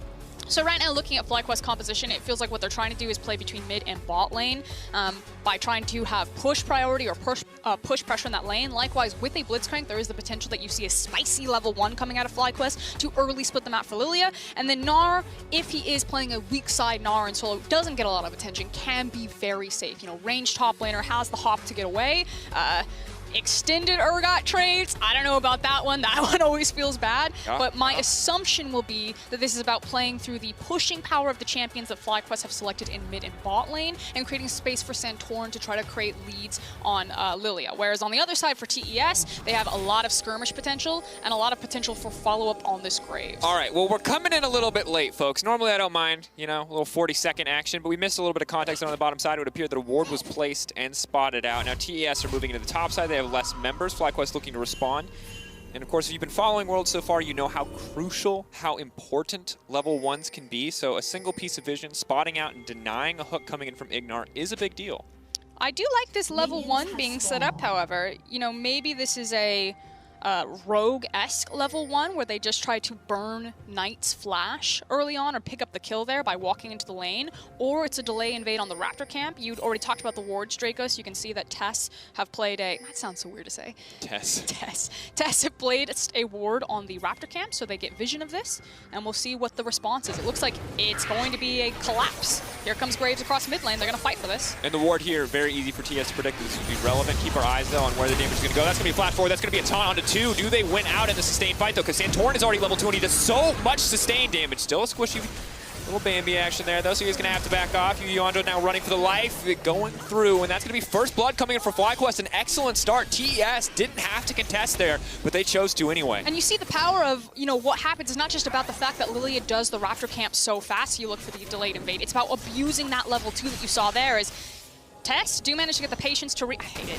Top Esports managed to get the patience reset from the red buff, so Jackie Love is going to help Karsa at least get his primary buff, but you might say damage done, especially because Wild Turtle and Ignar are getting first to this wave right now. And getting level 2 early on this lane is a very big deal. Now, of course, it's important to know that Jackie Love did hold on to his flash, but that said, Yonjo is going to be very vulnerable here on the bottom side of the map. A single hook connects, which should be easy to do so if you could just flash, go for the power fist to kick things off. That is a decent amount of kill pressure bottom side. I want to talk about this Santorin pathing, because it's ending up being a split map anyway, and I don't know if it necessarily had to be, because he had priority with Wild Turtle and Ignar. We talked about getting to the lane first, the fact that, you know, you have flash still on your Blitzcrank. Now they're letting the wave slowly, not necessarily push in, because it's even right now. In fact, the cannon's probably going to kill those and turn on the cannon.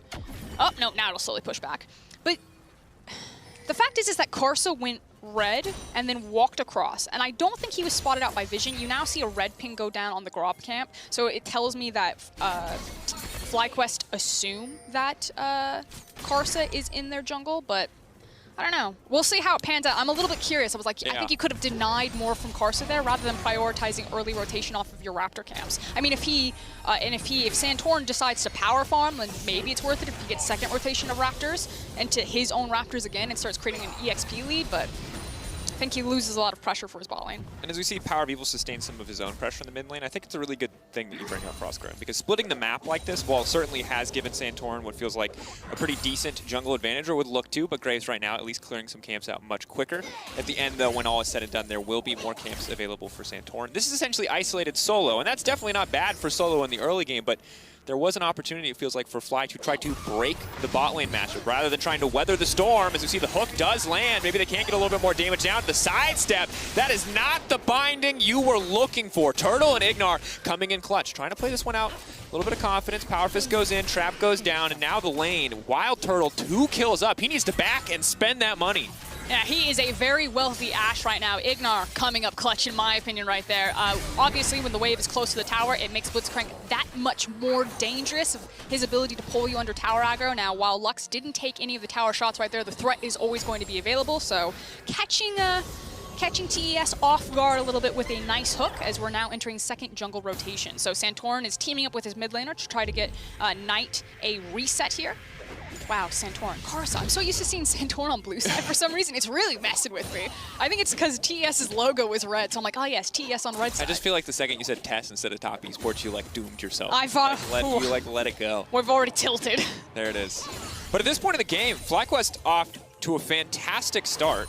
And the big thing is here is that ultimately this win for FlyQuest is for pride, is for proving themselves. But for TES, this one is very important because at this point, it's really feeling like it all comes down to the final game of the day, TES versus DRX. Now, if DRX are able to come in and win that game, they'll force the tiebreaker. But if TES lose here and DRX are able to win later in the day, then the winner of that game wouldn't even get a tiebreaker. DRX could just go directly through without having to play it, having a better game score. So that would be a bit of a catastrophic mistake for TES to give up any kind of game here. It's about discipline and remaining in form to you know, have the crescendo, if you will, of that final game and so many stakes put onto it to secure a first seed as we see Karsa moving in to maybe play with Solo a little bit. They're anticipating the teleport and they want to force the dive. He has Summoner Spellbook. He can swap to a combat sum. They can immediately force on the back of Urgot level 6. They're committing another TP as well. They want to kill this Gnar before he hits 6, but he just hit 6 and that means the Gnar is available. If he plays this well, it's actually very hard for TES to do anything. They have to be patient on this one. TES thinking they had the level 5 advantage, but that's the Gnar back into the wall, right into the tower. Now Knight is tanking him, he's gonna flash into safety. Solo making it out of this one. TES were not ready for that Gnar ultimate. Yeah, beautifully played there by Solo. Comes back with the Ninja Tabi as well, and even though they pull Knight, look at how many waves he sacked in the mid lane, as well as giving priority for Power of Evil to make this rotation here. So Knight using his TP up top side, getting chunked out, means that TES are gonna lose their Krub camp, they're gonna lose play on bot lane, and probably lose 2 waves on mid. Oh, and this is massive for FlyQuest, because when their composition has a lead, it's so much easier to play out. This Ashe, this Blitzcrank, Santorin starting to pull ahead in jungle XP. Very easy for them to kick fights off, whereas the Caitlyn Lux, if they're trapped under a tower, those champions are useless. Just about spell flinging. This also does give access for Santorin onto this Infernal Drake if he wants to start it. I would hope that he returns to his jungle, though. Another ping out, though. TES, they've kept the momentum up. They're not looking to stop now. Justice Punch forward, the Power of Evil. Staying calm, cool, and collected as he just looks to match this mid-wave pressure. Karsa sticking around for now. The first dragon of the game is now set to go over to the side of FlyQuest. 2,500 gold, 7 minutes into the game. If you told me it was TES, I would have believed you without looking. You tell me it's FlyQuest, I want to know more. And right now the story is bottom lane competency and Solo holding on even against 3 people on the top side of the map. And frankly, it's FlyQuest skill checking TES, not just with like the macro movements. Like that was nice in the early level invade, how they split the map, but you know, Solo coming up clutch there to absorb so much pressure from top esports when they tried to execute onto the dive, and then just a really good follow-up on FlyQuest to read the situation that they put too many members topside and we can happen bot. Ooh, Galio is going to make it out, but is forced to use ult defensively nonetheless. Now, whenever we look at champions like Twisted Fate, Galio, Shen, we always talk about how important those early ults are for impacting the map, and that one, of course, going to be used up, going to be forced out as a defensive option, making Power of Evil's life that much easier in the coming plays. It also makes Karsa's life that much harder because he needs to be, obviously that ultimate is so important when he does want to find these skirmishes. So the question that I have for FlyQuest at this point is if they want to swap to try onto an early Herald. Now you can see that Karsa is currently sitting on the Herald, has gone over the wall, but you have such a strong advantage in terms of itemization on Turtle versus JackeyLove. So maybe you sit down here with Turtle, he's now just ticked over to level 6, and then you swap him, or FlyQuest just dissuade you from taking an early Herald and try to hold these lanes for as long as possible since they are winning in the 1v1s and the 2v2s. Yeah, things overall going quite well. Obviously, Tabi on the top side just to mitigate some of Urgot's potential damage. Additionally, just movement speed to dip, duck, and dodge your way around the shotgun legs there is certainly going to help out. But Karsa canceling his own back here as he now wants to return to the top side. This is a bit of a long con play. It's going to be a lot of wasted time if this does not go in the favor of top esports. But that's going to be the whiff, and definitely not the one that they were looking for. Now, Boomerang isn't going to be back up for Solo. He's not able to pick it. Throws out the 10 icon, says try again, but the Urgot ult. That's going to be it. Pull him back in. Oh, God, it's still just as gruesome, even if it's the Pajama Guardian. Oh, well, Solo... Oh, excuse me, 369 did get the last laugh ultimately. Solo with the little camper, like, come on, guys. Give me your best shot. And even though 369 whiffs the flash, he nails the ultimate. Now, with that information, again, FlyQuest, we'll see what they set up on the bot side of the map. And it looks like very well recognized by JackeyLove to say, no. Oh. This is the only play that they have available to them, so we're just going to go ahead, not reveal ourselves, and walk back into it. Santorin says, okay. Back to hard farming, still creating a massive CS lead. Look at Gnar, Lilia, massive for Power of Evil, as well as in Wild Turtle. Across every single lane, FlyQuest are winning in the CS numbers. Absolutely good.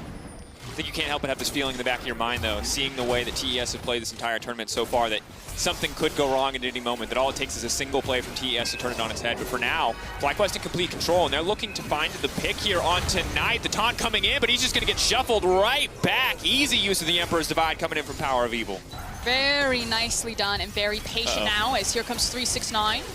369 walking forward. It's going to be a slow fight. Sandstorm dodging around the side of the pit. If NECC does manage to connect, and it does, he's going to be in trouble. Very squishy still on the Lilia this early in the game. So Karsa's going to grab that one, and it looks like Herald will go over to TES as well. But in the meantime, Wild Turtle looking to break down this bot lane tier 1 tower. At least getting something for FlyQuest on the map right there. Patient from both teams. It was the fact that TES showed up with more members at the end of the day because Turtle did remain into that bot lane picking up those plates. Still going to be very slow here for Karsa. Break that one down as the eye goes through, but of course it looks like doesn't want to use the smite quite on that one until he's absolutely forced to. Turtle will break the first tower of the game, 610 additional gold going in his pocket, and note the build as well. Essence Reaver first for this Ashe going to be coming out, so a lot of arrows, a lot of engage opportunities for the side of FlyQuest. And we'll keep tabs on Wild Turtle if he goes for like the full raw damage build, the Essence Reaver into the Infinity Edge, or if he pivots for more of an attack speed post Essence Reaver, as it's now been completed. I love an Essence Reaver Eye Edge build. I think it also helps when you're trying to kind of beat out Caitlyn's power curve. Obviously, she does have that lull point because there's no steroids built into her kit. She relies on attack speed. Yeah, and of course, the additional thing about Ashe is that if you're able to just land an arrow onto the Caitlyn, normally the difficulty is getting in touching distance of Caitlyn, but once you're close enough to Caitlyn, the slows keep her close. She has to burn everything to get away from you, so it does certainly help make the job easier. Whereas Blade of the Rune King, as nice as it is, it's going to be a little bit more difficult to find those 1v1s. I think it's nice too because obviously with a Bork, it would help you burn down the likes of the Galio and the Urgot, but when you have an Azir, you don't necessarily have to be that responsible for killing the tanks because you can let Azir do a lot of that work for you, as well as Solo up here on the Gnar. Solo going to take a decent chunk of damage, but of course already has some Ninja Tabby, so a little auto attack from Harass from Jackie Love isn't going to hurt him too badly. Solo doing a very good job holding on at this point in the game, but the question for me is where does 369 go? He's got the Summer Spellbook, and right now it's Ghost Ignite. And there's certainly a lot of kill pressure from base numbers alone coming in from this Urgot, especially when you add a Black Cleaver to the mix, whereas Solo hasn't had an opportunity to back yet, so still hurting for a major item completion. Yeah, so 369, interesting lane assignments, picking up bot lane while you see that Knight is actually pushed up and facing Wild Turtle as Herald is dropped down behind the Caitlyn. That makes sense. You want to try to funnel as many plates as possible into her, but here's a potential dive. Santorin going to be in trouble here, though, because once again, he is very, very squishy. And that is going to be Venison for the side of TES. Easy finish out on that one, and Solo might just be another name on tonight's dinner menu as he's going to get poked out as well. Karsa with the blast to the face, and it's already starting to look a little bit rougher for FlyQuest. Ah, it's Venison and Squirrel. It's very different palettes here. Oh, that's tough. And for FlyQuest, you can see what they wanted to do. They wanted to punish Knight. They wanted to make sure that this Galio did not get to play League of Legends. The good news is they have enough of a lead overall that they can still get a Constellation Drake on the back of that one. But it does mean giving up some of the gold advantage that they worked so hard to build up earlier on. Yeah, but now they've got 2 dragons. The next one will be in about 18 minutes. So you're looking at a potential of a 23-minute soul, which is obviously going to feel really nice for FlyQuest because A, they spike really well on 2 items and then continue to spike really well. They have tons of scaling potential for them. So while the last exchange, you know, kind of looked like it was traded 1-for-1, tons of gold being funneled into Jackie Love's pockets, it still feels like a really good position on this map state for FlyQuest. Yes, but definitely need to keep it together. Cannot afford any more small mistakes, because at this point the gold is starting to even out. And as much as those Drakes are going to help, you're still hoping to play around Soul Point. You're hoping to maybe utilize this Gnar and all of his glorious ultimate power, especially as Solo gets closer to level 11, to lock down TES, to find that big combo to close out a fight. I feel like Solo's job is just going to be as obnoxious as possible. Yep. Yeah. He's actually building a slow push here. The minions will focus fire. See if they remain focus fired. Yep, so it will slowly push away from him and build up. And as the second wave crashes, it'll be a little bit more rapid, and we'll see what Knight does. Of course, has both the ultimate and the teleport available, so can't be anywhere that he needs to. Meanwhile, in the mid lane, waiting for FlyQuest to find another opportunity to make plays. I like what we're seeing on the mini-map, not so much on your screen, but on the mini-map you are seeing Ignar and Wild Turtle push in and lay down a little bit of deep vision. Of course, when you have a Blitzcrank on your team, breaking mid lane tier 1 tower is hugely important because it sets you up for some nasty picks just like this. Sidestep there, though. And that one is going to get stolen away. So FlyQuest with a good setup, with a good idea, but not able to find the execution. So what FlyQuest are doing right now, like you're talking about looking for picks, but they're basically playing off of their mid lane priority and then trying to chip down top tier tower. And they're doing a good job because since Solo is slow pushing this wave, it might actually time up where this wave builds up and crashes into bot tower or applies pressure where TES try to maybe pick him off bot side. As I say that, they're doing so now, which gives Turtle space to commit to the top tower. So you see Ashe now steps forward since TES have shown on bottom side with multiple members, and he gets to shove this one down. So really good cross-map wave management there. And yeah, it sucks that Solo had to burn his flash, but ultimately Wild Turtle and FlyQuest continue to break open this map and try to accelerate the game. And this is one of the difficulties of Summoner's Spellbook, is that obviously when you have a spell like Ignite and Flash, you have to be willing to burn one to get back to your original spell to teleport. In this case, 369 just has to get up there the old-fashioned way to try to contest that one. So it will be another tower taken out. FlyQuest for now, holding on to a 2K gold lead, 2 Drakes as well. All things considered, looking pretty good in this game. Power of Evil scaling quite comfortably. You look at individual CS discrepancies, and they are certainly still favoring the side of FlyQuest.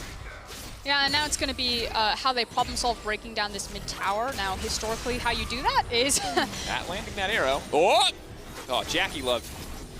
Absolute MVP of dodgeball in his elementary school class. No doubt there after that one. What I was about to say is you can throw multiple members into the lane and just start fishing with pieces of CC to force you away from it and chip it away, or you hard push side lanes and then use the inside track of getting your numbers there first and start cheating in and potentially threatening a dive. But FlyQuest go for the kitchen sink method. They throw an arrow, they throw a swirling seed. I don't even know if the Blitzcrank hook came out before the camera got there, but they could have thrown that as well.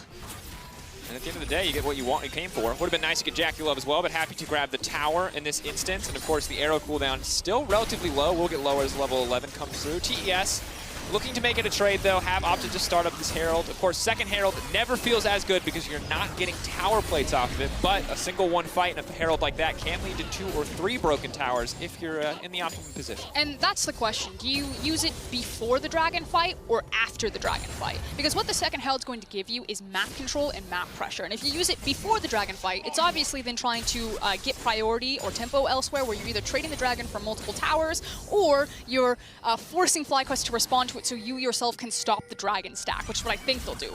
Or you hold on to it, you go into the fight, you ace them, and then you place the Herald, and then it's even more devastating. So that's what we'll be tracking with with TES. Yeah, the question is TES looking for the more likely, more practical example, or are they looking for the let's go all in, let's bet it all, and maybe we end up with a worthless Rift Herald, but if it goes in our favor, let's just build a monumental gold lead.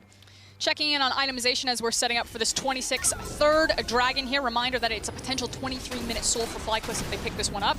We have Reverie that's completed for Ignar, so watch how that is used to gap close and try to get back onto Jackie Love. Right now, TES fighting into enemy territory. They have so many control wards just to make sure that they can get in the area, but it is eyes on Ignar.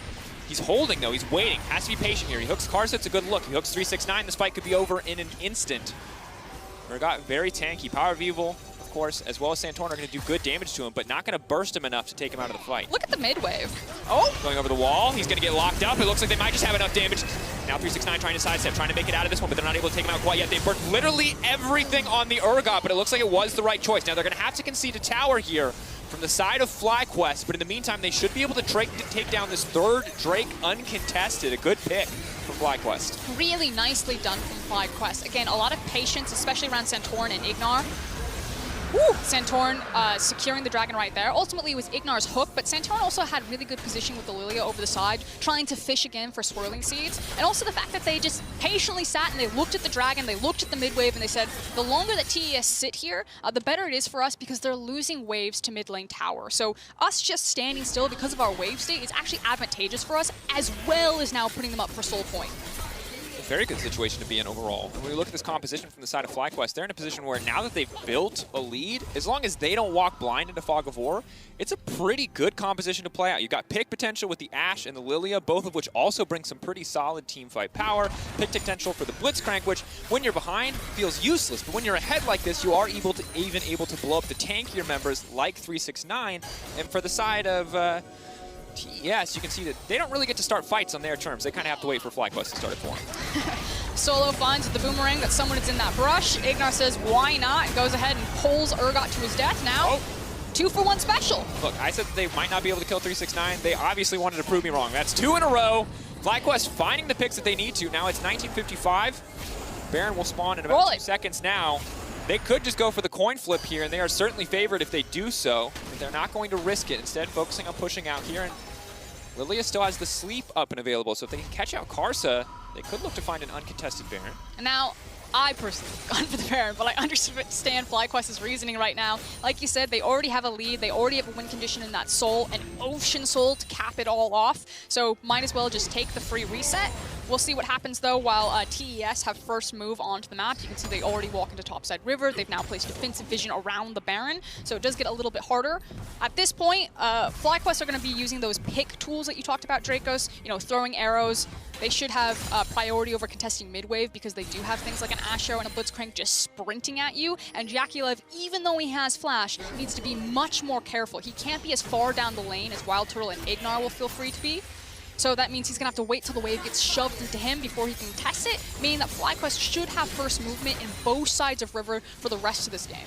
Which is extremely powerful, especially because we're now coming up onto the point where TES might be put in a tough decision. Now, of course, FlyQuest can find a pick and take an objective cleanly, not risk any kind of 50-50, just want to fight straight out. But even if they go for it, they put themselves in a 50-50 situation, there's always a chance that they can just force TES to choose. Do you contest the Dragon? Do you contest the Baron? And while TES are certainly an accomplished team, they're going to need Jakulev to bring in that clutch, in-the-moment shot calling to make the right decision, because if they don't, we've seen so many teams fall apart in this decision-making process. The issue is that FlyQuest have put top esports on a timer. You know, the Soul is going to come out, and Jakulev went for a very expensive build. You are now in the Power Trough for Caitlyn. This is the traditional build outside of the Storm Razors, so going for that Infinity Edge. So they need to funnel in way more gold for Jakulev before TES actually have a strong enough composition, I think, to actually 5v5 FlyQuest. Yeah, and the good news now is that 369 is back to the TP. He cycled through enough spells. Had clarity there for a moment. A long time since I've seen that one. But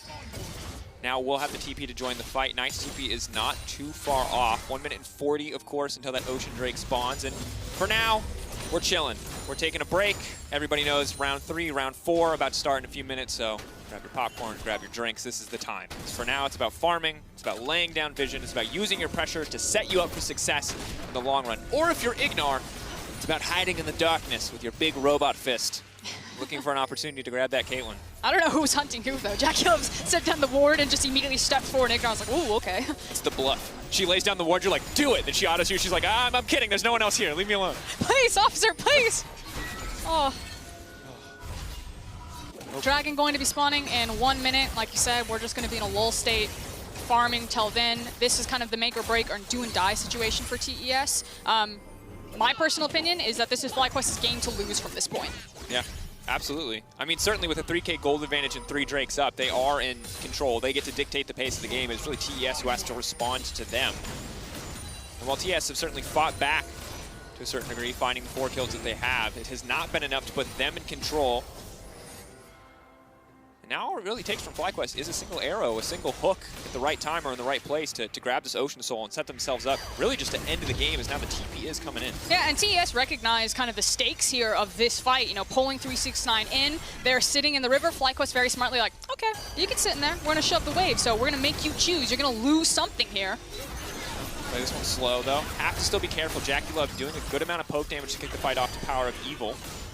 Look at Knight, trying to set up for a flank. If he can get a massive CC taunt, that obviously would be ideal for top esports fans. But FlyQuest, again, just need to play this one slow, pick their target perfectly, because, again, they shoved in that mid wave. They're denying TES farm on the tower. Okay. Knight still on the flank. TES are going to wait out solo on his Meganar form, and then they're probably going to step back in and try to contest here. So the Fury Bar is going to be really important management for this fight. Yeah, and of course, I believe 15-second cooldown until you can get rage again. So they have this window of about 30 seconds, let's say, give or take, where they know that the Gnar ult will not come to bear. The question is, can they fight anyway? They hooked Jakulev, they maybe just kicked it off, but that's Knight on the backside looking for the taunt. Wild Turtle now locked out, but who's going to get it in the end? It looks like the Ocean Soul has been secured by Karsa. FlyQuest now running for the hills, but they'll find 2 kills off the back of that. TES may have saved themselves from an Ocean Soul, but it still looks like they're going to lose the fight. The scoop back in! Wild Turtle says, give me another! And that's looking like a triple as it comes through in the end. Clean fight from Fly. And that should be the Baron. FlyQuest is going to feel so confident to walk across the mid lane, to to pick up the Baron. Yeah, they didn't get the Ocean Soul, but they got more than what they came here for, and they'll be able to set up for that again and again because their composition still scales so wonderfully. And that's the thing. As good as it was for the side of TES to secure the Ocean Drake, it does to a certain degree right now feel like they're delaying the inevitable because now it's a 5K gold lead. That's going to grow again when this Baron drops and all that extra money goes into FlyQuest's pocket. And now they have to survive the siege of the Ashe, Lilia, Gnar, Blitzcrank, Azir, and those are not easy champions to survive against. Taking another look at this one, I do want to give out credit to Solo. As soon as he saw that Knight was coming in, he tried to immediately jump onto the Galio. You actually can't see it on the top of your screen. Knight does ultimately get into the back line, but it allows enough time for Wild Turtle to reposition. He's got Solo in front of him as well as Ignar, and then they just allow their AD carry to push through. JackeyLove at this point, just trying to go hero mode. Can't get it done as Power Lethal has moved all the way around the pit and then finds him, tosses him back into the team, and just really wonderfully played, I think, from minute one from FlyQuest. This is a fantastic game from FlyQuest. And as I said before, there were a few hiccups, but I was skeptical when I saw that Gnar pick locked in for Solo, but it did well. This feels like the first time that Solo has not only weathered the storm, but also flourished in these fights. And now finally, we get to see Ignar, Wild Turtle bring all of that power to bear for 369. He is slowly going to get chipped away here. They have to be careful, though. They're using the sleep a little bit early, knowing that they can't fully commit to the Urgot quite yet without anyone else there to do damage. But that's big damage coming in from JackeyLove. Luxalt to follow. Will get sidestepped. But obviously, FlyQuest still need to be careful. The damage is there for TES. The setup, not so much. But if Fly walk into the wrong part of the map, they will get popped off on. Yeah, multiple crits coming out of JackeyLove, just taking chunks out of Wild Turtle. You can tell that Top Esports do have some teeth in their bite right now, but still, FlyQuest should just play the map with this Baron buff, continue to snowball their own gold lead, closing in on 10K now. How much longer before they're gumming it, Frosco? How much longer before it's dentures left for TES? I'm going to say Power of Evil, or Ignar just gets one good punch. That's it. How many teeth can Ignar knock out with this one? Now, the good news is Karsa has that Edge of Night. Early lethality purchase certainly going to help him out a lot, as well as stop this hook from really being a massive threat. Solo on the bottom side.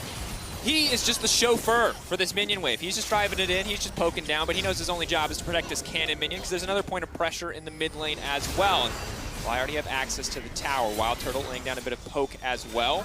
You can see it's all about just weaving in and out, trying to get free autos without giving anything up here from the side of FlyQuest. Now, they do have Mega Gnar on the bottom side. If they wanted to pull the trigger, here is a good opportunity. And as stated before, once it fades away, it will be a small window before they can try to activate that one again. I mean, I think at this point they're just trying to get as much chip damage as possible with Ignar kind of fishing for a hook. If he gets a good one, that's obviously going to feel really nice, but FlyQuest should be sitting on a bunch of gold because of the towers that they've taken. So I don't think they're going to try to force their hand too hard here. If they go wrong, they would give a lot of shutdowns over. Big arrow, Mikhail's to fall out. Oh, deep teleport. This flank could be massive. Keep in mind, it's a low health bar for JackeyLove, so they're going to have to play this one out a little bit slowly. JackeyLove has reset his position. Knight has flanked, FlyQuest have spotted him out, and now Knight actually might be in trouble. Oh, hawk shot, they're retreating. He needs to use his Galio ultimate reposition. Alt to poke. He's just gonna walk around. That was not the heroic TP flank that they were looking for, but you can see how much FlyQuest have TES on the ropes because that Galio TP play might have been the only way they could get a clean fight started off in their favor, and it's a minute until the next Ocean's Dragon. And when you're on Soul Point, they have to come and fight you. And right now, FlyQuest, they've played well, they've played so good, but they might not need to in this last fight. They might just be able to beat TES down with their wallets, with all of these itemization advantages you see across just about every character on the side of Fly. Yeah, and it's not even just the wallet, it's the map pressure that they can have. You know, they have super creeps that come in through the mid lane. FlyQuest can play the same move that they did last time, which is hard shove the mid lane wave, allow that to funnel in, and then just stand at the dragon and wait and say, TES, you know, are you going to come at us? Because you got to take care of your base. Ooh. Flip it. Flip it for the NA fans, because that's NA hope right now. You might be knocked out, but you can go out looking good after a game like this against TES. Arrow going to connect on 369. They're going to pull him back to the middle of the team. The follow-up is there, but they can't quite get it done. Karsa now leaping into everyone. Wild Turtle going to be isolated, taunted off to the side. That's going to be massive. Maybe, just maybe they can turn it back. But Fly say no, not today. Chasing him down. Solo, bobbing, weaving, moving forward in the fight. His Power of Evil looks for another opportunity to throw a few more autos down. But they've killed Wild Turtle, but not Santorin, and that means Cloud, or Ocean rather. An easy pickup here for Fly. That's going to be Ocean Soul, and while TES is starting to throw a few more punches, Fly still coming out on top. Yeah, it's just the shutdown bonus. I believe it was Knight who got the shutdown as well. So on the Galio, I'm going to say not going to make that big of a difference here as we take another look at it. I was just going to talk about, you know, the strength that Ignar and Wild Turtle will have right now because 369 is so vulnerable. Now, as soon as 369 is caught, Nike immediately sprints into the backline, forces the flash out of Wild Turtle, so maybe they capitalize on that because he is much more vulnerable now, but picks up that 1,000 gold bounty, but still only sitting on 2 items. Yeah, and at the end of the day, now there's the QSS to contend with as well. Blitzcrank building towards a Righteous Glory, and of course, Ocean Soul. So if you're hoping that your kind of low damage Galio at this point in the game was going to burst through Wild Turtle, you're probably in a tough position. And I like the sentiment that Yamato brought on the analyst desk the other day about Galio and, you know, some of the incredible mid laners that we have on this tournament, and that it kind of masks your strength. You know, you don't get to shine as bright on the Galio as you would other champions, and you know, I'm kind of tired of teams picking it. You know, the list of mid laners that have played Galio and the list of mid laners I never want to see play Galio are almost the same list. It's a circle. Chovy, Showmaker, Knight. And look, I'm not going to knock TES's draft. Like, clearly they had some good plans. Now, FlyQuest's plans looking like they were a little bit better, but it does feel like TES have hampered themselves a little bit by not putting one of their star players on a champion with a little bit more agency in this game. But right now, FlyQuest looking for perhaps the kill shot, as they have Ocean Soul, they have Scuttle Crab, and they are now on the Baron. This should be the FlyQuest victory lap. 7K up. Absolute control. They're going to grab another Baron. Luxhalt. A sad attempt at a steal there, but you might as well try it. The cooldown's going to be low enough at this point in the game. Now it's 3 items for JackeyLove, so maybe, just maybe, TES, 3.5 rather, can try and find a fight, but pushing in on the top side is FlyQuest, and with 5 members strong, they look all but unstoppable here in this game versus TES. So what you're looking for is, again, Ignar is going to be fishing for a lot of these hooks, whereas where's the desperation going to come out of TES? Are they going to decide to sack 2 inhibitors before they mount their final stand? The rage bar is full, so engaging now would be quite dangerous. Still a good little bit of poke. Obviously, the frustration of sieging against a Caitlyn is you can do what you can to protect that. But oh, there goes Karsa. We were waiting, and they found it. That's 1 hook, and that might be all it takes. Clearing out the waves, though. TES are still holding on. Not afraid because they lost a single member. Bot lane inhibitor is exposed. Solo can start to zoom down there as the next wave will crash in the top lane. Ignar with a Hex flash over the bush, but it's 369 in the middle of the entire team. He goes golden, and now Knight's in the midst of the backline. Santana pulled in and snared by the trap. It's clean play, but it's not nearly enough because it's Solo on the backside. Solo looking for redemption, and TES getting torn to pieces. FlyQuest, where were you in week 1? You might have showed up. And it certainly looked good. Here it is, FlyQuest taking down TES. What a sight to behold. And what they couldn't do against DRX, they do manage to do against TES. So North America sends its regards. And that's what we talk about. Anytime teams are out, they can always play spoiler. They can always make someone else's lives harder. And this is what I sincerely hope. I hope NA fans can look at that and be proud of that performance, because to me, that was some clean League of Legends. That was some fantastic individual performances coming out across all of FlyQuest. It's kind of one of those bittersweet moments, you know? It's like... Are you mad that you didn't see this every game, or are you happy that you did at least get to see it? At the end of the day, though, FlyQuest, like you said, taking their victory lap. They should feel very good after that initial game. And TES really need to go back to the drawing board. You know, the pressure is now on to show up to secure that first seed. Definitely a more difficult path now. Last game feels like a do or die, and for TES, assuming all things go as according to plan, which they will in our final game.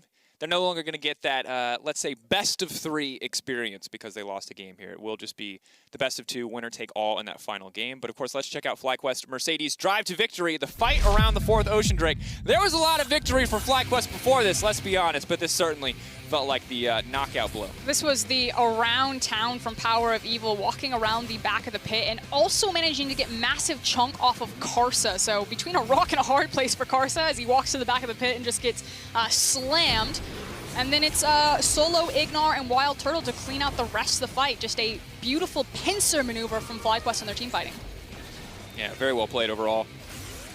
And again, we see another Caitlyn Lux lane fall.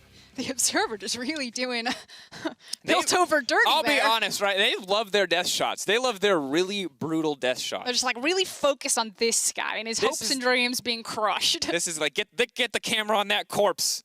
After the break, we've got FlyQuest returning to the Rift as they now aim to keep that momentum and look to take down the Unicorns alone. Don't go anywhere.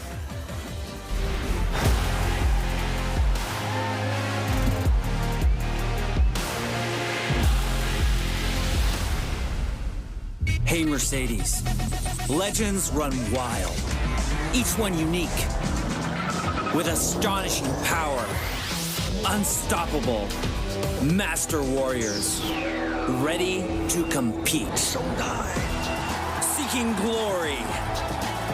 We live it, we breathe it, we have each other's back. Together, we become legends, icons of a new generation.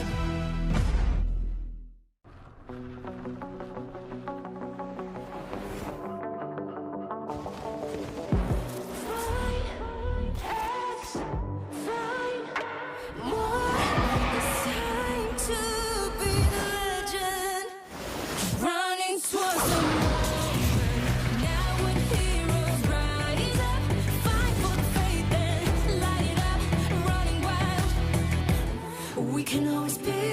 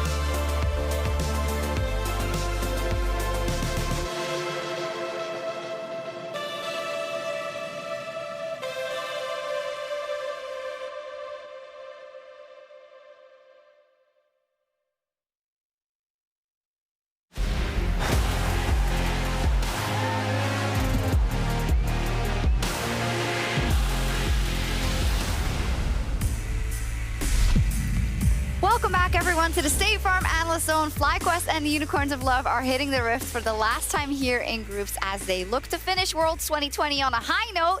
We wrote that introduction before we saw actually TES versus FlyQuest, and FlyQuest just demolished TES and the first team to beat top esports at Worlds 2020. Who'd have thought? No 6-0 groups this Worlds. I'm actually so happy for FlyQuest, and you know, you can't say, okay, a couple of things in draft maybe were a bit interesting, but they straight up played a fantastic game. So I think the biggest thing was the solo question mark was answered. They managed to get a winning topside matchup, which actually just enabled Solo so much more so that he wasn't put at a massive deficit. That meant that the rest of the map could kind of get their comfort. We saw Igna on a playmaking, roaming support champion that could find picks. We saw Power of Evil on a comfort, stabilizing mid laner, and like everything that we talked about at the beginning of the day just kind of came together so that they could continuously punish and look for these picks against top. And we finally had Igna on Blitzcrank. Yeah. So that also worked out for them, especially in the Caitlyn. And hitting some skill shots. Yeah, that is always important, I would say, Yeah. especially on Blitzcrank. No, but especially against Caitlyn's bot lane, that's so important to have that playmaking support coming in and actually performing. And now we're talking about Power of Evil too. Like, this guy has been so crucial in every single one of the games, and even this game, like, he has performed beautifully. It's really cool to see. This is... I want to frame it as a bit of a victory lap. Of course, it's not a victory lap, but just kind of a last chance for both of the teams to enjoy. Yeah. For the Unicorns of Love, also a great story. The fact that they have made history and being the second LCL team to make it and still make it from the play-ins to the group stage. And for the Unicorns of Love particularly, who is an organization who have fought to get to Worlds so many years and now made it, which is super awesome. And I do feel like I'm missing something from the Unicorns. They had some really competitive games and plans. They were quite convincing in some of that, and I haven't seen that much of that in the group so far. Why do we think that is? So for me personally, it's kind of surprising that they haven't kept inventing afterwards. The innovation has kind of stopped, and they honestly just regressed to the point where, I mean, obviously the individual ability is kind of lackluster compared to the other teams, which is no shame in that. There's no shame in that. But the innovation has carried them throughout the play-ins, and I think that is something that I would have liked to see. Maybe a couple more picks coming out, especially in the mid lane. We didn't see the dark technology, as you call it. We didn't see a Vayne pick anymore, and I would have liked to see more of that. I think that for the UOL, a lot of things have been going wrong in the early game, and it's very difficult, largely because of their drafts, to be able to like stem the bleeding when in an ideal world they would have liked to have slowed the game down a bit or draft in a way in which they can try and snowball the lead.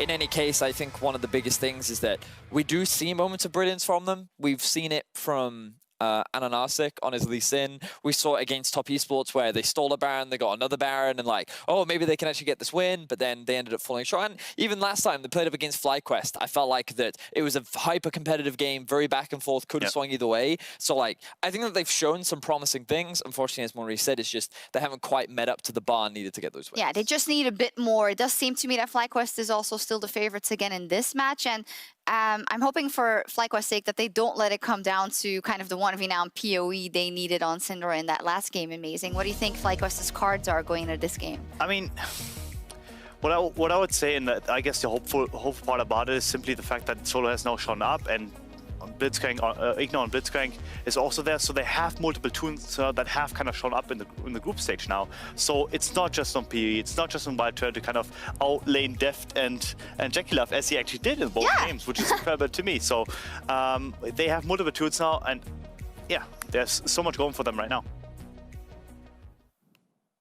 I was just trying to look at what they were looking at, but they seem in good spirits, and of course they should be. Yeah, I mean, it's hard to kind of build it up because you don't want to make it seem disingenuous because unfortunately they are out, but I still think this can go a long way for FlyQuest and for kind of the fans watching to see that they have some fight in them and they've beaten Top Esports, a favorite now in the game, and they could now walk away with 3 game wins, which I think is a lot of what was expected of them in this group with kind of the level of competition they're up against. I think that when we look at past Worlds, normally these performances would happen in week 1. The upsets would happen, and then the stronger teams would bounce back. At the very least, we'd see North America in tiebreaker situations. Yeah. And it's unfortunate that for both Team Liquid and FlyQuest, like their first game of the day mattered so much. Yeah. They ended up falling short, and then they start bouncing back immediately after. And if they could have made that upset happen earlier, like it's all the ifs, the buts, the maybes, right? Yes, they came close, but unfortunately, in a best-of-1 format, every single game counts, and they couldn't quite make it out. But hopefully, FlyQuest can still have have a good send-off here in that final. Yeah, I mean, they do seem to be in good spirits, so that's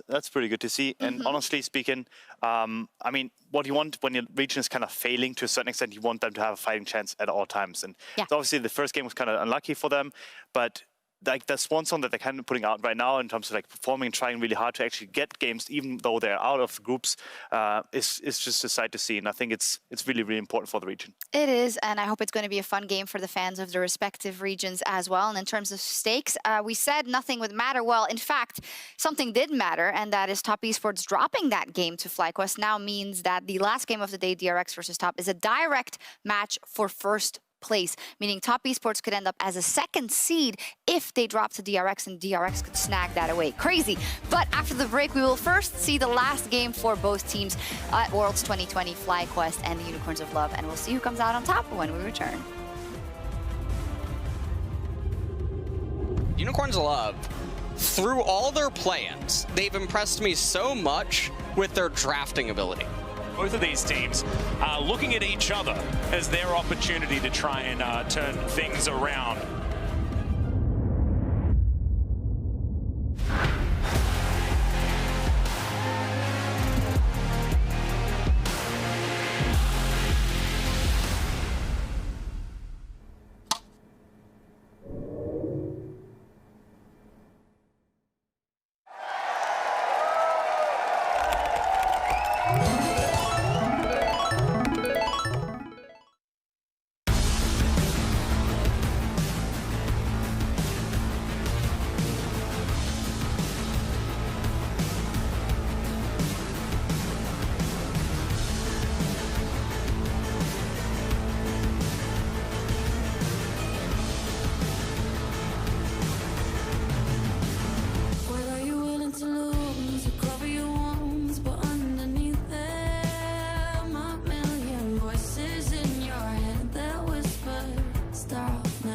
Another twist of the knife, turn of the screws, it's all in your mind, and it's fighting you on yourself. The storm is coming. Well, kid, what you gonna do now?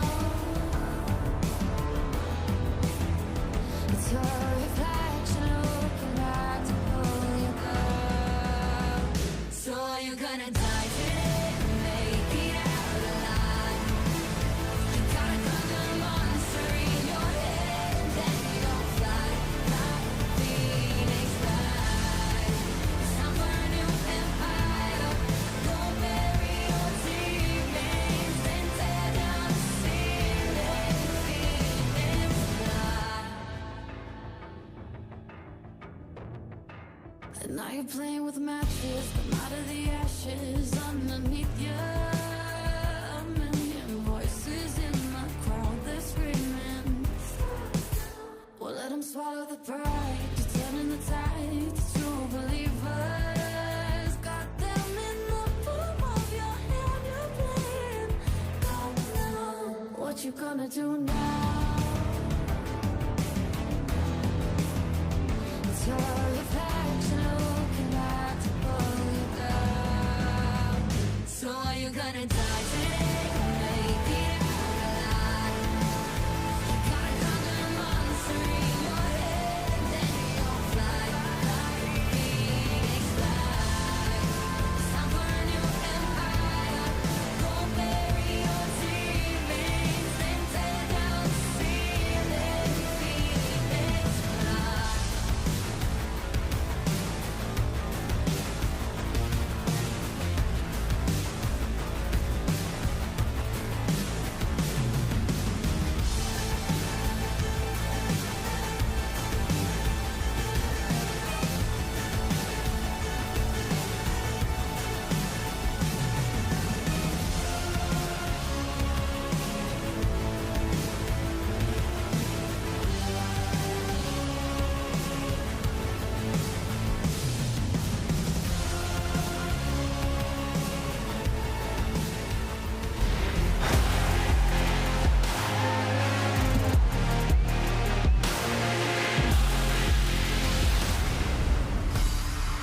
Welcome back to Worlds 2020. I'm still Dracos. This is still Frost, and we are here to bring you Game 5 of the day, FlyQuest versus the Unicorns of Love. Now, unfortunately, this game will not have any effect on standings. FlyQuest are locked in 3rd, and Unicorns of Love are locked in 4th. But this is the last time at Worlds 2020 that you will see both of these teams. So it's about giving them a proper send-off. FlyQuest looking to double down on the performances that they had earlier today, and UOL looking to change their story so far, not looking to end winless in this group. It's a swan song. So let's take a moment, chat. Everyone wave goodbye to Unicorns of Love and FlyQuest and just appreciate the accomplishments of their 2020 season. Get used to the name Unicorns of Love. Get used to seeing this squad. Since acquiring and merging the squad from Vega Squadron, Unicorns of Love, as Sheepy put it, thinks that he is the best 5-man team, a Russian team from the LCL, and that groups was the bare minimum for this team to make. So as we continue to see them rise up through plans, repeatedly make it to Worlds, we should get to know these guys fairly well. On the other side, you know, there was a lot of question marks around FlyQuest over the course of the year, and then had that run to the top as everything started to click together. And I think that while it is a shame that North America hasn't gotten any teams out of groups, they now get to hold high their heads of taking down the LPL first seed, as is tradition. It feels like NA might actually be the kryptonite for LPL.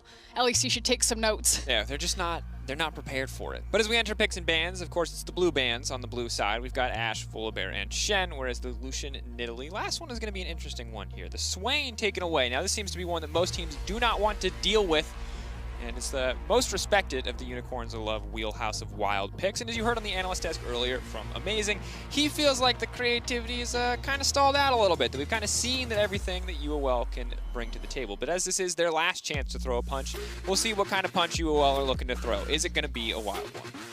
Now with the Graves priority pick, this does mean that Lilia is left open and available, so Santorin, yep, snap grabs that one very quickly, while the Jhin is picked up for Wild Turtle.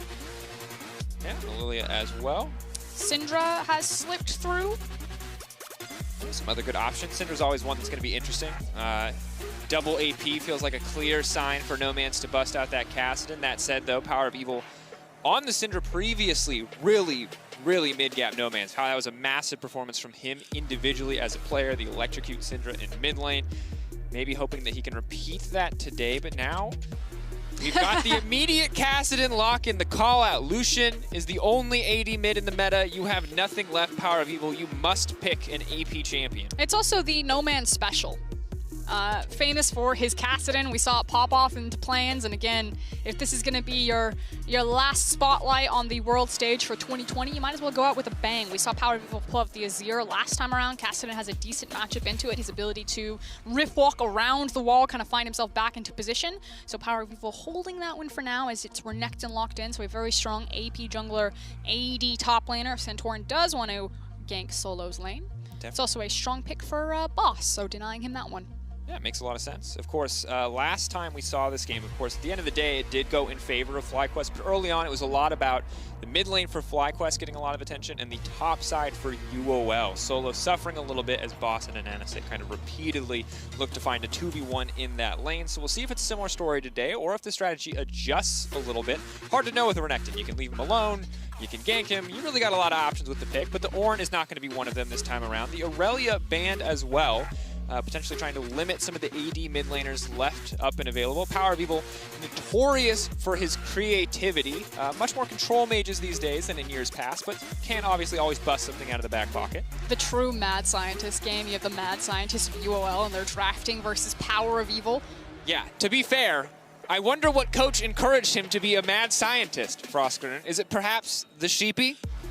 On the opposite side. So yeah, history between these two teams, and Sheepy, I think, well aware of all the champions that he can bring to bear. You have some really fun facts about Sheepy, Draco. So you were telling me the other day that Sheepy is really obsessed with micro interactions in team fights in particular, and a lot of the teams that he's coached for really excel in those team fights. And you see that from UOL. They are willing to flip on everything. Not only are they very talented players, all making Master or Challenger on the Chinese Super Server, attending Worlds this time around, but their attention to detail in team fights, I think, really is a hallmark of what you were explaining to me about Sheepy and what he prioritizes as a coach. Yeah, it's how they utilize their VOD review time. Often the frustration of many European teams previously with the Unicorns of Love is it takes a long time to break down everything that could go right in a team fight, but also shows you how some of the best team fighting players have come in from the LEC. Players like Hylissang, obviously training under Sheepy. Players like Vizichachi as well, two obviously big team fighting giants. But now we have the Vayne locked in, and I suspect going into the mid lane in the hands of none other than Power of Evil. And No Man's, again, was absolutely bodied horribly. Orianna versus Syndra, Power of Evil smacking him down. And sadly, I don't think it's going to be a different story this time around. For UOL, it's going to be about weathering the storm here in the early game. I feel like Lulu is a solid pick here, not only because it synergizes really well with Gadget's Twitch, but also if she can get close enough to Vayne, can just ruin a Vayne's day. You chain a polymorph into an exhaust, and you can hopefully slow her down long enough where the where your team can find her and pop her like a balloon. But ooh, this could be a big yikes, big send-off for UOL. See a lot of firepower coming out of FlyQuest. This is definitely one of those compositions where if it ever gets online, it feels pretty unbeatable, but it's going to be difficult to get online, and FlyQuest certainly have the tools to dismantle it at every turn. The final pick here, what is it going to be? Another Blitzcrank game for Ignar, perhaps? And there it is. Doubling down on the good level 1 from their previous match versus TES. Has to be riding a high. You know Blitzcrank's a confidence champion. If you believe it, you can hit those hooks. If you're doubting yourself, you're going to miss every one. It can also be a little bit challenging to play Blitzcrank into Lulu. Now, obviously, the hook range can give you a slight advantage, but again, polymorph as he Blitzcrank runs up to you to try to set an angle for a hook can ruin your entire day and allow you to just zip to safety. Yeah, polymorphing the carry too as you get pulled in and your Twitch unloads with that ultimate. It's certainly not as easy as just pulling in on the hooks, at least in the laning phase, but we'll keep our eyes on it regardless. Now, so far, the story for Worlds has been and will continue to be the importance of level 1s. Jungle control is very important. The slightest edge to either laner could mean a lane advantage, which turns into a jungle advantage. The slightest edge to a jungler means a jungle advantage already. So at the end of the day, level 1's really important. Dracos, that is all valid. And yes, we can talk about this till the end of time. But I'm telling you, I want to party. Yeah. NA, LCL, the rocket up to the airport. We're meeting in the Starbucks above. I want a full fiesta here. Like, if we're gonna go out, we're gonna go out swinging. I want like the bar fight, the fiesta. I want the circus in town. You're over the like MMA in the octagon. You want the wild west out here, huh? Yeah, I just want everyone to be shooting from the hip right now. Just very reactionary League of Legends. Like, I'm here to style on kids. I'm here to make you remember. That's what Power of Evil did last time. Again, see if he can do it again. See how Solo's feeling in this game as well. Obviously stepped up big time in the previous match. Boss, though, continues to be a force to be reckoned with on the top side of the map. And I'm looking at it, Frostkern, and this music just filling me with tension. Because I know level 1, if anyone's going to fight FlyQuest, see TES backed off last time, looking to pick a better avenue to fight, ultimately still losing out on the level 1, but picking a better timing. UOL feel to me like a team who are going to take the fight head on. I always like to say they're one of those teams that when you smile, they smile back at you. Yes. And it's this idea of like, you down to dance? Because I'm down to dance with you. Surprisingly tame metaphor for what Unicorns of Love do, which is, again, bar fight. Bar fight. Just constant, scrappy engages. Feels like you say one bad thing about one of their players and suddenly the other four are just like, excuse me, what'd you say? They're flying out of the woodwork. Like, calm down, he said he didn't like my tie. Who doesn't like your tie? Just bam. Look at those uniforms. You have to like everything about that. I missed the full tracksuit, though, I will say that. The tops are cool, too. There it is. Woo! Boss looking fresh. Unicorns of Love, FlyQuest. Final games we get to see from both these teams. Let's make it a wake, not a funeral. Let's see what both these teams can bring to the table, how they can perform in their final moments. Today is about celebrating what we have accomplished this year. Unless you win the World Championship, everything will end in defeat. It is only one team that gets to end their 2020 season on top of it all. So for now, swing and a miss to start it off, but I like where our brain's at right now. I also just caster cursed them because I was like, they're going to fight. They're all going to fight. They're going to put everything on the line at 30 seconds into the game, and I was completely wrong. They're chilling, they're waiting, they're playing back. They're respecting the Blitzcrank. They saw what happened to TES in the previous game. They're painfully aware that they do only have a level 1 Kassadin here against a lot of champions who are much stronger at level 1. That said, maybe they 5-stack in the bush and wait for a late Oh no, game. they're coming. It's coming. Here we go. Surely it's coming. Oh, here we go. Round 1. Now remember, chat, the first rule about Fight Club is that you don't talk about Fight Clubs. Everyone be Don't quiet. clip this no matter what happens, okay? We're in the bush. Can the 5-man stack save this? Okay, they're going around the corner. Keep inside to the wall. They don't even know. Surprise! Wild Turtle, 4-shot, now coming out. Santorin's going to be in trouble. He gets the smite down, but now he's running for the hill. He's ticking away. That's some deadly venom, but it's not quite enough to finish the job. Santorin still grabbing the camp, and No Man still has to run for his life. FlyQuest, they avoid disaster, and at the end of the day, I think they come out on top because Power of Evil just won lane. Yeah, lane is a pretty big yikes for No Man's right now. No Man's, you cannot walk up to that, sir. Good sir, please, back away. And like you said, Santorin, he got the Raptor camp. He's already level 2. He manages to hop his little butt all the way to his own Raptors, and he's now double Raptor into red buff. He's going to be feeling very good. And No Man's is just waiting for mercy for this wave to crash into his tower and hopefully farm safely. I mean, to be fair, this is very thematically accurate. Vayne is basically Lady Van Helsing, right? And No Man's is playing Vampire. How are you going to make this one work, Ed? No, I'm just saying, this is just thematic. Like, we've got the theme, the lore matchup in the mid lane. Because as you know, the audience's favorite thing is to hear about the lore of League of Legends in the midst of a very highly competitive esports. Take the tower shot, Power Evil. Yes. Okay. All right. Now, Power of Evil is going to feel really confident to do this because he knows that Ananasik is going to be on the top side of the map. He's got a nice little ward on his top pixel brush, so he can be as aggressive as he wants here. Now, with Solo also crashing this monstrous wave topside, he can either get a cheater recall, which I expect he'll do. He should walk into this brush.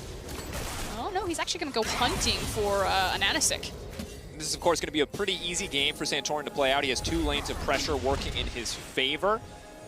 While Power of Evil does have to back off here, so maybe they have to concede something elsewhere. The good news for UOL is they are sustaining pressure on the bottom side. The range advantage of that Lulu, as well as her early poke damage, makes sure the Gadget can at least push in for now. Will get harder as more levels get under the belts of FlyQuest. The potential of an all-in starts to grow.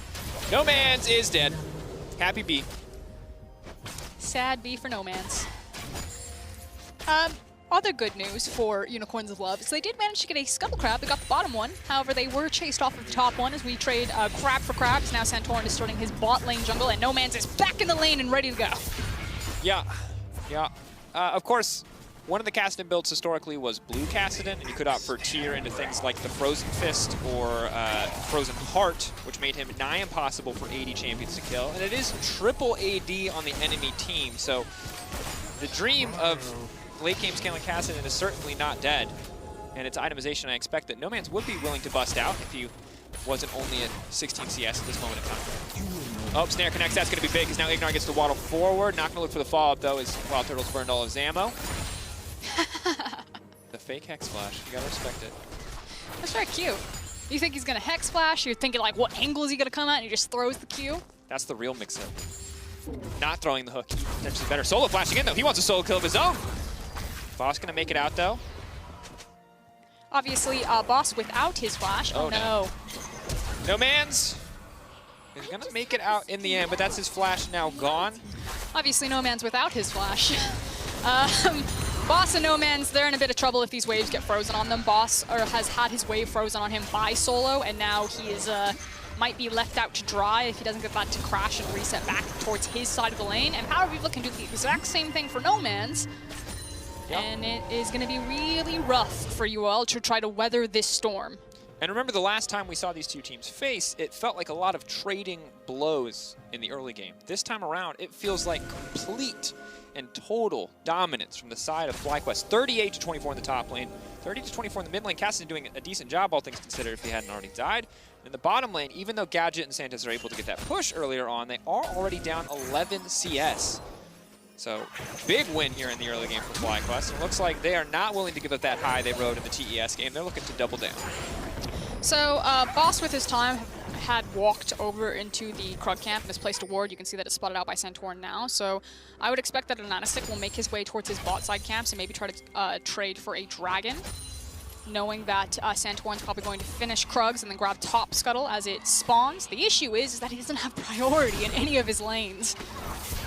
Yeah, this is a ludicrously difficult game, I think it's safe to say, for UOL to play out, as there's a little bit of bluffing here around the control ward.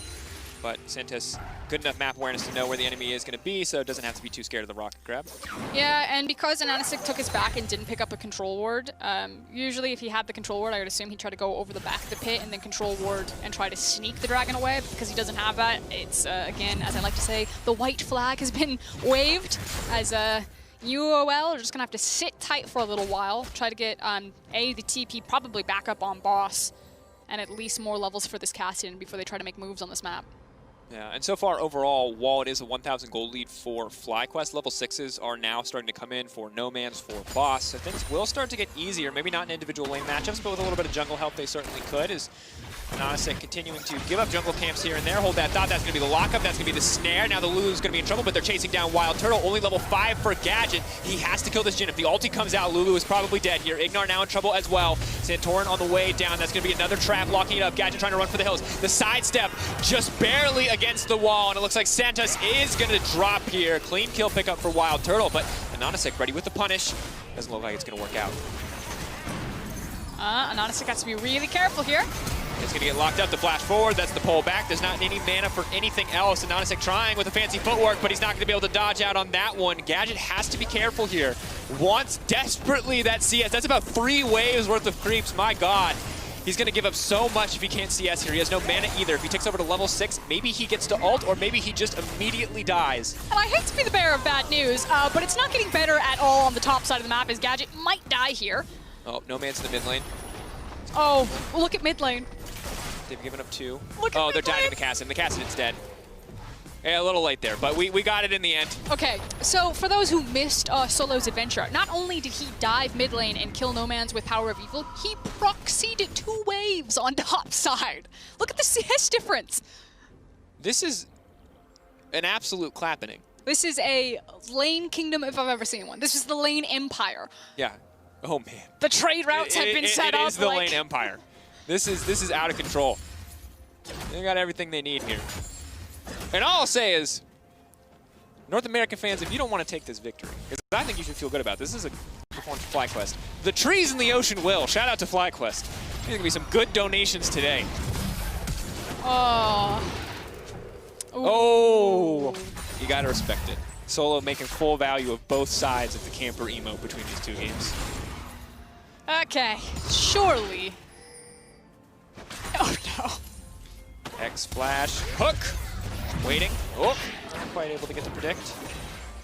So we didn't get to see the replay of what happened in the bot lane, but I do want to give special shout out to Santorin. If you guys use YouTube and go back and watch that one from downtown, that swirl seed to just tag Lulu in between the incoming creep wave and then immediately proc the Drowsy on the ultimate was just very nicely. That was a chef's kiss sound, if you couldn't tell. And now we've got an engage on the top side, though. Big ult coming in. That's going to be traded back, though, on the Dominus, trying to one-shot the Twitch before he can use the expunge. Leaping in, leaping out. Solo, just a little bit of healing. Gadget in trouble. Minions! Oh, cast level up. Are you kidding me? Oh, baby. Gadget, a little bit of luck on his side. Can we talk about Gadget just planting his feet and just like... What? Crime City, baby! Get out! Let's go! All right, Gadget, I give you that. We wanted a little style, and that certainly was stylish. Oh, no. And the emote. It did. Swirl seed? No! Oh, that's a clincher. Wait, look at Ignar! Oh, Ignar's not done. This observer is trolling me. Hex flash. The seed. All right, there's no Twitch in the area. Gadget has made it out. No Man's has not. No Man's is dead.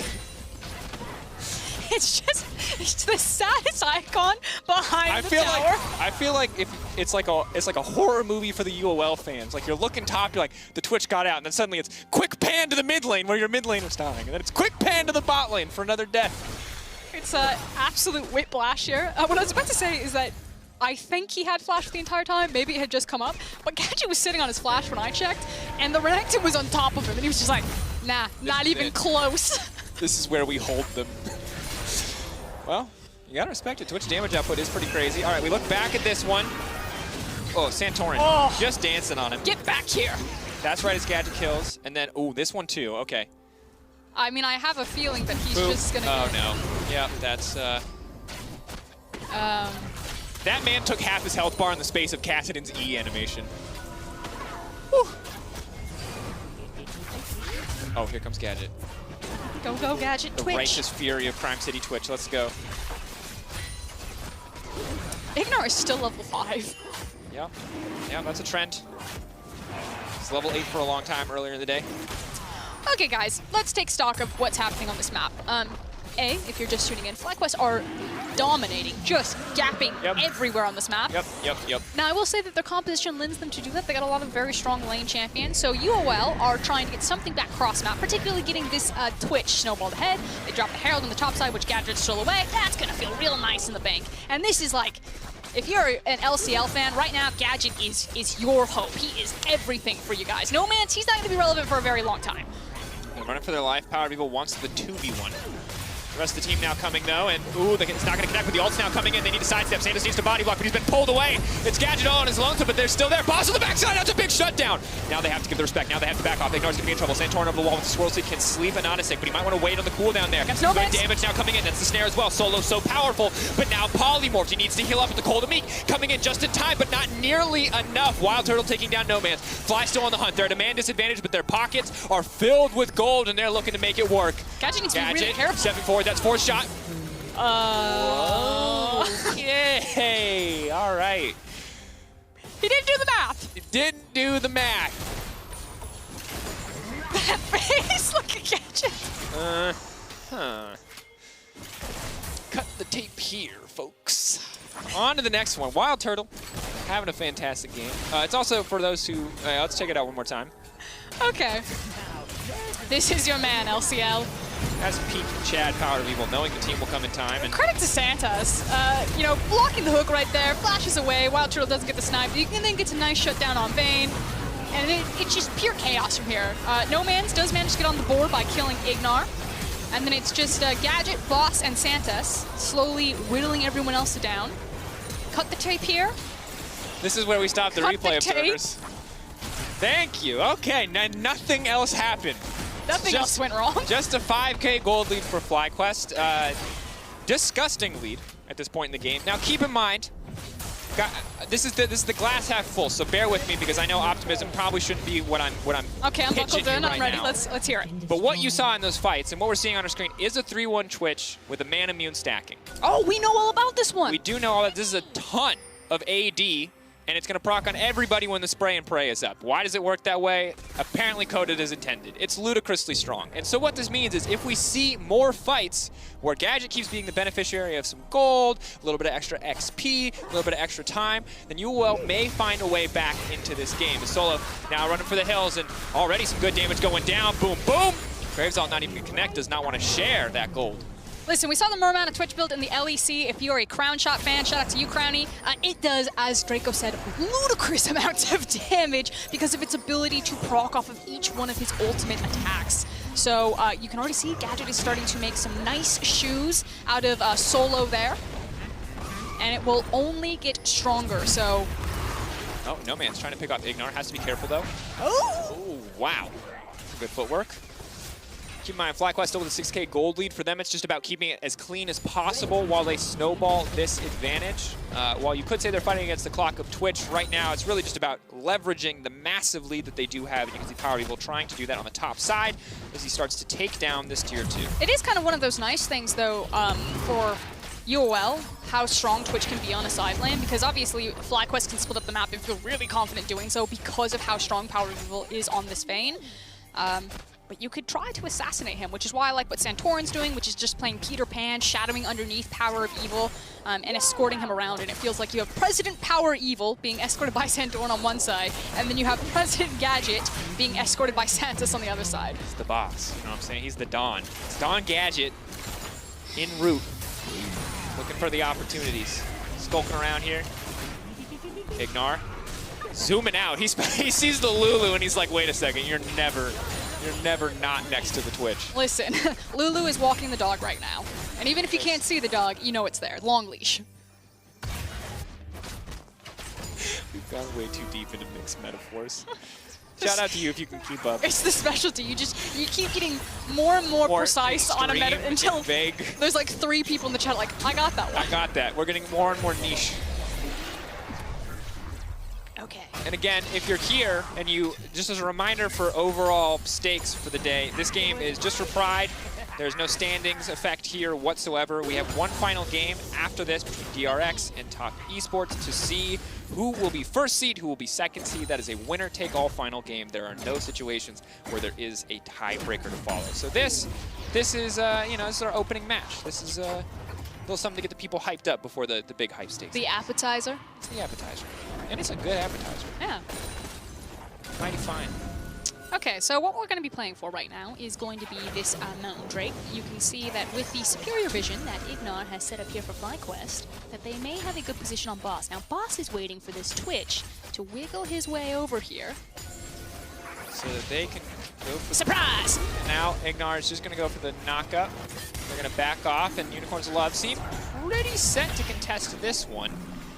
Keep in mind, Solo's still on the top side. He doesn't have a TP. Jinalt could try to steal this, but they are going to grab it.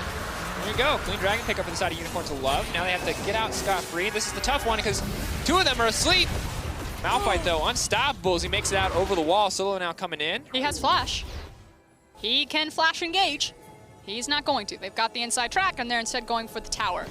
Nice patience from FlyQuest. Oh, Gadget. Oh, no. There it is. Big ulti, Solo trying to step forward. Solo slowly getting chipped away at.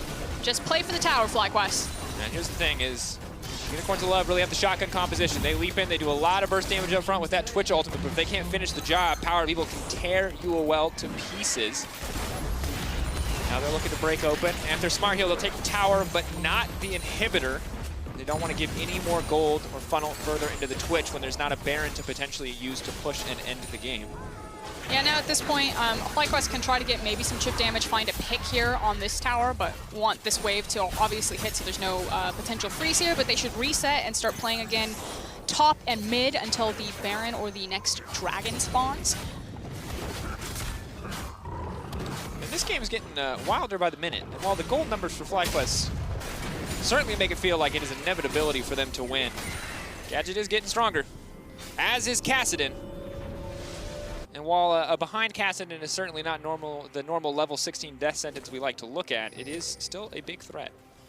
It's also really dangerous for certain members of FlyQuest to step too far forward. You can see Gadget trying to see if Wild Turtle will overextend for one of these minions. And if he does, that's a very fat shutdown bonus on that 4-0 and 2 Jin. We saw the gold graph a little bit earlier, and Turtle is very wealthy. Yeah, Turtle has 3 items now.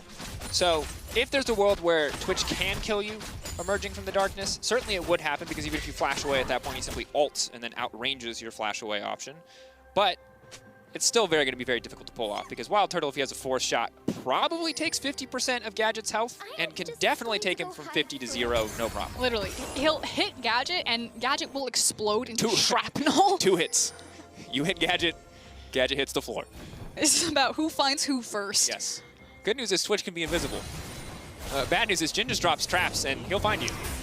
It is, of course, then very interesting in the pressure game. We often talk about, you know, who has better contest on mid lane tower. Not only do FlyQuest have the tower, but, you know, Wild Turtle can't push the wave past that anymore. Good thing is he doesn't necessarily need to because they pushed in all the way to the inhibs. Oh, they found Malphite. That's a rock. Where's he gonna go? He's sleepy. He's Here comes Power Evil. He's gonna make it out. A well-timed ultimate, but not nearly good enough to turn the fight. That's gonna be a pick for FlyQuest. Question now is, what are they gonna get done with it? Well, they can grab the minion wave behind them and continue to fish for picks off of this tower, especially because Solo is actually shoving in the wave topside. Now moving in.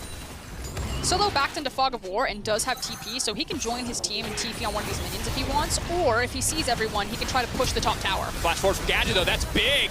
Wild Turtle now. 30% health. The follow-up. No Man's Cell looking to get some kills. These shutdowns could be massive. Power Evil going to dissuade with the condemn.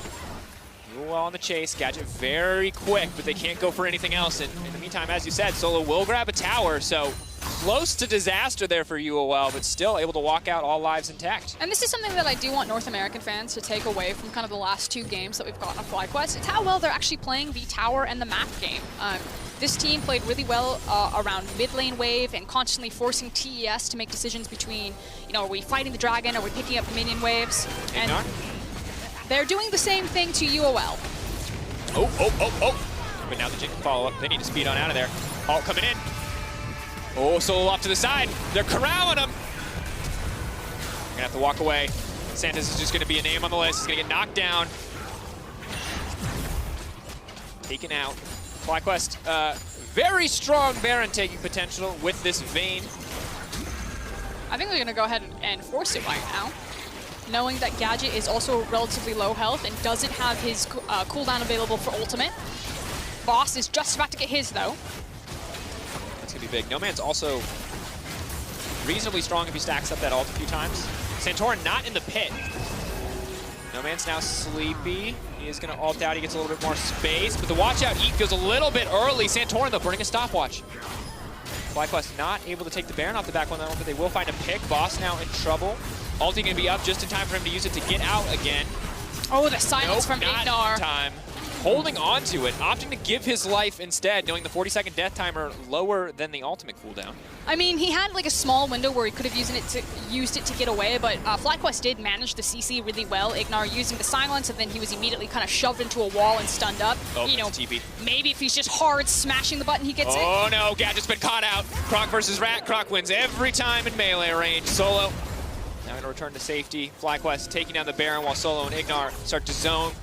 A little man-to-man defense here. They're gonna back away. TP now coming in. Solo making it out as well. No Man's trying to hunt for something, but FlyQuest have already gotten the Baron. They're just trying to find a single pick, a single denial here, but Solo is still alive. He simply refuses to go down. No Man's will grab the kill in the end, but now it's Turtle on the backside. Again, 2 shots left. 1 gonna find it. 2 looking for the finish the kill off here. 1 more auto. Turtle can taste it. He's so close. The shield just barely gonna stop it, but there's the dancing grenade and the double for Turtle. Boss now running for the hills. FlyQuest absolutely dominating here in these last few exchanges. Boss barely able to make it out this time. Oh, the minion, the hero minion, blocked the hook for Boss.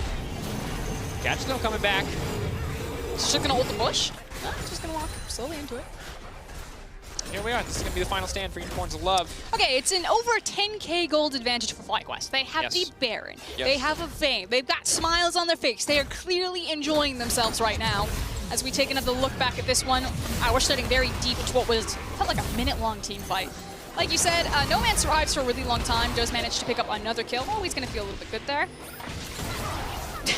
And it feels really good as Jhin when each of your shots is a kill. Now, unfortunately, there's a Lulu shield to deny that one from being a kill, but the dancing grenade is there. Easy double kill pickup for FlyQuest. And now they're gonna grab their second Drake of the game. Of course, no Drake Soul for you all to contend with, but as mentioned, I'd probably take the 12k gold lead over the Dragon Soul at this point if I was FlyQuest. Yeah, especially because it feels like whatever Ignar catches, he kills. Checking in on Kassadin, level 13. Still not great. Definitely still not great. 40% CDR as he opted for this particular build path, but now we see the trap being set. Ooh, Ignar's so used to hooking people. He might not used to a little too comfortable there. Oh, pull back though, but of course interrupted by the dash from Nausicaa. It looks like. Yeah, FlyQuest, I think, actually just wasting a little bit of their Baron right there because they were trying to grab picks and no one was responsible for grabbing the wave, which means that you will get a nice safe reset for Unicorns of Love while there's nothing left to take onto the map. Look at Power View. That's a really long trek to go back and get that wave and walk it in. Yeah, a little bit time consuming. Of course, 2 items there with the Ginsus, as well as the Blade of the Rune King. Half an item on the way, so feeling pretty comfortable. Oh, there it is. Thank you, observers. 700 out of 750. We also have the Seraphs now finished. Now, one of the things about this build is obviously Twitch is going to want to try to build it off of CSing rather than just spamming his abilities. He can, you know, ambush kind of back and forth from lanes, but he can't stack it as quickly as things like an Ezreal can by spamming abilities just due to the length of his cooldowns. The fastest that we've seen a stack, I believe, was 14 minutes with Crown Shot. Yeah, that one was a little nutty. That game got very quickly out of control. Yes, it did. But for now, FlyQuest looking to make this a victory lap. Had a dominant early and mid-game performance so far, and they're going to play this one slow. Maybe not what you'd expect from a team with a 13,000 gold lead, but they respect the Twitch, they respect what Gadget's been able to do from Fog of War, so they will just chip away at this, not looking to risk anything here when they don't have to. Okay, Gadget got it. There it is. All right, big 3-item Twitch. Really the only person you need to keep your eyes on, that and the Malphite. Casting with maybe some cleanup potential, but if Gadget's not doing most of the damage, nothing's gonna happen. Also, it just takes Ignar just catching Gadget once. Yeah, he's got a Lulu, but big one misstep and he can pop him like a balloon. Heals coming out, but now the flank coming in from Solo, and again, with Twitch all down, a lot of that threat is gone. We talked about how FlyQuest kind of wasted a lot of their Baron buff because they were trying to set up picks in the red jungle side, but no one grabbed the wave. You can see that the Baron has now fallen off, and they have yet to crack anything farther. We're looking at Ignar to find a hook, as Unicorns Love actually have a lot of time. Trying to clap on Solo, but you got to keep your eyes on that hook coming in from Ignar, trying to pick him off, and No Man still going to be able to cancel that grab and make it out. So that's a clean pick. 41 seconds till Solo's back up and alive, but it doesn't mean giving up their bottom lane tower. No, they're able to clear the way fast enough. Even the third shot there from Wild Turtle, not quite able to close it out.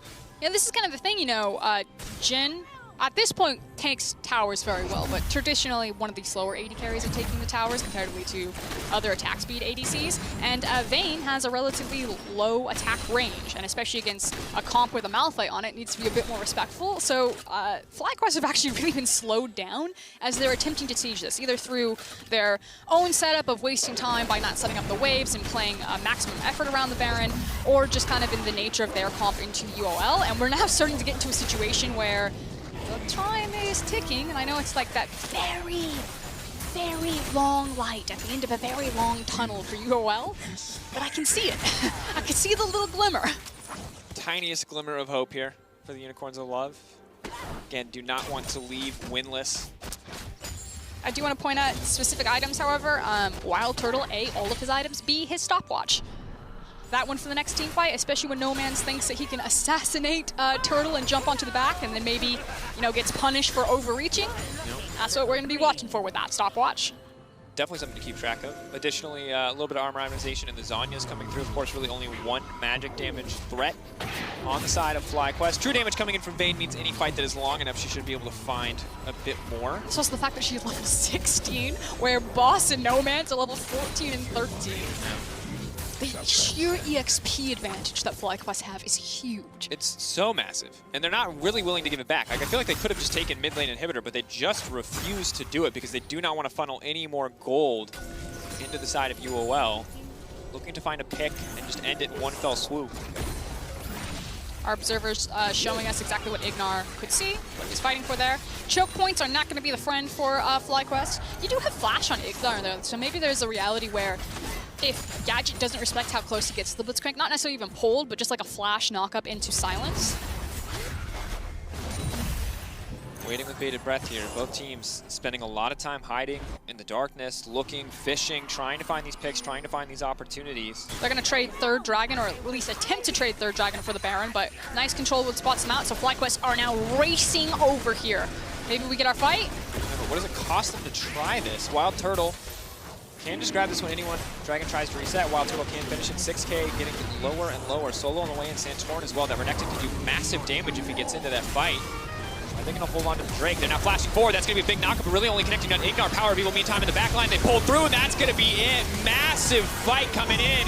Gadget getting isolated, getting picked off. Anonisic trying to get anything back, but it's not going to happen. Quadra kill for PoE. Oh, and he's on the hunt for the Penta.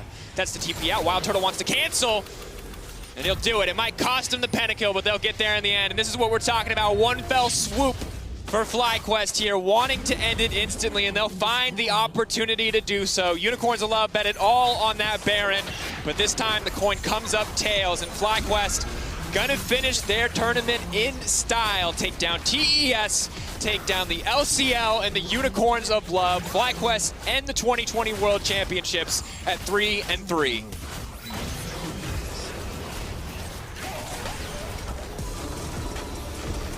You'd feel good about that one. The sad gingerbread man coming out, Turtle was like, I didn't want to take it. He was going to TP to safety. I had to do it. It's true. Quadra kill for PoE. And I mean, this is the thing, is that obviously there's a little bit of hope that springs up in your heart as a UOL fan when you see Twitch, you know, be able to like pretty much 100-0 somebody. But then you remember, oh, the second Twitch's ult is gone, Vayne's going to kill everybody. I'm sad that we don't get a replay. Did he flash forward over the wall and just get immediately checked by Vayne? He might have. I'm going to be honest, I lost it in the heat of the moment. My only goal was to keep my eyes on Gadget, and then he was just kind of in this pile of bodies much larger than him. So yeah, I hope maybe we get the replay. Maybe it could be the Mercedes drive to victory. Production. And again, this was our final goodbye for Unicorns of Love and FlyQuest. Unfortunately, the journey ends here. But you can see some smiles left on the players' faces for both sides. I think, you know, some pretty big takeaways. The first time you all played FlyQuest, it looked much better. You know, it was a come from behind victory and heroic performance from Power of Evil to allow FlyQuest to pick up their first win. Second game, that was a bit of a lane kingdom. Yes, it was. That was third one. Second game was also beautiful level 1. I mean, FlyQuest have shown us a huge variety of ways that they can succeed. But of course, our Oppo player of the game, none other than Power of Evil himself, winning lane before lane even started. He was absolutely out of control. And just really catching people off guard with how much damage he was going to do as Happy Bee comes out through there. And I think this is the moment. Okay, so watch Gadget. I think he flashes forward. Okay, no. Yes, he does. Yeah. He had a choice. Either stand there and die or flash over the wall and... Die a hero to Valhalla with you. Is he yawning? No, I think he's blown away, and then he's sad that he doesn't get the pentakill. But a fantastic game from all of FlyQuest. Really 2 bangers to end the day for the team overall. Yeah, I'm not sure what else to say about this group. I think it's really... I'm sad that we didn't get to see more from UOL, and I'm happy that we got to see FlyQuest show up, but it is a bittersweet as ultimately it will not get them out of groups. And of course, we are saving the best for last year in the World's group stage as the fight for first between Top Esports and DRX is up next. Don't go anywhere. You do not want to miss this one.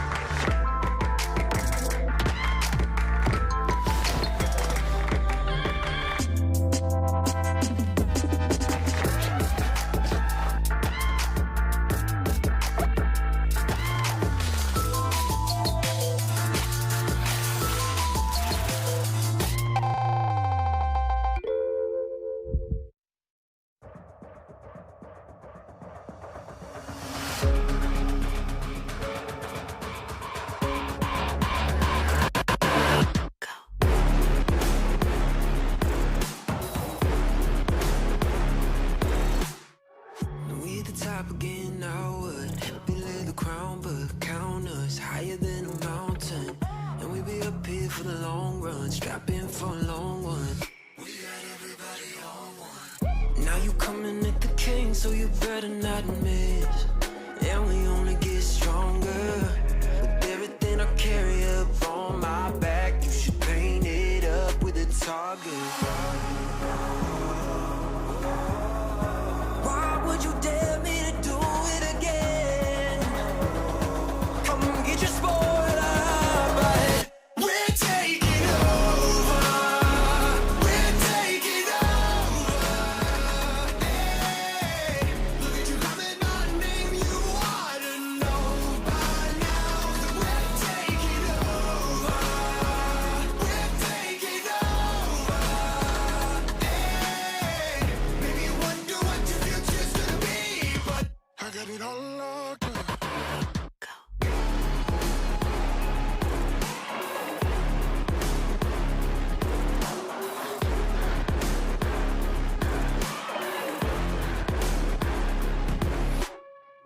Take a lap now, don't be mad now.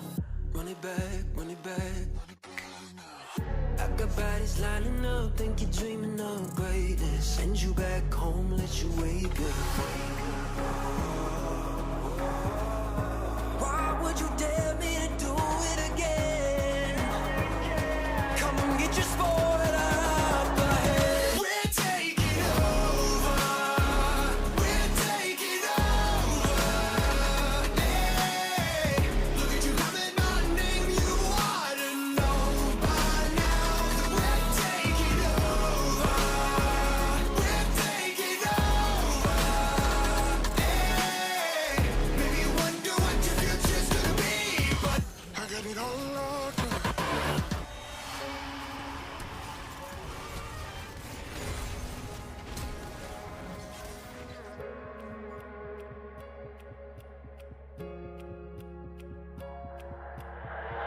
在以后，除了是傻子，还有其他吗？我左右，键盘琵琶在时间滴答着，还不够。你的固执让我来守候，哪怕太迟也不想以后。就在这时放肆的挑逗。I got the heart of a lion, I know the harder you climb, the harder you fall. I'm at the top of the mountain, too many bodies to count. I've been through it all, I had to weather the storm.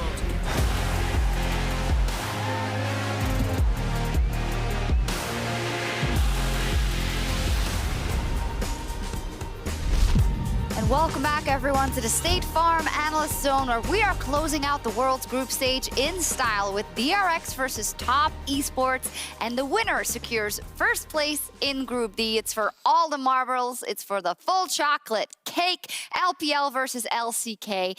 And, well, at the beginning of the day, we thought maybe this will be one where there will be a tiebreaker afterwards or whatnot. But Top Esports did drop that game to FlyQuest, and now we're here. Who'd have thought? Who'd have thunk it? I did, 100%. You knew it before? Yeah, no, I always knew. I think that we're seeing a pretty interesting trend here, though, where the top seeds seem to be dropping pretty random games. I think the only exception was Group B, where Damwon actually ended up losing to JDG, and of course still securing that first place spot. But still, we've seen a lot of like surprise upsets kind of come out of nowhere that didn't necessarily influence the groups, but this one today could be huge. So and that NA Week 2 meme that is NA actually Week not 2. alive anymore. Yeah, it actually died. Exactly. We'll talk a bit about that at the end of the day, I am sure. But let's look at it from the focus of these two teams. First up, DRX, who has been having a great group stage, but did drop that game to Top Esports last week. And I think they'll be looking to prove that they are an even more serious contender than what we take them for by taking down Top. Yeah, so last game, they actually had a really clean game. They were ahead 2 to 3K throughout the game. They found the place, especially on the Nocturne early game. And suddenly it swung with multiple dice. I mean, with this play going wrong. And then suddenly you're also on the opposite end of a team fight that you wanted to win in the mid lane. So DRX actually had an overall clean game, and there was nothing wrong with their approach. I just think they should have been a bit faster with the way they were playing. I felt like that DRX, though, were always in a bit of a draft disadvantage, because I felt like that everything that Top Esports picked for themselves had a really good answer to what DRX wanted to do. They had the Nocturne mid to deal with the Quinn. They had the Nocturne mids to deal with the Twisted Fate. They had Nocturne mids. Like, but also, I think the way in which the composition built around that Nocturne mid, enabling Knight to really carry in team fights as well, was a really strong setup. So I honestly think that the draft kind of gave them an opportunity to fall a little bit behind, to then bounce back later on in some of the fights. Well, Maurice, you talked about what we see on screen here a bit earlier as well. The fact that Top Esports is such a caliber of a team that even if they're a bit behind, they will take those opportunities where they have even just a small window and keep pushing and get that victory. Yeah, simply because they have the ability to do so. All of their team members are actually pretty fine in team fights. They all know what their role is. And obviously speaking, like especially when you see Jackie Love approaching a team fight, he kind of knows what he has to do at any point. So they're really behind him, especially when it comes down to it. And they have the confidence to actually execute any team fight when it comes down to it. So we talked about the DRX perspective and wanting to prove that you can go toe-to-toe with Top Esports. But what about Top Esports now? Ran into the LPL Kryptonite, which is an NA team. And all of a sudden, for me, knocked down a peg in terms of kind of what is surrounding them, in terms of mythos and in terms of how good they can be. And I know that's maybe unfair because it's only one game. But I think that they're going to want to prove that that was just a blip on the radar. I think so as well. I think that what we saw there was a bit of a draft step mistake with the Urgot and some of the other picks they drafted for themselves. Slight mistake, yeah. Yeah, just a little one. But I also think that it goes to show that if you can get an early advantage against this team and keep the pressure up, they're a beatable team. Like, again, we've talked about how they are a team that's willing to go and fight you, even when they're at a deficit. They will take some of these gambles that many teams don't often take, and they will push you to the limits, and they'll challenge you to test you to see if you will actually be good enough to punish them. And I think that when they're in advantage, sometimes they don't get as punished as hard, but when they're at a disadvantage, you can see how that can quickly snowball, and I think FlyQuest demonstrated that beautifully earlier today. A bit of ego, I heard, when this came out in the draft. This is, of course, from last week. We had the Draven pick coming out, the Nocturne, which was then perfect, according to Vedius as well. The Quinn in the top lane. So something tells me they won't go as daring in this one specifically, just because what's at stake. Amazing. What do you think? No, I don't think so either. And I don't think they have to, because we talked about the DRX baseline, but the TS baseline is also there. They're obviously like higher up there. They know what they have to do at any point in the game. And I don't think that them, especially the game against FLICKR, if we think about it, what the mix-up of the champions that they put into the comp suddenly made it so they didn't quite have the routines come in from practice, and it felt like that was disrupting their play. And I don't think they have to do anything cheesy against DRX. They don't. Let's look at a couple of matchups then. Knight versus Chovy in the mid lane. And I was informed by the stats team that Knight's stats actually don't look as like as incredible as you thought they would. But I think that also factors into how TES likes to play. Well, it's also the Nocturne mid pick. It's Oh, not yeah. Actually, it's not a great stat booster, I will be honest. It's a great champion, not great for the stats. But I think that Chovy as well, he is a bit of a statistical mastermind He too, is. given that he is so dominant in lane. Call him an KDA player? Yeah, well, oh god. Yeah, look at it, so high, 8.8. like, but I think that whenever you see these two mid laners meet, it's always going to be a treat because of how highly skilled both are. And I think that both in lane, out of lane is where you're really going to get to see their impact. And I think that they're just so talented, and it's always fun to watch. Yeah, but we were saying that a lot, and I like the Nocturne also, but I really want to see it be all about them because we know how crazy good Knight is, right? We've seen all the highlight reels. Chovy, in my mind, is so a bit more reliable in that sense, where he's going to just play his lane and do what is needed for the team and do it expertly. But I want to see a pop-off Knight game. I really want to see it. I want to see something crazy. I want to see an Aurelia or something, or an Akali, and him go in. And this is just a fangirl and me talking in terms of, you know, what we could see in these matchups. Maybe it's not time yet. I think the only problem for Knight is that he doesn't need to step up. That's because true. He's in a roster with Jackie Love, who, whenever the chips are down, he's often that player that elevates the level of the team. So the day that Knight has to step up is when things really start going wrong, but you know that that's also going to be an incredible day for him. I think he's a lot more comfortable just having the action come to him. I don't think he brings the action to other people. Chovy does this, for example, especially with Galio picks and everything like that, where he's more comfortable facilitating for other lanes. And I think Knight, as long as he plays his lane, he's going to be fine. Yeah. So let's talk about the junglers also a little bit. It's a lot about the mid laners, but we haven't actually shut up about the junglers yet this tournament because of the way the meta is falling amazing. So where do you land on this one? Yeah, so for me, Kasa is kind of the Jankos, I guess, of the Chinese region, because what he does for the team is kind of facilitating at all times. He's not someone they necessarily play through, even though his base players actually picked up recently. I think PureShick is more or less quite different in a way now, where he's someone that they independently from interact with one another. So none of the lanes actually require him. He's just farming out there, making himself strong. Whereas Kasa is more or less like, as I said, the junglers of the Chinese region actually facilitates for the lanes.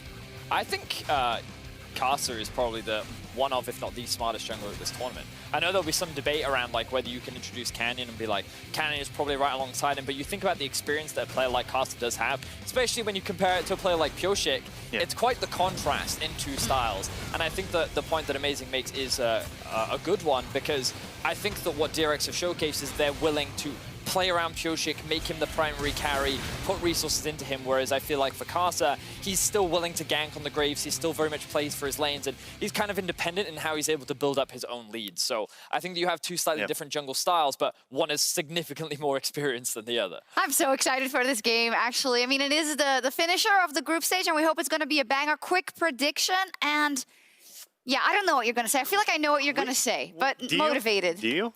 I don't know. It's for first place. I'm going with top esports. I still have faith in them coming to top. It's because they play Nocturne mid. Yes, whatever. Yeah. Amazing. They're also good. I'm going to take DRX.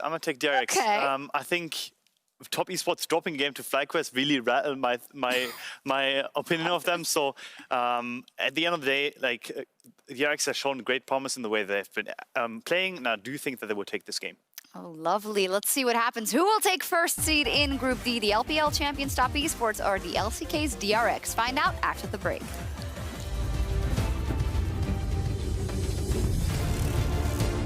This matchup has some of the best players on the planet facing off as the teams are looking to take control over Group D. There are some matchups that are just so incredibly exciting. Yes. Knight versus Chovy is probably what everyone's eyes are glued to. A Paranoia coming through here as Knight showing his prowess. Chovy grabs the kill under the Crayfish. There goes your Baron power play. Jackie Love versus Deft is another incredibly hype matchup. It really gives us a look into what we can expect when the two teams collide yet again.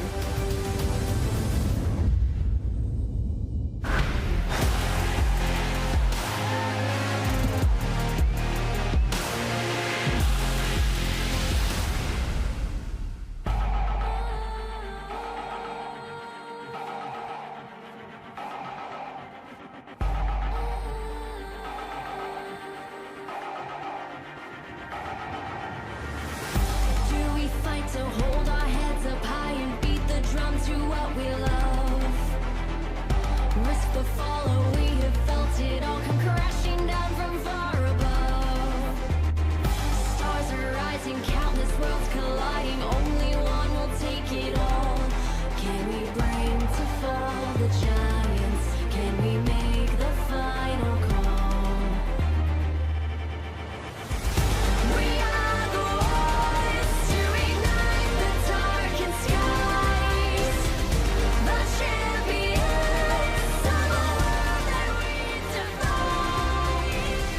A soul ray of the few who rise up high, and we all fight at the last light.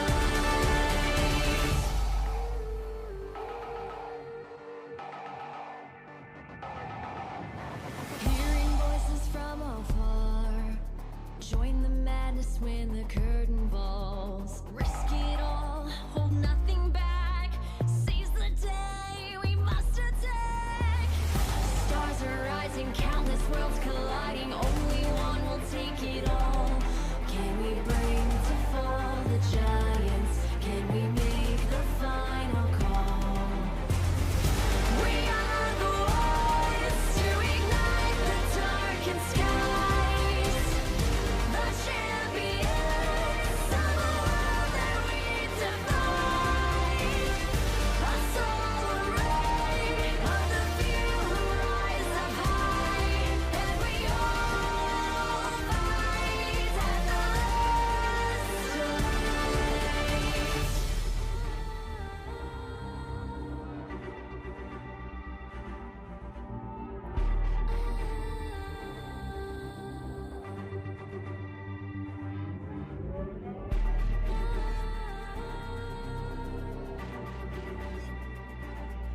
Can we bring to fall the giants?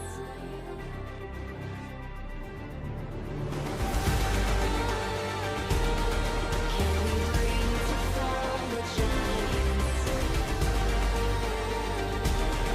Can we bring to fall the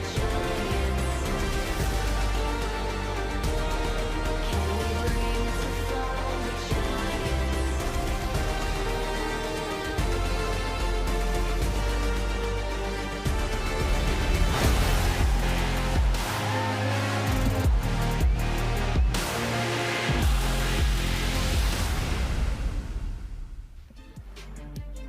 Welcome back to Worlds 2020, and we're dropping hot into this draft. DRX versus TES. We have 8 teams remaining in Worlds 2020. DRX and TES will be battling for first seed in their groups. We'll talk more about stakes later because we are already into the thick of the draft. It is Syndra, Renekton, and Lilia banned out on the side of DRX. For TES, it is Lucian, Twisted Fate, and one final ban.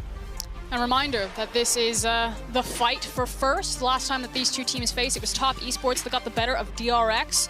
And now, winner will secure first seed and potentially dodge out on facing a strong team. This could also be a semi-rematch, depending on what side the brackets get drawn in on. So I'm just frankly excited. These are two giants that are taking the Rift right now. For me, TES, I think, sits as a heavy favorite, whereas DRX are kind of in that dark horse category. And if they have a strong showing here, they can really stamp their name and say that we deserve to be in the conversation of favorites for the tournament as well, with a priority pick on Caitlyn, of all things. We've seen Deft grab this champion multiple times throughout the tournament, and that is someone that I really want to talk about as we get into game. Deft and JackeyLove's stories and journeys to this point, even in a best of one, is just so hype as we're going fast through this draft. And right now, it looks like we might have the Chovy Galio now locked in. It may not be the biggest playmaker in the world, but Chovy certainly comfortable on it. Pioshik, with his namesake there, of course, meaning Mark in Korean. He was former Kindred One Trick, coming up on the ladder. Certainly loves to play the champion, and given his choice, he is now going to bust it out.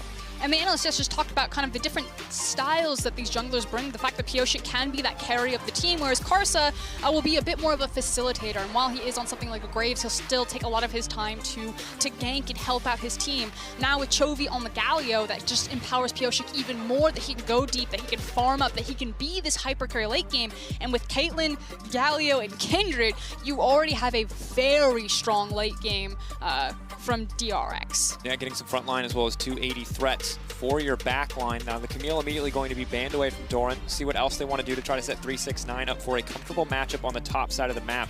With the Ashe already locked in, support is going to be the big follow-up question. Blitzcrank has been taken away. Now, generally so far in the tournament, it has been a little bit more of a defensive options for top esport, a lot more Senna, Tom Kench in the bottom lane, whereas the side of DRX, the more aggressive picks like the Dravens, the Caitlyn's paired with champions like the Pantheons have come out. So while both these supports certainly can play anything, we'll see if those stylistic trends continue. And that's also the big thing is Lux being taken away now. Naturally, Thresh has also slipped through as well as Nautilus. Both those champions can still work very well with Caitlyn here. You go maybe the traditional route of the Morgana, although I don't think Morgana's that strong, but that's also one of the big picks that we see teamed up with Caitlyn.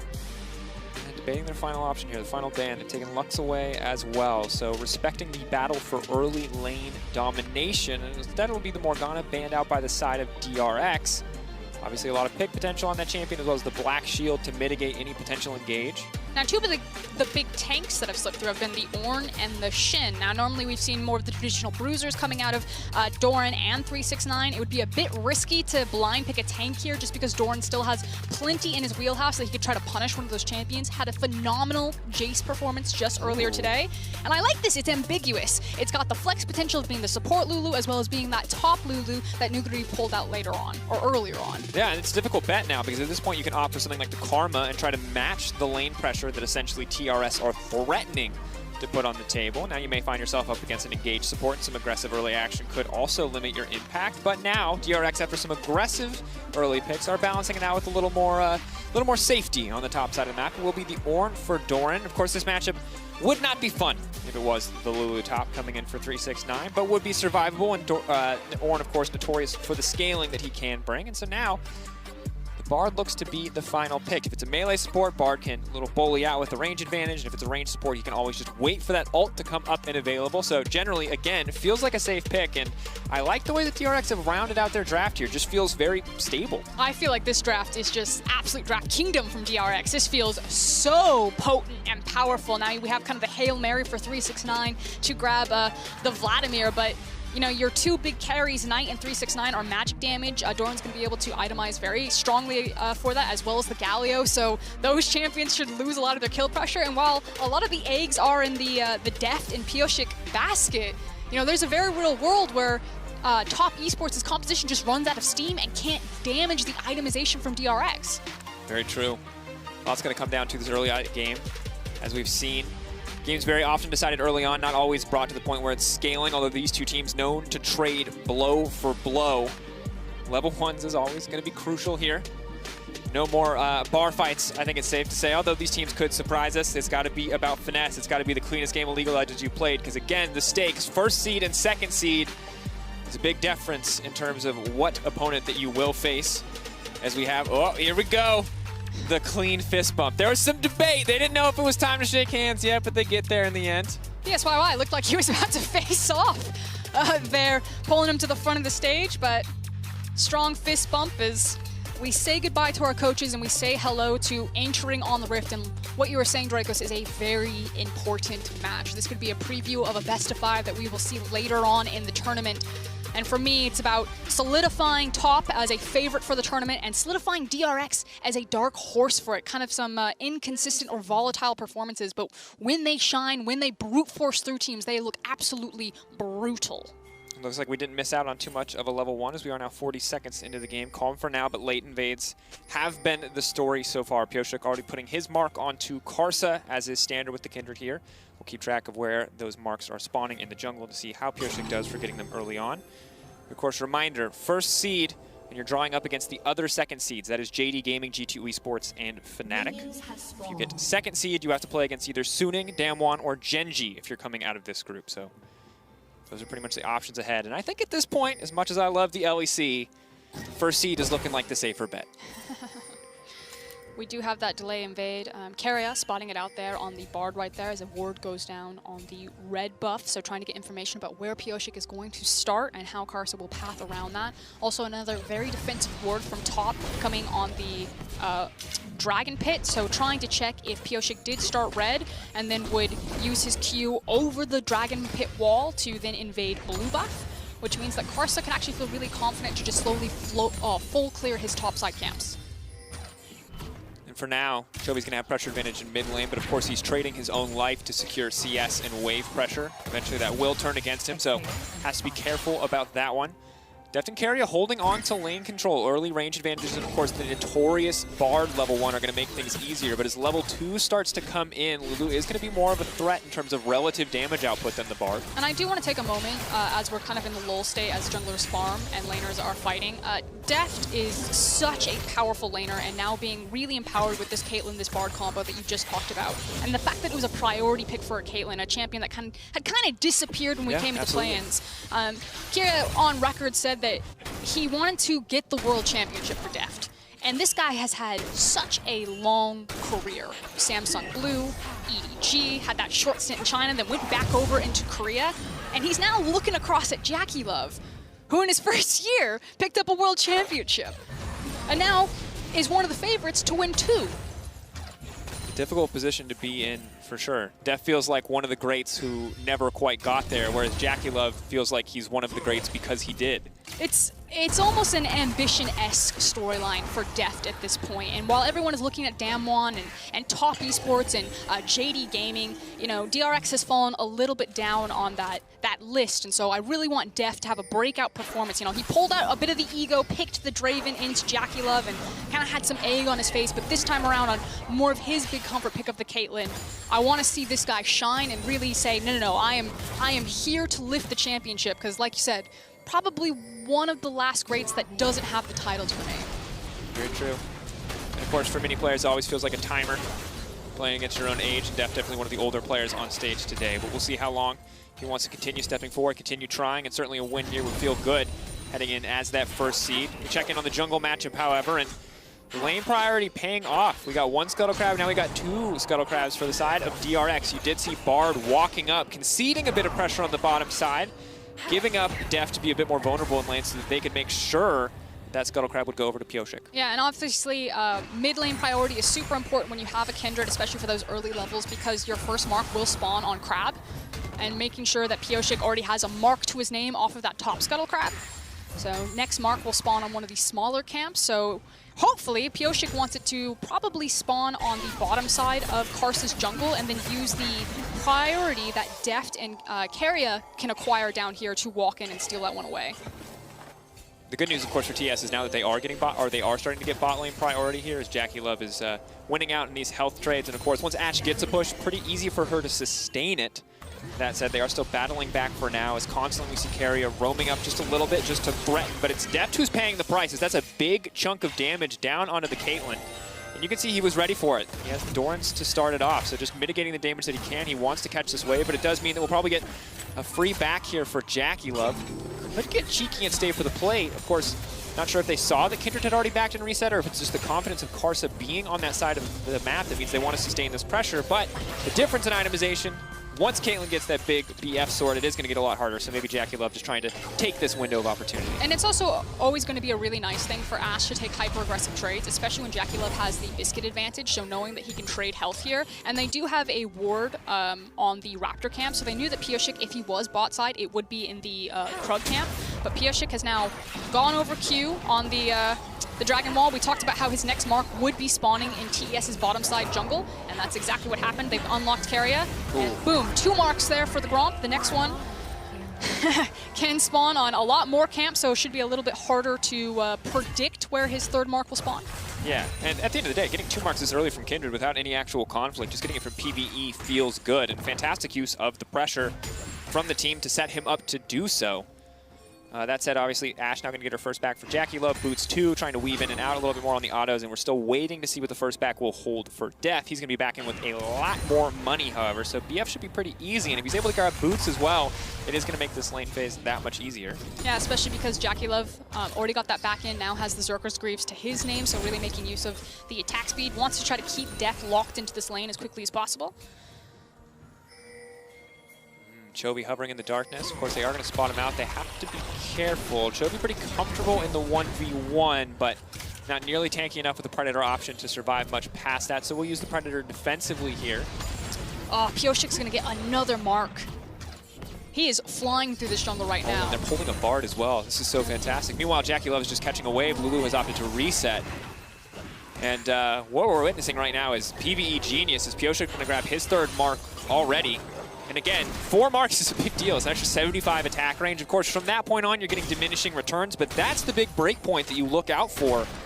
And that's going to make Kindred so much stronger in these fights, whereas normally your low range is contending with Graves. An extra 75 makes it much, much easier. And I really want to compliment all of the resources that DRX have put into covering Pioshik there. You know, like you said, pulling up the Bard to help invade on the Raptor camp or be there just in case. Chovy constantly contesting for pressure, moving with his jungler. Just really beautifully done in the first 7 to 8 minutes of this game, even though it feels like no action has happened, to put Pioshik on such a huge advantage. Yeah. Of course, we checking across the map. CS numbers are relatively similar. No one giving up massive lane advantages quite yet. The big difference on the top side is going to be the Cole for Vladimir. 369 taking one from the book of Nagri on that. And obviously, Vladimir is always going to be this massive late game scaling threat. When he's strong, it feels like there is no room to interact with that champion. But that said, you are going up against the incredible gold value that Ornn can bring to the table with some of those item upgrades. Now, the initial resets have come in. Dracos, you were talking earlier about the BF sword for Jakilov. He now has it, and you can see that they have much more control over here. But I do want to compliment Jakilov. Walked over and actually peeked in on the Gromp camp. Pioshik was in a reset. He checked his red buff and is now on his own Krug camp. So finally, Karsa will slow down some of this mark stacking by denying the 5th mark away from Pioshik by taking this Gromp, and now handing the blue buff over to Knight. Yeah, solid so far. Pioshik does have a control ward, though. If Karsa peeks in, like if they get information that Karsa moves to topside when his camps spawn, Pioshik can try to go over the wall and solo the dragon, which is why I think it puts pressure on top to try to get mid-priority here by pulling Karsa into lane and rotate into Infernal. Thing is carry's only level 5. That arrow still connects. Wow, big hitbox. Definitely gonna go over the wall, though, to make it out of this one. Clean portal to take him out to safety. The sidestep to dodge the stun is big, but they can't quite finish the job. Are they gonna push more for this one? It doesn't look like it. Good pressure coming in from TES, but the fact that Def survives that is a miracle. Really cleanly played from both teams, and this is what people wanted to see when you have such superstar-studded rosters take the Rift. You know, the Bard portal was so nice, but the sidestep from Lulu to make sure that Bard couldn't connect the Q on the stun. The fact that the arrow didn't connect to start it up. And now we have a trade, a handshake on these objectives. Infernal for top, and Herald now for Pioshik. Immediate trade back. Of course, Def not really able to win out on the sustained damage trades. Here is, little Lee Sin BM there, knowing he wants to fight out on that 1v1. Look at Knight. He's standing on the Raptor camp. I think he was denying the Raptors themselves. So now, thank you, Observer, showcasing that Pioshik decided to handshake on it, took the Herald, knowing that the fight was lost bot side. He did his Raptor camp while the skirmish was happening, then rotated immediately up into Herald, checked over for the Raptor camp, and Knight brilliantly stole that one away, so denying now 2 marks away from Pioshik. And I'm just double checking that we got the number on the marks right, because the fact that it's continuing to spawn on Gromp and Raptors indicates to me that it might still be mark number 3 that we're waiting on, not mark number 4, but we'll keep you updated. Ooh, it is mark 3. Yeah.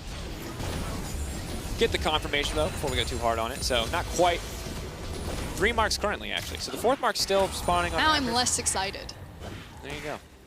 No, it has 3 marks. It is on mark 4. Yeah. So not quite. It's not the 5th mark, and it's not the 3rd mark. We're both a little off on that one. Meanwhile, on the top side of the map, we're going to continue to see... It's not a wet noodle fight, but it's kind of like a flex off. Like, no one's really doing any damage. They're just looking for some style points here. They're just looking for these small incremental advantages. Pretty impossible to extend any really meaningful lead here at this point in the game in the top lane. And I think at this point, DRX need to be a little bit more creative about how they're unlocking Pioshik. Because right now we're just sitting in solid farm lanes, and while this does really well for the scaling options that DRX still have, Kindred is no longer getting the same access into the jungle that she once was. So I think maybe you try to play behind Deft and 3v3 this bot side, and then use either a kill by placing a mark on one of the enemy champions, or then using that to snowball in. But Carson knows that Pioshik will be bot side, has denied another mark, and arrow goes wide. Arrow goes wide. Ooh. Unfortunate. That certainly would have been a kill on the carry. And I think the big response is obviously an option. We'll hold that thought as maybe we see a bit of action here on the top side, but just looks like a little bit of a health trade here. The Vladimir will bring 369 back to about full.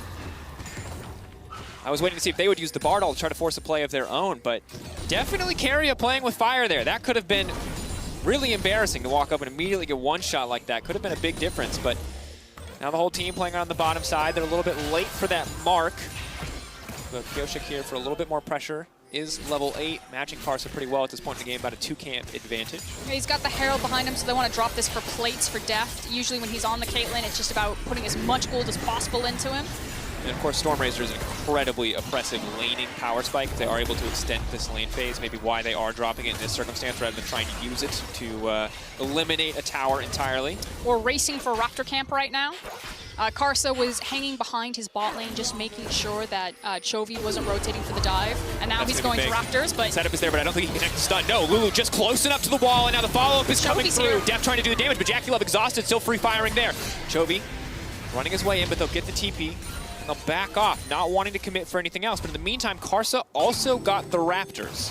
It's an arms race right now. It's Karsa trying to deny and control this Kindred as much as possible, and they had this one window where he was like, I need to go to the Raptor camp, and then immediately Kindred changed targets, tried to execute on the dive. It was Knight that caught it, so they've managed to slow down kind of the early farm scheme of DRX, and again, no one's died, but there's just been so much of a cat and mouse game, if you will, around these camps. Interchanging marks, it looks like, aiming for the Graves. Karsa has to be careful on this one. Level advantage for the Kindred. Big damage now coming in. Ornn from a very long range away can help. It's going to force the flash out from Karsa. No mark here, but we'll still take the camp away. I feel like Pioshik is down with this. Puts the mark on Graves, and it's like, I'm coming in whether you like it or not. There's either a mark or it's you. Like one or the other. Mark's on you. Mark's on the camp. Meet me there at dawn. We do battle. And in this case, they're going to be doing battle for the Gromp. Again here. As Knight checking on the red buff on that one. They're going to donate the blue over as well. This feels like such a battle. These mid laners look like they're playing mid lane, but they're not. They are both supports for their junglers, trying to deny enemy junglers opportunities, trying to set up marks for Kindred. Of course, we will come to a head when it all meets in more of a team fight phase. They are bringing the whole squad to this Gromp right now. We've watched so many games where laning phases ended at 2 minutes. We are teleporting for the blue Gromp fight. That's right. Oh, clean flash on the Knight. That's an excellent start to the fight, but it might not be enough. The immediate flash over the wall, but this does mean the Gromp for Pioshik, or should, as it is now respawning. The TES, they will not go quietly into that 4 marks. The flash over the wall coming out, though, certainly should mean that Pioshik can get it. You thought dragons were important, but let me tell you, this Gromp is everything, and Pioshik secures it. 4 marks for the Kindred, 75 bonus attack range, and that's gotta feel nice. Not only that, but then also so much damage onto this tower and the Cloud Dragon that will be spawning. As long as Chovy and Deft just hold their lanes, you can actually have the Kindred solo this one away, especially because Knight doesn't have TP.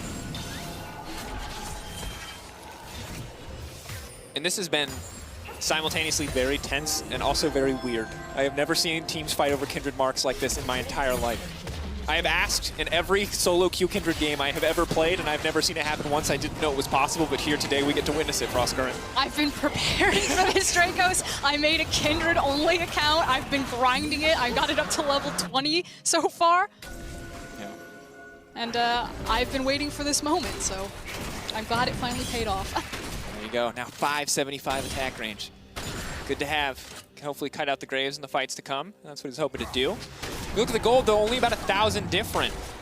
Tower taking down a lot of that standing gold means TS will have opportunities to even it out, and it is 1 Drake to 1 Drake. Mountain Soul going to be the big deal here. And of course, very important. Yeah, you can see there it said 675 earlier. It's 575 on that Kindred range. Not quite that strong.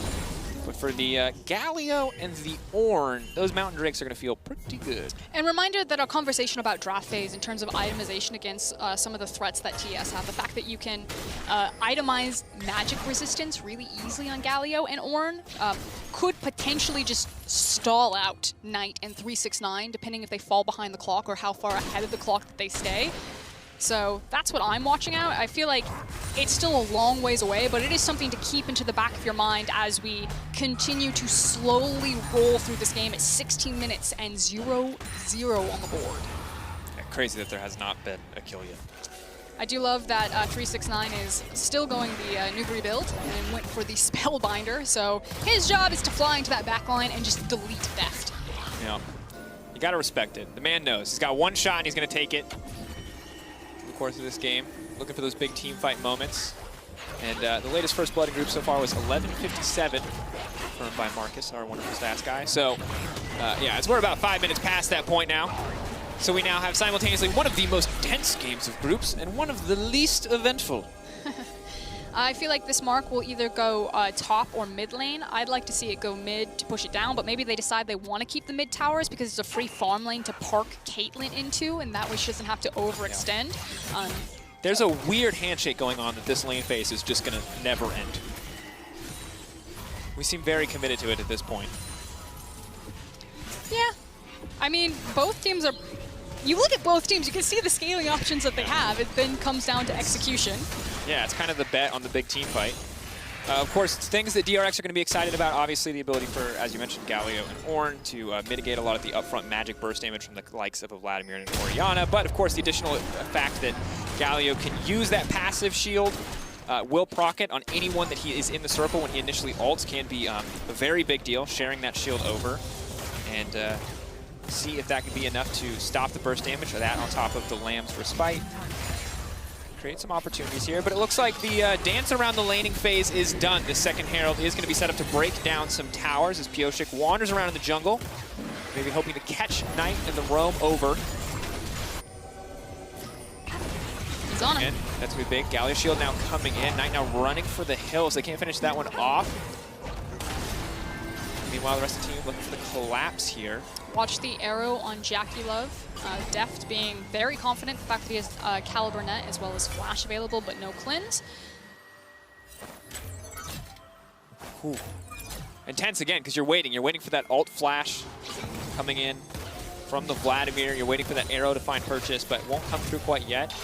Ornn about to hit 13. He's going to grab both of those early upgrades. 14, he can start to look to teammates as well. Jackie Love has now been caught. Trap on the ground, but they don't have any follow-up, really. The arrow will connect over in the meantime, and they interrupt the 90 caliber net. That's clutch. Now they're on the run, but Pyosik leaping forward. He has the Lamb's Respite to buy a bit more time, and he can take the Bard Portal right back out. A lot of cooldowns exchanged. He's invulnerable in the timing. Oh, they just barely make it out to safety. Guardian proc saving the day there, but now Jackie Love is on the hunt. Pyosik needs to run for the hills. Raptors blocking a few shots. Look at 369. But not quite enough. Ornn pushing in on the top side. TES, I think they're just going to settle for the mid lane tower here, but they don't want to give it up. They're looking for a fight. Doesn't matter about the low health bars. They want to kick this one off. Chovy running in with the Predator. They refuse to give up any towers this game on the side of DRX. And you could feel both team kind of flexing at each other, kind of calling some of these bluffs right there. We talked about, you know, the fact that you can snap grab Deft. He doesn't have the cleanse with an arrow, and Deft decides to roll it, now loses both his summoner spells as the Mountain Drake is about to spawn. Now, obviously, not the most important one. I think Deft will be fine that if DRX don't get a good positioning on this one, to let it go and continue to funnel farm into him. Now has 2 completed items to his name. But could be punished now. Needs to be a bit more respectful of that Ash Arrow, especially because Jackie Love also has his defensive summoners. Absolutely. Of course, Ornn TPing in may mean that he has to give up the top lane tower. Of relative less importance compared, but the longer the lane, the more time Vladimir has to potentially bully out here. So we'll be able to take this one down. More money into the pocket of 369 as Deft will finally break mid lane as well. So it's top that decide to give away the second dragon. Staggering, or didn't really stagger their recalls, decided to back for items and then just give pressure for 369 to push down top side. So he may find Doran here, but Doran is a very beefy boy. Yeah, kind of just walk back to his tower at this rate. Of course, extra movement speed from the Crimson Rush, fully stacked there, but will not opt to use any item actives, will not opt to use any greater cooldowns. And Frost Current. Here's your fun fact. We're getting closer. Never mind, we're gonna hold that thought. Carry it. Immediate flash out. But once again, just an incremental advantage. No kills going over to either side. And that brings me to my favorite point. Latest first blood of the entire tournament, not just groups. 21-04, that was in play-ins. And now that Deft just flawlessly got Mikhails out of that one, it looks like we're gonna beat that record in this game. What's the longest a game has gone without a death at Worlds? Like, I don't know. What's the record that we're aiming for? In LEC, it was 2017, 27 minutes, Misfits versus Vitality. Not that we're keeping score, not that anyone had to gas that game. Don't know what it is at Worlds, however. Marcus? Do you want to talk about it, Drake? Dude, no, never again. Anywho, here we are in a very tense, I feel like to a certain degree, game of chess, but just clearly both teams very highly valuing this first seed. And a completely different side of both these teams than we saw the last time they met. I think it's safe to say. I like to think of both of these teams as kind of the muscle of their respective regions. Like, don't get me wrong, Damwon, a lot of muscle still. But usually when I think about Damwon, it's like the muscle, the brain, the discipline. They've got like everything going for them. Whereas it feels like when DRX get their victories, it's really because they brute force you. They skill check you, and they like to flip. And Top, to me, is kind of the same thing, especially in comparison to a team like JDG. They can just outplay you and make things possible that you didn't think were possible because of how talented their members are. So I really want to see fights because I want to just watch the micro brilliance and how these teams will out-execute each other. But instead, I'm sitting here 23 minutes in at 0-0. It's 22. Because if it was 23, we'd be on the cusp of a record. Fun fact, latest World's First Blood, 23-38. It was in the finals between Samsung and SKT. So surely someone throws an arrow and catches someone right on the chest. We were on the edge of death so many times for so many different people. Def should have probably died bot lane. Keria probably should have died bot lane as well. The arrow just went a little bit wide. Maybe Knight will go down. Only one team can walk away with first seed, but they can both walk away with the record of latest First Blood. This is how you write your name in blood on the world's record stage. There you go. Speaking of that, Vladimir now has the death cap, so he's going to be looking to write a lot more than just names down in blood on the next team fight, but still has to find the flank, has to find the execution, so we're right back to square one. Who can make it work? Who can find the team fight on their terms? Because so far this has been slow incremental advantage building for DRX, but not significant enough to mean too much in the greater scheme of things. I think that it means things in the greater scheme of things in terms of that I still like DRX's composition better. Oh, here we go. Big Horn. 23-38. 23-38. Can they live? Are we going to get the latest First Blood of the world? Who's it going to be? Doran now getting caught out. Can they keep the fight going? This is it. The latest First Bloods of the world, but who is going to get it in the end? They're running for the hills. They're buying a bit more time. Chobi's got the extra shield now coming in, but it's Vladimir right on the backside. Big ulti, but maybe not big enough. Chobi seemingly going to be the first to go down here. The dash out, the Predator, not quite enough, but he goes through the portal, and there's Piochik with the ult. Oh, boy! Nobody's dying! Oh, man. What? But TES are going to get this mid lane tower. It looks like never mind! Knight's done! He has shown up, and now the follow, the flash immediate from Jackie Love, and just like that, the game explodes. Knight with a clean shockwave, clean follow from Karsa, and now, potentially, Baron in the sights of TES. And finally, we're on the board. You see the immediate on the way pings towards the Baron. DRX should know exactly what is up, but what can they do to stop this? Piochik does not have flash. He is the same level as Karsa, but they are melting through this, and it looks like DRX are just going to give it up.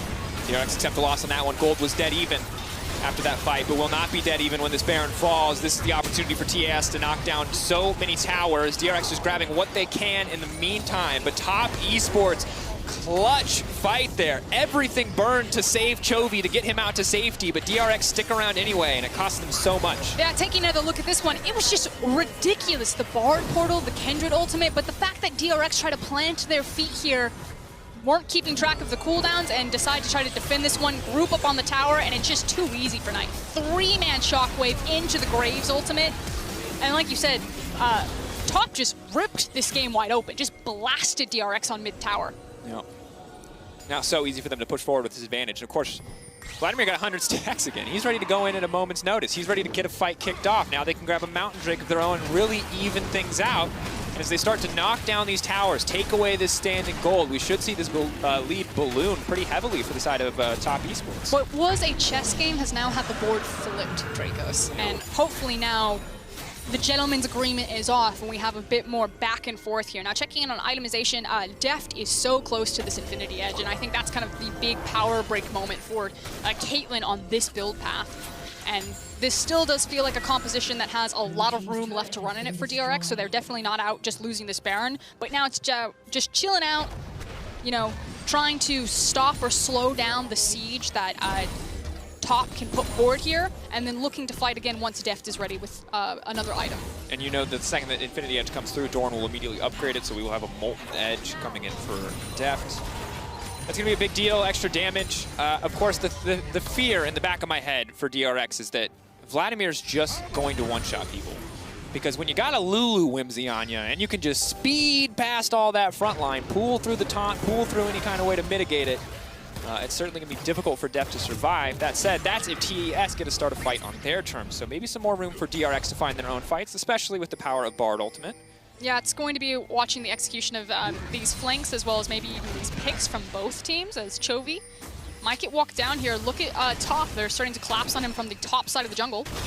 Dip, duck, dodge. Taunt goes in. Excellent use of the Justice Punch to make it out, but he gets pulled back. Pioshik.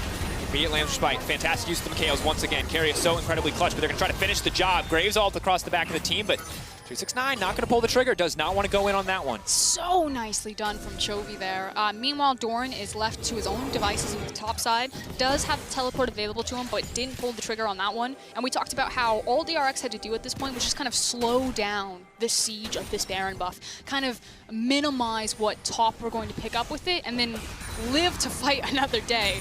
And it feels like they're going to do that. The Baron will fall off pretty soon. You now have the TP on this tower, so I think that this is it for the siege for top. No, not going to be able to break the base, not going to be able to grab any tier 2s either. So remaining a very much controlled game. Neither team looking to overextend. Important to note, though, that was a very close play. 200, 300 health, maybe, is what DRX are able to walk out with on the back of that one. So a few more items. Pioshik won't be so fortunate next time, especially if he continues to opt to build damage here instead of any kind of defensive stats. Not that I think defensive stats are the right choice, but that's just kind of the reality of the situation. And literally on a knife's edge is a perfect description of this gold graph in this game.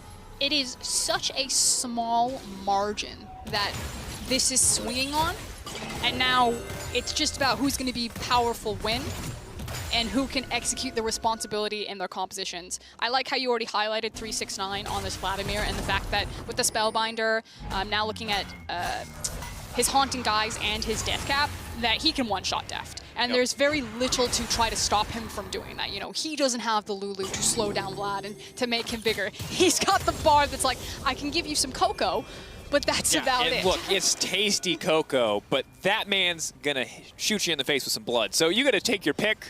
Which one of those, you know, the positive, negatives there, don't think they weigh out. I didn't really know how to describe what he's doing. He's taking your blood out, I guess, and then hitting you in the face with it. Accurate. But it makes their flank wards that much more important. You can already see Keria is starting to kind of peek out, get those wards onto the flank, because you have to be able to see 369 coming, so at least Def can get a head start on wherever it is that he's running.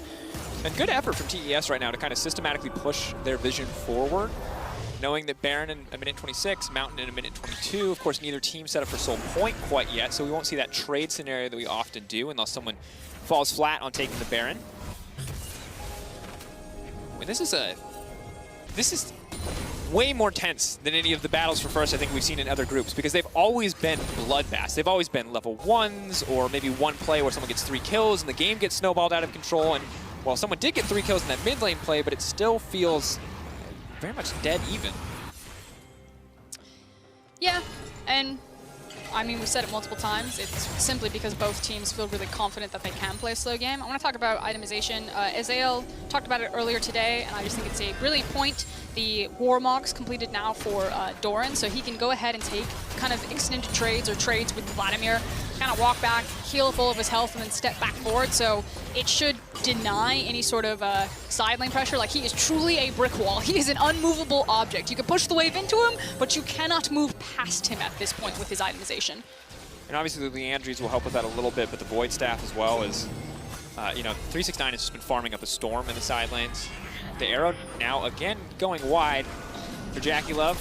Not the greatest hit record on those arrows so far in this game. Maybe DRX feel like they can get something done here. Chovy, though, is going to take a lot of damage on the backside of this one. Meanwhile, Jackie Love has been caught out by Kyria. A flawless stun into the wall, but 369 does so much damage, while Ornn is certainly tanky. Chovy, not so much. Yeah, and I think DRX are going to go ahead and give that one up. Really nice positioning from 369 to get underneath with multiple control wards and find the flank point.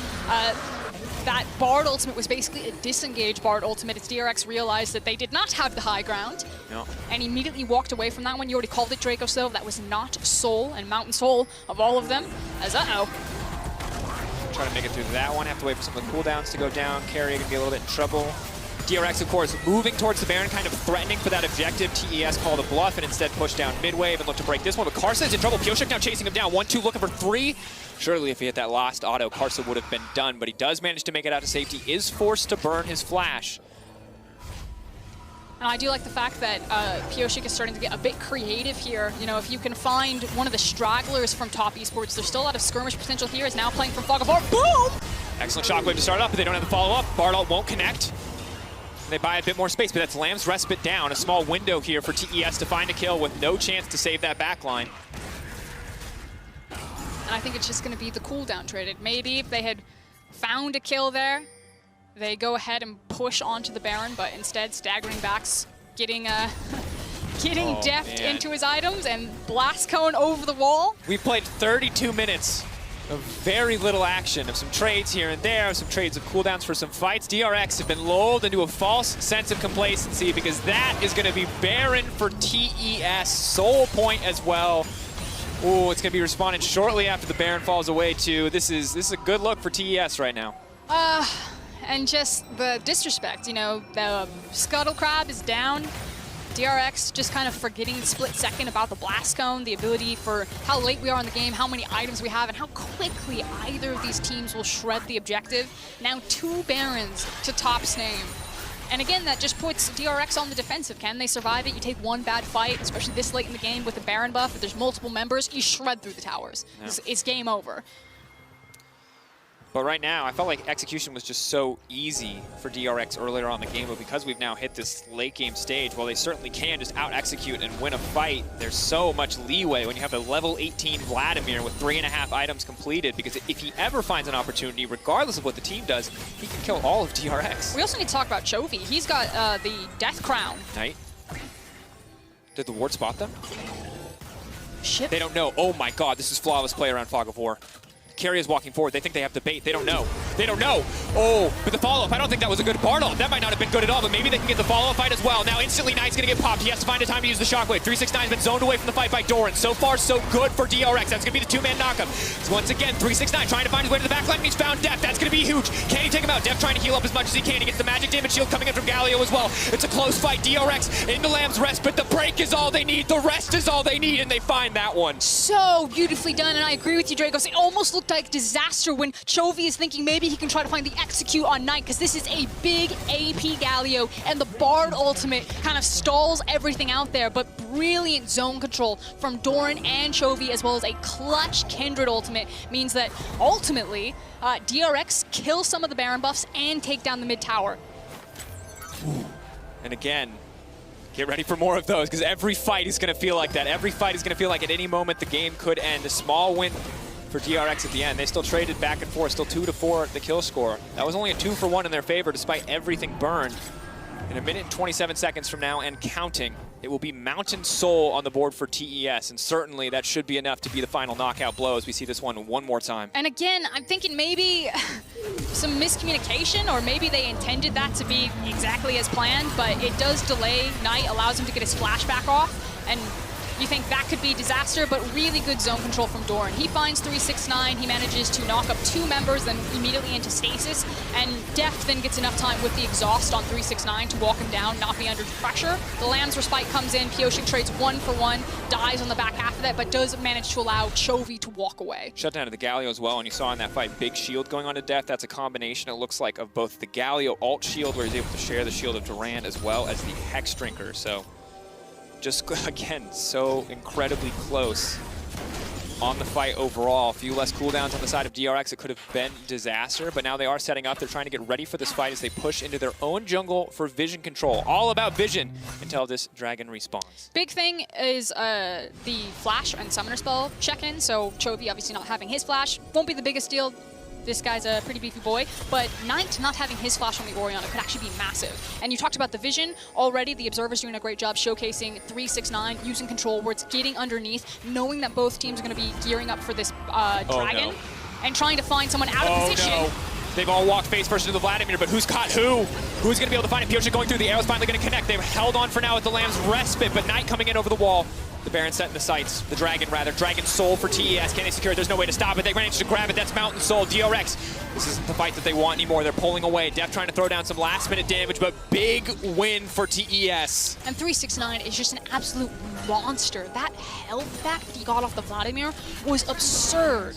It's also inside track now for top to push down mid lane. Maybe they just clean out this tower, kick it down, and Elder now on the board in 6 minutes. And a 2.5 gold difference, 2,500 gold difference, but triple mountain.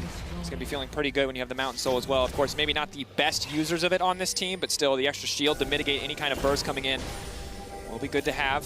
And again, TES set a trap in the darkness, preying on the expectations of DRX. DRX, they think that TES have backed, they think that they backed away, but instead they're taking the Krugs. They're covering 369, who's also escorting a minion wave down into the bot lane as they continue to siege while they have an opportunity to play bot side since Baron's not spawning until a minute 17.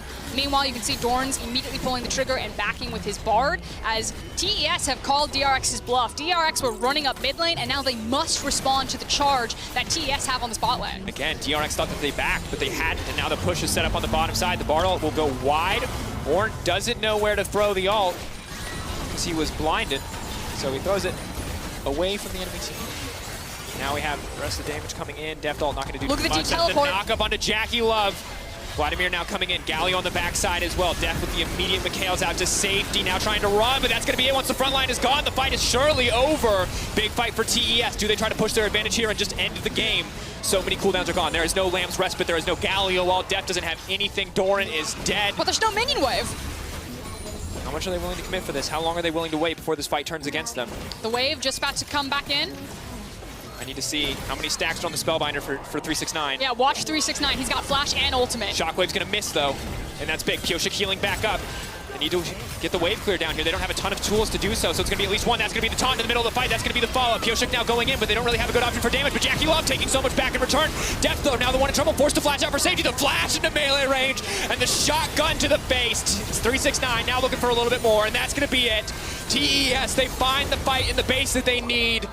Terry will buy a bit more time, but TES now just get to have fun. They now get to enjoy it. It was a chess match for 38 minutes, but in the last 20 seconds, it has been an absolute brawl, and it is TES who have come out on top, doing their region proud. They flash RNG, they flash IG, and now they're looking to style on the opposition as they will secure first seed in Group D. And it got a little dicey there for a second in some of these team fights, but just so much discipline from both teams. It was a stalemate for so long, but everyone was fine taking the handshake on that, knowing that they could execute when it came to the late game. But at the end of the day, it's Top Esports who execute better. Top Esports now locking the final first seed out of groups. They cannot play against DRX in the first round, but they can play against JD Gaming, G2 Esports, or Fnatic. So it's going to come down to facing the LEC or facing their brothers from the LPL and JD Gaming. Can see some solemn faces there. It's never going to feel good in a game that tense in a moment so close to perhaps dodge one of these strong first seed teams, but ultimately to be a world champion, which both these teams feel that they have the talent to walk towards, you got to go through everyone. Doesn't matter if you go through them in the quarters or you go through them in the finals. True. Absolutely true. And of course, the favorable first seed now for Top Esports. Already mentioned that. For DRX, they can face Gen G, Suning, or Damwon. And obviously, they've tried some of those opponents before with more or less success. Maybe they're hoping for Suning, maybe not. But we now have 3 LPL seeds through, 3 LCK seeds, and 2 LEC. But it is certainly feeling like the LPL and the LCK are favorites for this tournament. This is such a powerful top 8. Like, while again, there still feels like there's a cut above in terms of like the favorites to win the tournament, I've never seen such a strong collection of 8 teams in a world championship in a long time. Neither have I. But let's take a chance to check out TES's Mercedes drive to victory with Knight's giant Orianna Shockwave. And this was the tense moment. This was the fact where, okay, we think we're going to have the longest record for a first blood not happening. I want to give a huge shout out to Karsa, his sidestep around Doran there, as they then walk DRX back towards the tower. You called it, Draco, as it was happening. So much was expended to try to save Chovy. He uses the Hourglass. He then makes his way, waiting on his cooldowns, back to the Bard portal, into the Kindred ultimate. But then DRX just kind of, you know, lose focus for a second, aren't taking stock of the cooldowns that are available, and get rocked by the Shockwave into a Graves ultimate. Oh, he just sneaks it in here. Whoop. Don't mind this, it's just a little ball. Oh, wait! Bing, bang, boom. Easy finish. And it's just brutal. Ultimately, it felt like the big problem, though. Like, while that play was really flashy and that was kind of like the big taste of action, it was 369 on that side lane. It was the fact that the Vladimir couldn't be stopped and just did so much massive damage. So that's what's terrifying about 369 and Top, is that they're a Trident team. They can carry through any lane. They can carry through JackeyLove. They can carry through Knight. They can carry through 369. They certainly proved it today. But we're going to step away for a brief moment, but our Worlds 2020 coverage returns right after this. Group try?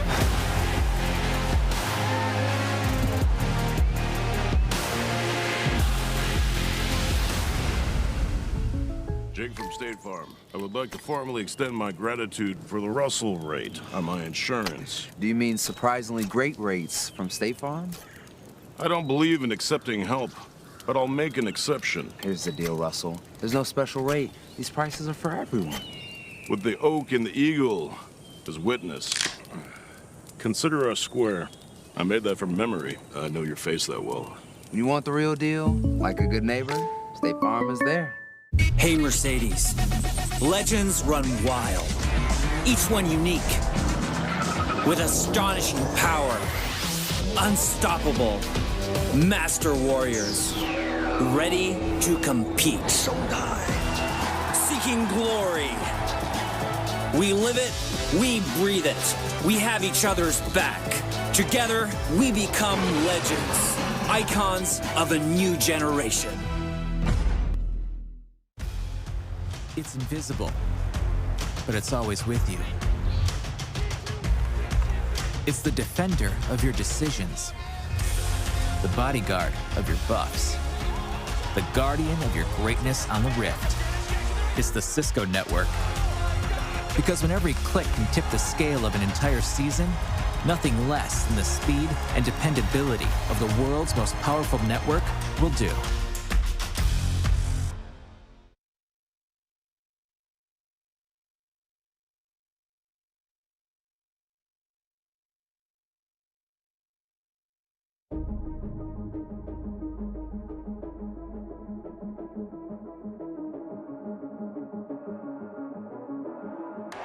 Welcome to a world, no heroes and villains. Welcome to a war we've only begun. So pick up your weapon and face it.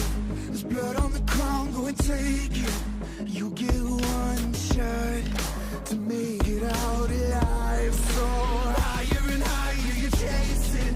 It's deep in your bones, go and take it. This is your moment. Now is your time, so prove yourself and rise, rise. Make them remember you. Rise, push through heaven. Rise, rise. They will remember you. Welcome to the climb up, reach for the summit. Visions brave and one false step lead the end. So higher and higher you chase it. It's deep in your blood, go and take it. This is your moment. Take to the skies, go. Prove yourself and rise, rise. Make them remember you. Push through heaven. They will remember you.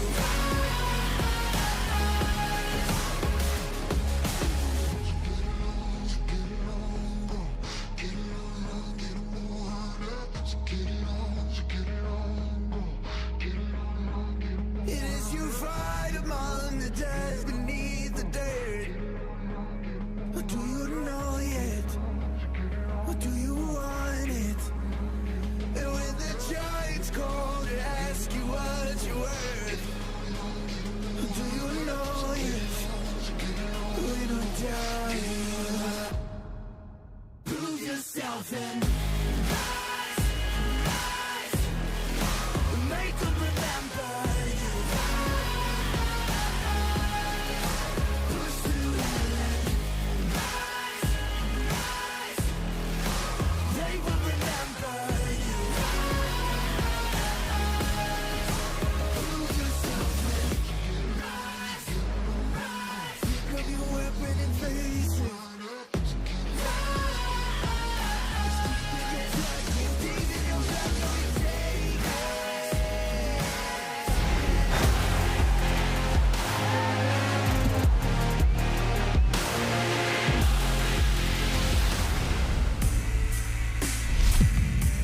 everyone to Worlds 2020, where we just saw Top Esports secure first seed in the group after that slobber knocker versus DRX, where nothing happened for a long time, and it is still one of the most interesting early games we saw. A lot hey, happened. let me finish. I know. I see too much more about the game. They did strategic decisions that you don't see because you're a host. I was about to say. I didn't say that. I didn't say that. Put those words. No. I was about to say it was so cool because it was a game of inches and because it was those strategic movements. So lay it down. What was so cool about that early game, rather? Well, I think one of the coolest things we got to see was, once again, how well DRX played around their jungle. Yeah. They are a team that really does enable pure Shik, and you heard the casters actively talking a lot about it, how many marks the Kindred was on. The fact that he was able to get that many marks that quickly is because of how well DRX used their early game pressure, and that was really a sight to behold because it really was well executed. Yeah, I mean, making it an actual objective in the early game to have as many Kindred marks as possible also bodes well for the mid to late game. So I think if nothing happens on the map, you can make something happen by doing invades, by getting vision, and having a Kindred on a team doing that too obviously enables you to scale pretty well.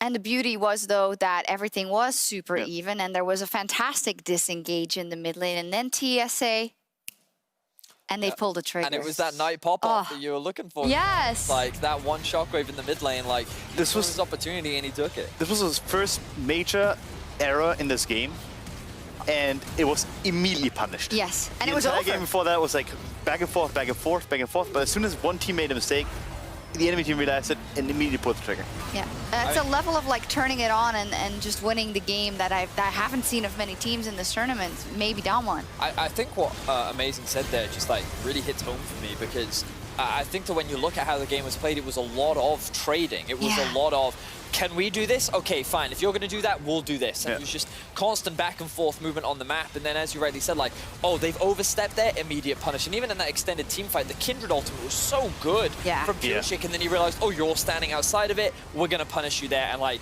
it really was a great example of how you can... how the smallest mistakes get punished so effectively by the best teams. And even as you say it, DRX didn't win that game, but there were so many like little decisions still that they made and mechanical outplays that they made that were still like, whoa! It was really great to watch. Kept them in the game, and Shobi also, like with his dodges on the Galio. Oh, it was crazy. Yeah. Hey, we don't have a lot of time. Of course, the group draw is coming soon, and we're going to give it over to Cooldown. First, let's throw the groups up on screen because I'd love to get some kind of holistic thoughts to go into that group draw with. Amazing. I mean, I think we're going to get G2 against Damwon. I think it's going to happen. The rematch. We're going to have the rematch. And honestly, I mean, I would like to see Fnatic and G2 actually play Damwon on top esports, because I want to have that matchup as fast as possible, and I don't want them to potentially go out against any other team, and rather have that be early on. I think that all 8 teams are very stacked, and I think that group stages, I've seen a couple tweets about it, it wasn't honestly the most exciting. No. I think that a lot of things were decided very quickly, and as a result of that, I think it's because of how top-heavy each group was, which means that I think we're going to see some very explosive quarterfinals. I think we're guaranteed 4 games minimum for every single best-of-5, regardless of the output, and I actually think that there are a few situations where there will be a straight-up 3-0. I think the do they include an LEC team by any chance? I think that even in a situation where it's Damwon versus Fnatic, I still think Fnatic take a game, or like it's 3-1 Fnatic. I mean, check your bias. Leave it at the door. Yeah, it's going to be a tall order for the LEC teams, but I also think if you're a general fan of League of Legends, these are 8 very cool and diversified teams that we have that make it to the knockout stage, and we're going to get some banger best of 5. So let's see what those best of 5s will be in the quarterfinals right after this. It's going to wrap up everything from us here in Berlin for the group stage. Thank you so much for watching us for 8 days straight. We'll take a little break, and now you can see Dash and the group draw in cooldown.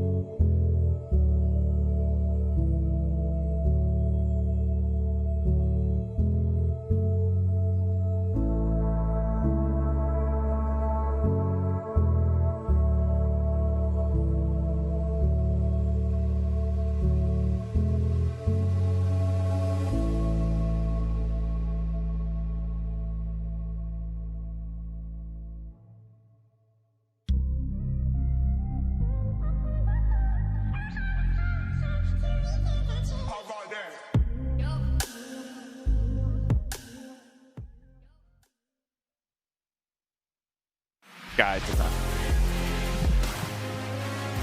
Welcome to Worlds Cooldown, presented by State Farm, your one-stop wrap-up for all things Worlds. Today, I'm joined by Golden Glue, Raz, and Kobe to break down Group B, but also to look ahead at the draw show for the knockout stages. Golden Glue, thank you so much for joining us. Here's the results of Group D, but I just want to stop and talk about that last game of the day real briefly. What a treat, however low kill it may have been, two top teams going at it. Yeah, and thanks for having me. And I can't think of the last time I watched a game of League of Legends. I was so intense, 0 kills, that it was really just, any moment the game could be won. And we really did see that moment with Knight's Orianna's ult. Yeah, high execution gameplay. Moments that I remember you pointed out one of the team fights that happened that started off with like Orianna getting picked, quote unquote, because she ended up surviving through Lulu ultimate and flashing away. Another thing, when Vladimir tried to come in through a flank, flash forward, instantly gets exhausted. Like, the execution was insanely high for both teams. I just want to see these teams play off in a best of 5. I hear that. Kobe? Yeah, I mean, honestly, it wasn't like they weren't fighting over stuff, though. Even though there weren't kills, they were fighting over all these objectives. They were fighting over kindred marks for the entire game, and we kept having these kind of great escape moments. Galio Justice punching over to the Bard tunnel, then being able to get into the Kindred ultimate. Like, there's so many defensive cooldowns that are used to get this record, break the world record for the longest first blood at Worlds. I'd love to see. What a great way to end. It's been a record-setting Worlds in a couple different ways. The draw show just about to begin, so as we head inside, I will hit you with a couple of the rules. Obviously, the teams will be randomly picked, first from Pool 1, and placed into the quarterfinals bracket. Nothing too crazy is going to happen there. The real fun is when we start pulling in those Pool 2 seeds, in which no Pool 2 seed can be placed on the same side of the bracket as the team that they were in the same group with. So don't worry, we'll walk you through it as it happens. We're heading inside now to take a look at how it all breaks down in the knockout stages. And as they start pulling the teams, I want to get you guys' general sense on the 8 teams that have qualified through to the knockouts. Frosk said perhaps one of the closest and most contentious 8 we've ever had. I think there's no clear favorite, and it does feel like everyone might be a contender.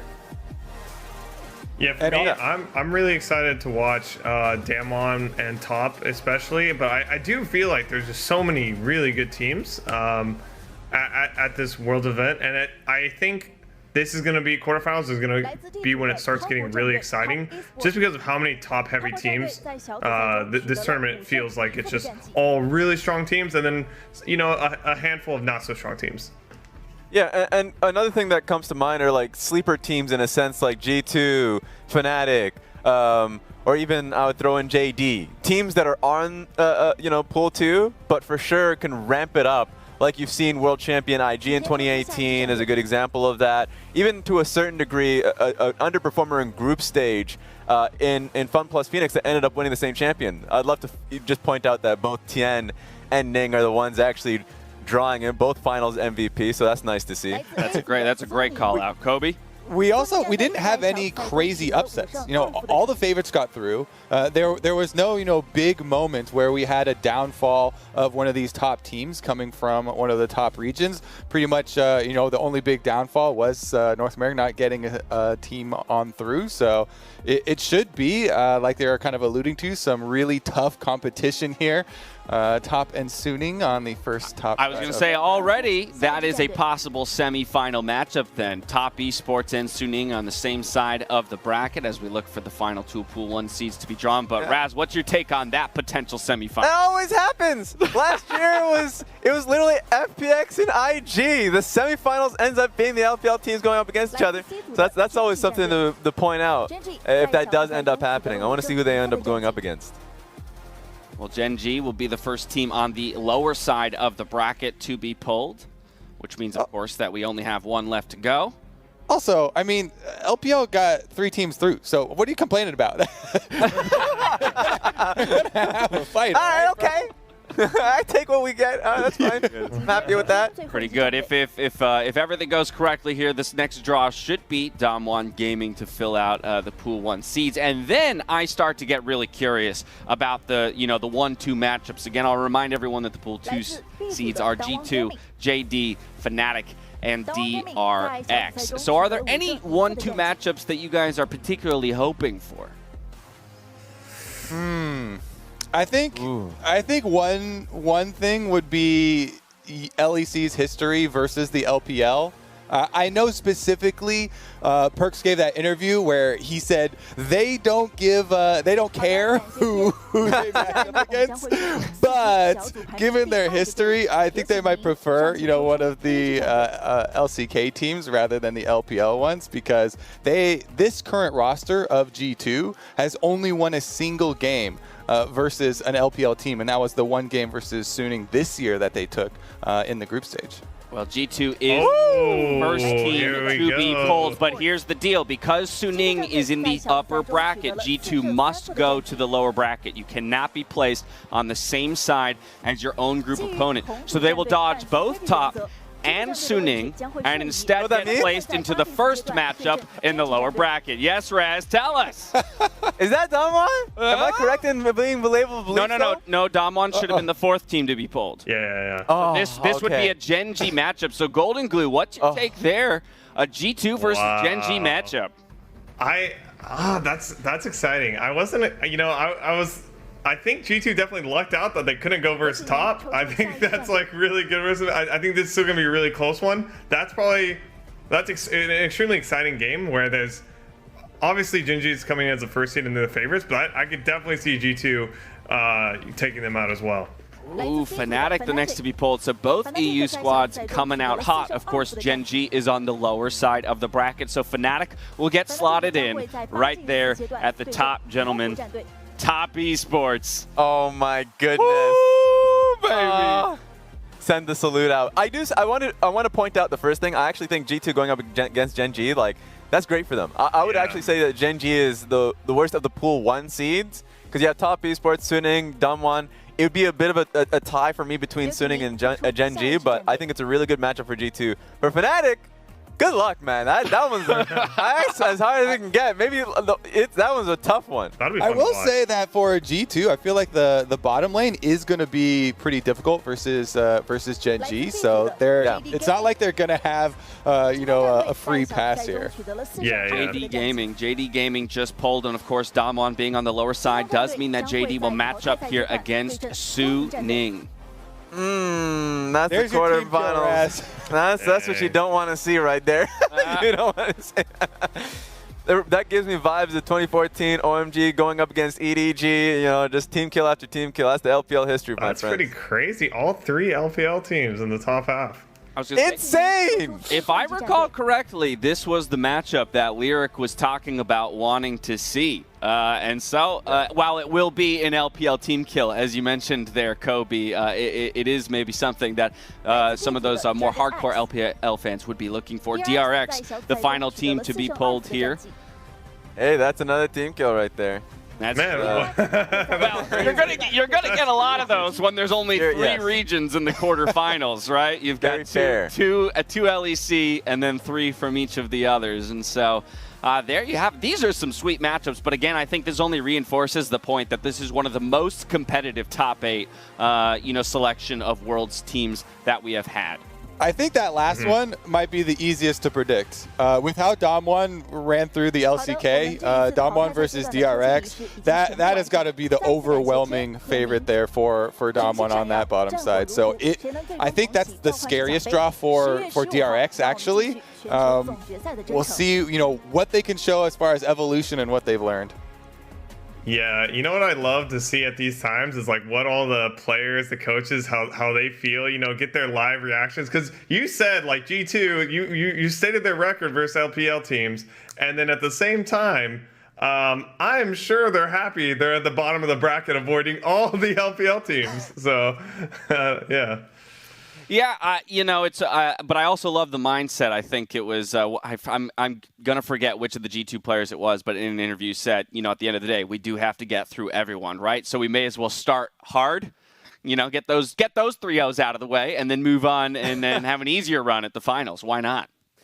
One thing to point out that I just seeing these teams in these groups so far. I know we've seen LCK versus LCK finals in the past. That's no longer going to be possible. You're not going to be able to see an LCK versus LCK or an LPL versus LPL. The only real region team kill that's possible is a G2 versus Fnatic finals. Like if if that miracle run ended up happening, then that would be the only possible route for a regional finals.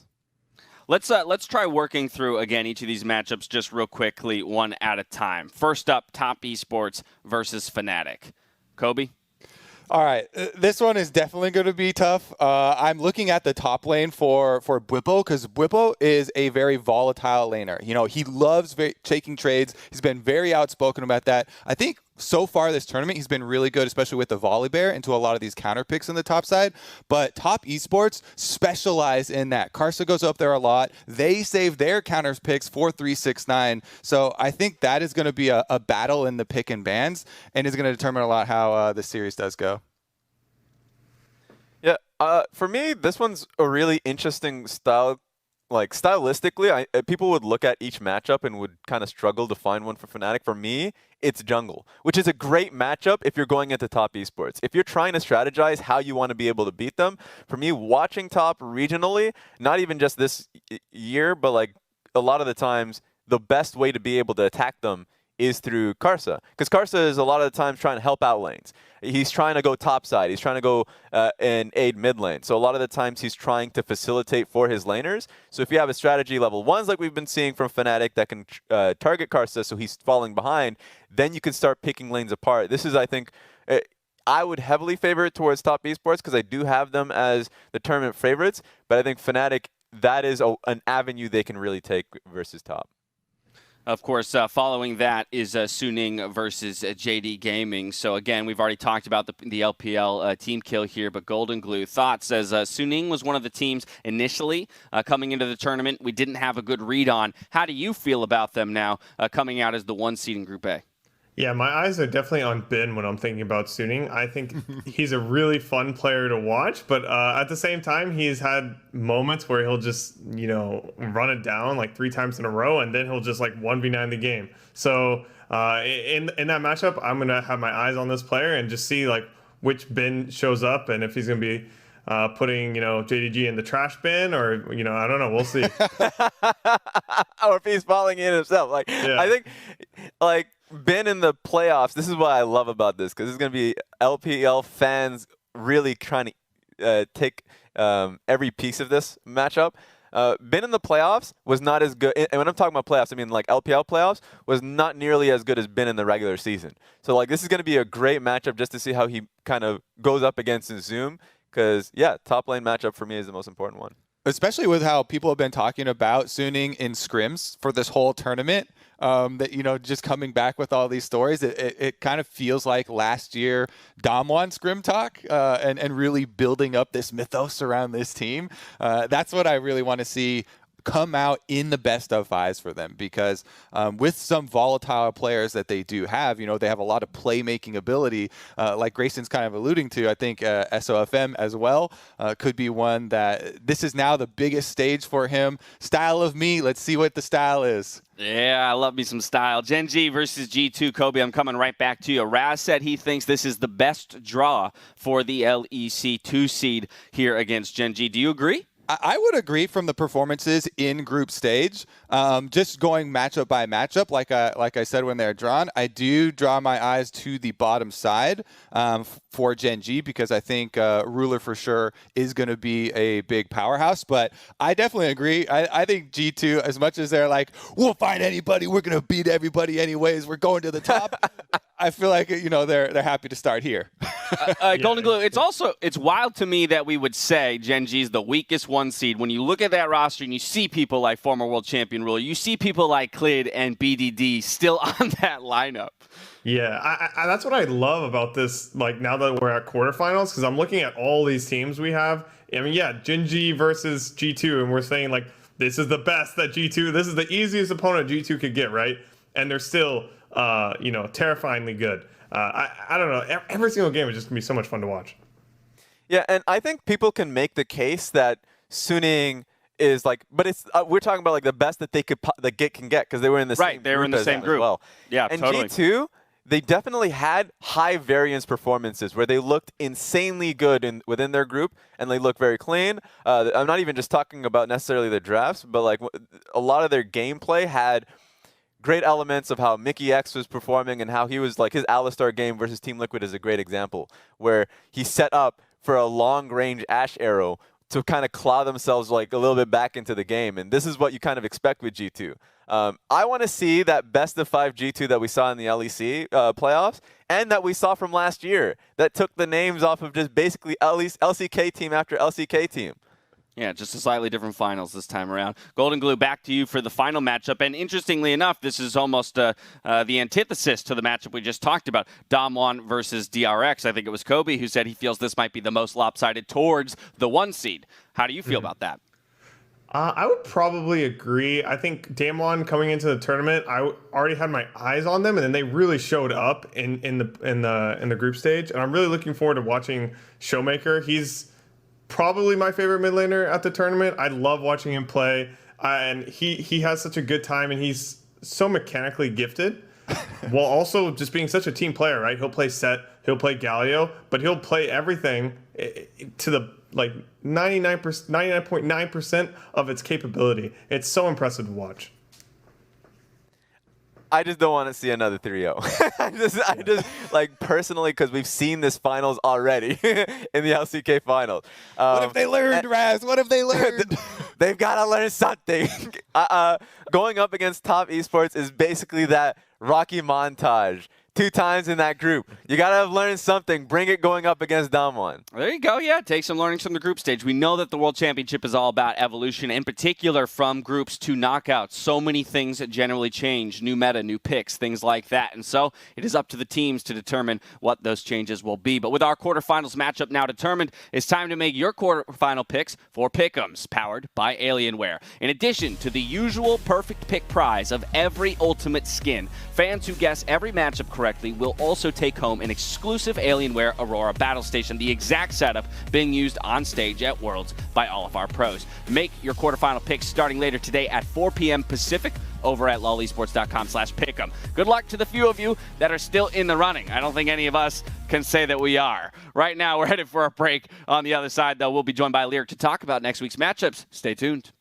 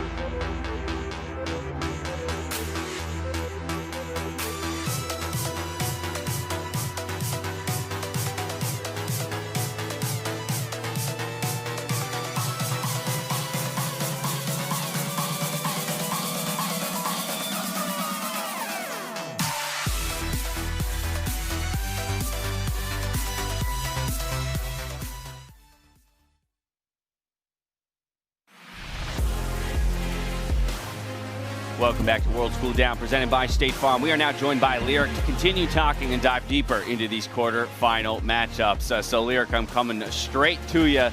First, just on your high-level overview, I know you were kind of hoping for that Suning JDG matchup. You got it, but how are you feeling about all of it?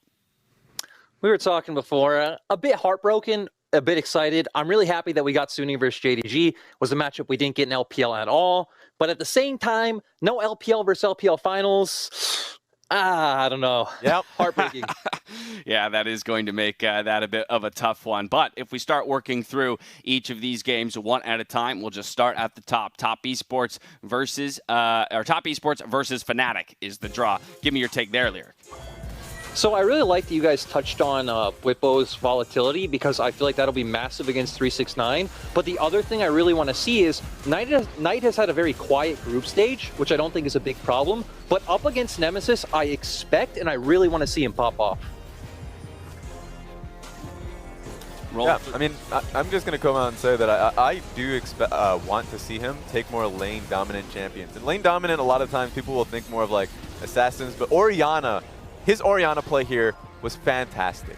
And as long as they prioritize a great matchup for him, while still having like keep in mind the 2v2 and how he can play around Karsa, I think Orianna is a great pick for that. And I would love to see it in his hands. Golden Glow, I wonder what your take is on Fnatic's chances against a team like Top Esports, specifically because of the way that this sixth game of the day played out, where Top was very clearly able to handle a game that was slow-moving and ultimately find just that one perfect moment to pounce. Yeah, I mean, I don't think you can be like super confident as a Fnatic fan going into this matchup, but I do think you can look at Selfmade and see if he can work with Bwipo, and if they have a really solid day, like maybe they can put up some games, put up some wins in a BO5. It's really hard to really be confident in that, but I do think Selfmade has been playing really well this tournament, so if he can pull up into this quarterfinals, then maybe they can get a couple dubs, and maybe they can even pull out the series if they really play out of their mind.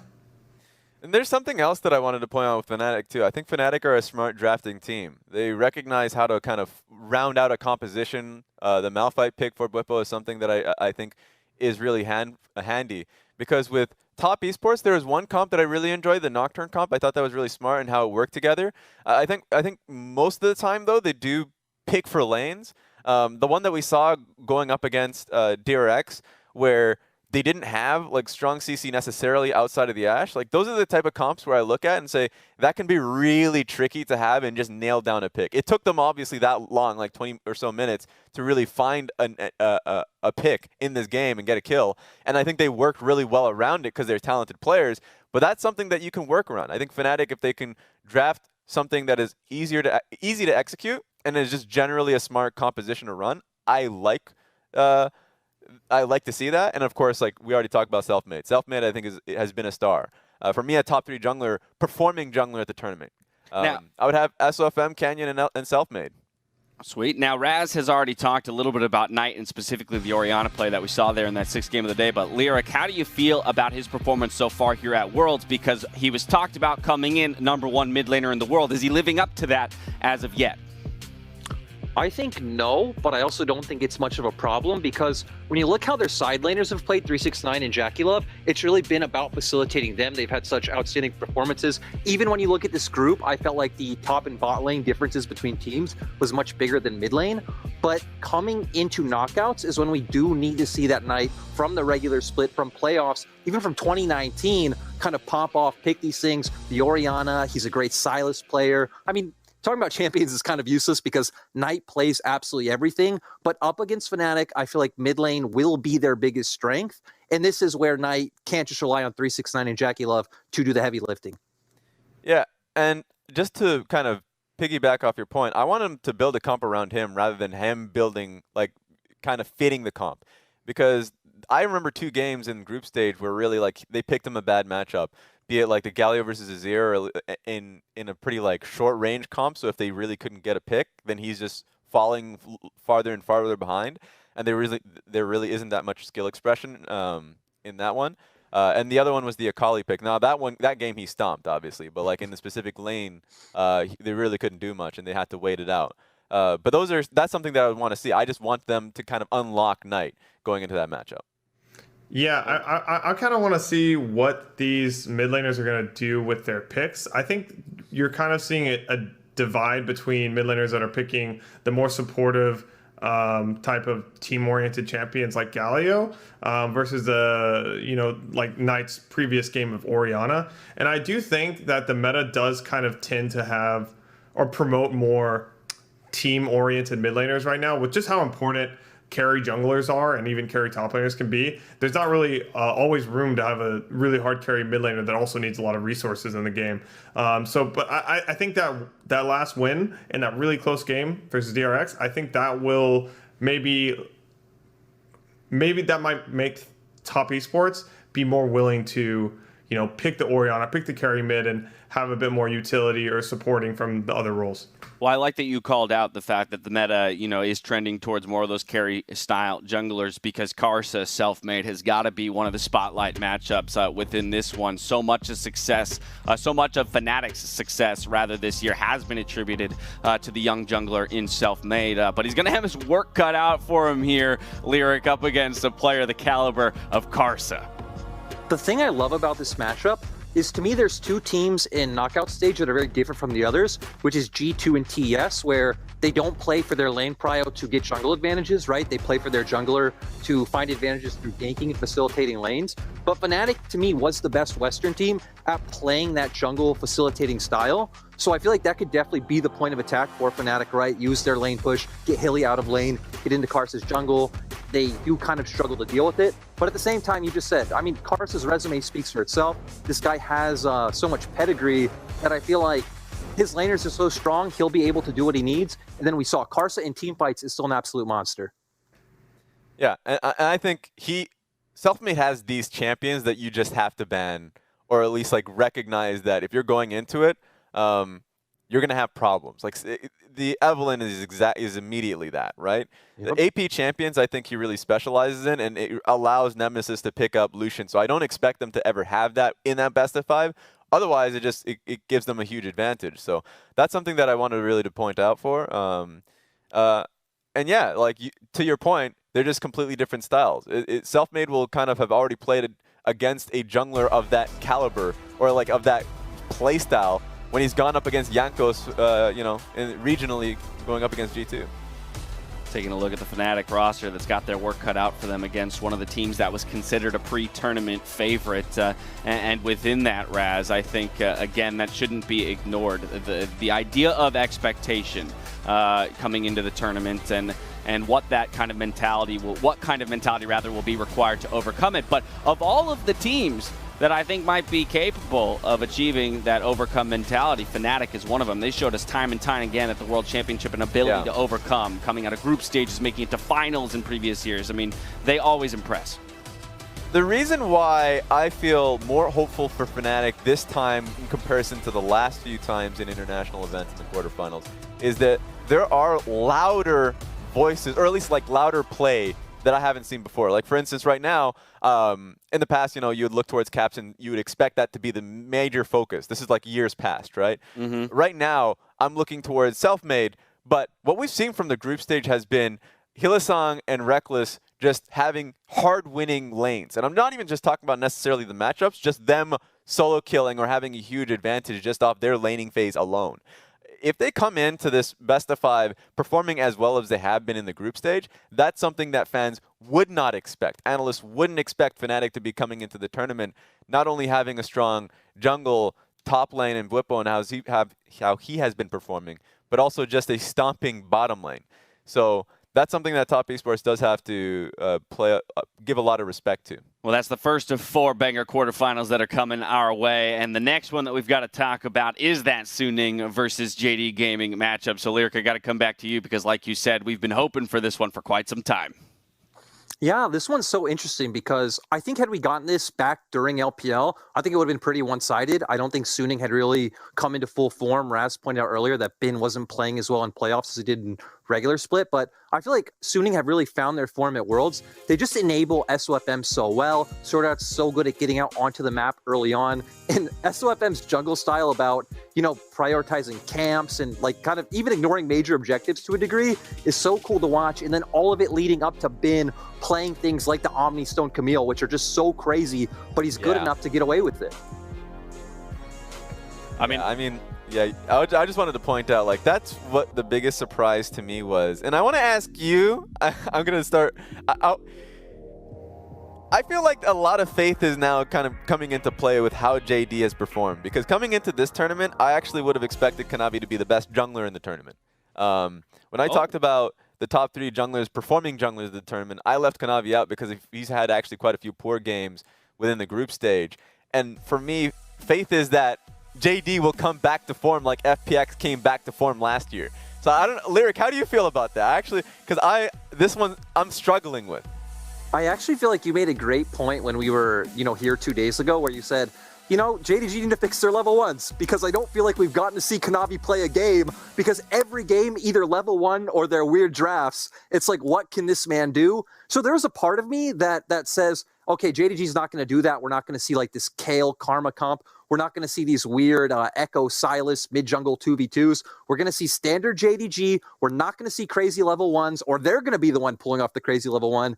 And hopefully we get to see Kanavi. And if that's the case, I think I do edge the matchup to JDG slightly. But the cool thing about this one to me is I feel like you can justify it 60-40 in either direction, depending on if you value World's performance or if you value how the teams have looked over the past few months. But either way, I think this one's going to be super close. Yeah, Golden Glue, I want to get you in on this, but I actually want to now take the top laners and the junglers and smash them together and consider this 2v2 matchup, because again, SOFM, when we talk about performing junglers at Worlds, I think has taken a step up. So him alongside Bin, Zoom, Kanavi, how are you feeling about the 2v2?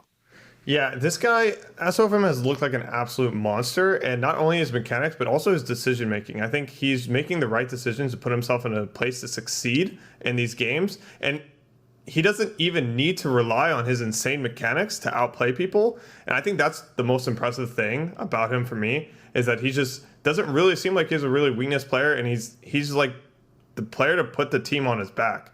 The way he works with his top player, but also the way he works with Sword Art. Sword Art's been playing Bard and roaming all over the map, and they've had such good synergy working together. And I'm really excited to watch that top jungle synergy, but also that jungle support synergy, and see what they can do with those Rift Herald fights, with those with all those objectives on the top side, and how important it is to get your top laner snowballing. So super excited to watch those two. I love that you called out Sword Art too, because just personally, I'm a big fan of this guy. He's a mainstay on the world stage at this point, as many people or longtime League fans will know, and so kind of in a sense rooting for his success as he has leveled up over the years. Totally. All right, from there, we go to Gen G versus G2, the bottom half of the bracket. Again, Raz, this is the one that you called out as maybe the quote-unquote weakest of the 1 seeds and or best possible matchup for G2. And so, Lyric, do you agree with Raz's statement? Oh, definitely. I think just Gen G looking at how the other teams play is just, it was very sloppy, right? When LGD wanted to pull them into the mud, Gen G would always go right into the mud with them. I'd also say Gen G is the one team where with all the other 7, you could say, okay, they either play for lanes to jungle or jungle ganking for lanes. Gen G feels a bit like lost, like they kind of do both, but they don't really excel at either. So I still think Gen G is strong, like their player skill is very high, but this was definitely the best draw G2 could get. Raz? Yeah, and this one for sure is going to go the distance, because I gave a lot of credit to Gen G during their group stage. I thought BDD was performing really well. Rascal and same going towards Ruler. So like those are the type of players that you want to see, because they plug up holes where you don't have necessarily an easy strategy coming into a tournament to like pin down. But for G2, like their bot lane for me is a focus, because when Gen G went up against Fnatic within their own groups, sure, there was one game where Ruler had a really tough time. But past that, looking at the stats, it was pretty damn consistently positive. Like, Gen G can play towards both sides of the matchup, and both sides of the map, that is. They play towards Rascal a little bit, and Ruler still performs insanely well. He's one of the best AD carries performing right now, if not the best. And so it now puts a focus towards the G2 bottom lane that has been performing much better, and they need to be consistent at that. During the LEC, I felt like they weren't performing as well as the people have expected them. I expected them. And then when they come into the playoffs, they've been having such great performance, specifically Mickey X. Mickey X was really good. His Alistar performance, I thought, versus Team Liquid, I already pointed out before, was phenomenal. Yeah, and I definitely want to talk about the ball lane too. I think Ruler, when people think about Ruler, he's kind of like the staple for what just a great standard AD carry is. I think a lot of people can think about Ruler's Ashe, like just the auto attack spacing. But when you think of Perkz, you do not think of like a standard AD carry. You think this guy can really pull out anything. Large champion pull. I mean, he role swapped. And I'm kind of curious how that's going to play out, right? Is Ruler just gonna, out mechanic, out a click basically, just have a different type of approach to the ball lane than Perkz, and which one will be better suited for each other, and will one of their play styles be able to really take over the other one? Because I do see Ruler as being kind of like one of the picturesque AD carries, and Perkz is kind of like the counter image of like, I'm a mid laner and I'm better than 80 carries. I'm coming in here just to prove that I can play this role too. So I'm interested to see how that plays out. Rez?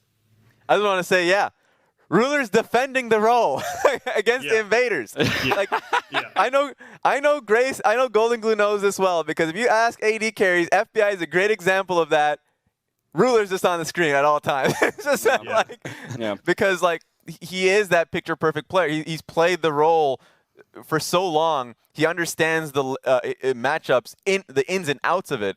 And I think that if we're going into this one, and if Gen G can play towards bot side, and if they can be a little bit more specific to bot lane, like I know that they can play to both sides, but if they play a cleaner game, if they play towards Ruler, I'm sure they will find success. It's just hard for me. I think this one's the matchup that I struggle with the most, actually, because I do think that G2 has an easier draw, but consistency for both teams have been a question. Yeah, without a doubt. Lyric, in continuing discussion here, I think an interesting point around this matchup is the amount of Worlds experience and how deep into the tournament a number of players on both teams have gone. Obviously, former world champion in Ruler, but of course the entire G2 lineup in the finals last year. And so there is no shortage of experience within these high-pressure best-of-5s. And when you're looking at high-pressure best-of-5s for the side of G2, this man in the mid lane is who you're looking at. I actually love that you bring up this experience, because Caps and just G2 overall have a quality that I think the only other team in this tournament has is Top Esports, that you can watch these teams that when the games go the distance, when they fall behind, they just have this like cleverness to them, this kind of like C9 high factor from like back in the day where, like the Zed ninja sneak around. They can make these types of clever plays because they've been on this stage before. They've dealt with the pressure. And that's kind of where I like G2 in this matchup. We even saw it against Suning when they started falling behind. And of course, Bin had the insane GP barrel, but G2 were going to take that game back. And I feel like even if these games, fall through the mud, they get to mid game, I value G2's experience so much higher than kind of just Rulers in isolation. Yeah, I feel like in a lot of ways this could be the messiest series, but also one of the most exciting to watch in the quarterfinals. Now, in closing out the topic of G2, we do need to call out G2's Wonder, who is currently MasterCard's Minion Champion with the most CS in a single game at Worlds, topping the chart at 441. Ruler, his opponent in the next game, though, is in second place. So if we get some long slobber knockers in this one, we could definitely have a new champion by the end of it. Raz? Yeah, I wanted to point out, of course, you never know how long like CS per minute is always the one that you want to see. But Ruler has always been topping CS per minute. He's just been really good at being able to catch minion waves efficiently. Same with G2 players, actually. So I just want to see people playing the right way. Let's not overgroup. If there are side lane minions to be caught, take those minions, please. That's all. That's my PSA for today. Yeah, in looking at the quarterfinal matchups, does anyone have an idea of which of the matchups that we have would give us the longest games, the bigger slugfest where it really is back and forth? I think it'll be this one. I think it'll be Gingy and G2. I think G2 will they like to get down and dirty in their games. They like to have high kill games, high death games, and I think Gingy will match that. I think they're not gonna respond with just kind of like that last game we just watched of Top versus DRX. It will not be a 0-0 game at 25 minutes. I can guarantee. Yeah, I just wanted to put in the simple point of G2 versus Suning as the example of that. The Elder Dragon fight that brought them back into the game. If they are behind, they will lengthen the game. They will draw it through. Like I think that G2 when they're behind, they're really creative. Well, now keep in mind that MasterCard will be rewarding viewers with drops when Wonder is dethroned. So you're rooting for that, I guess, if you want some sweet loot. Make sure you have rewards enabled and tune in to watch.lawlesports.com to get those rewards. Final matchup to talk about. DRX, of course, going up against Damwon Gaming. Damwon Gaming has looked like a behemoth of a team throughout the group stages so far, so it is a scary look here for DRX as the 2 seed, I think. Yeah, honestly, when I look at this matchup, I feel like I gotta be really negative, but man, I can't imagine any possibility where DRX win this one, unless Damwon come in with a massive, massive choke. Like, Damwon have just looked so good, and DRX actually have surprised me. They've looked better than I expected them to. I really like how they play around Pyosik, but they're still just too up and down. Their drafts can be all over the place. And again, we've seen this matchup before, and the first time wasn't pretty. Yeah, the one thing that I've been really impressed watching DRX play has been depth. I've been really impressed with his laning, his like ability to be really consistent in lane, dominate lane, do what he needs to do, and then still like step up when he needs to. I think what I was really impressed at, I think it was the game versus FlyQuest, where he like stepped past their base and like flash netted onto the Orianna and like one-shot power of evil. That's just something that you wouldn't really expect out of someone who's like a really old player. That's something you'd expect out of someone who's like, oh, brand new, like really fresh fingers. I don't know, whatever you want to say. But he's still coming out just like it was his first time playing in Worlds. Like it's great to watch. Yeah, he's their biggest strength, I would say. Chovy and him for sure. I want to bring up Pyosik as a player because he's someone that I think is kind of He's an incredibly talented player, and I think if he gets his hands on Kindred, that's like his champion, his namesake. He performs really well. He can control the pace of the game, so like he's getting his marks, and I think that is like perfect Pyosik.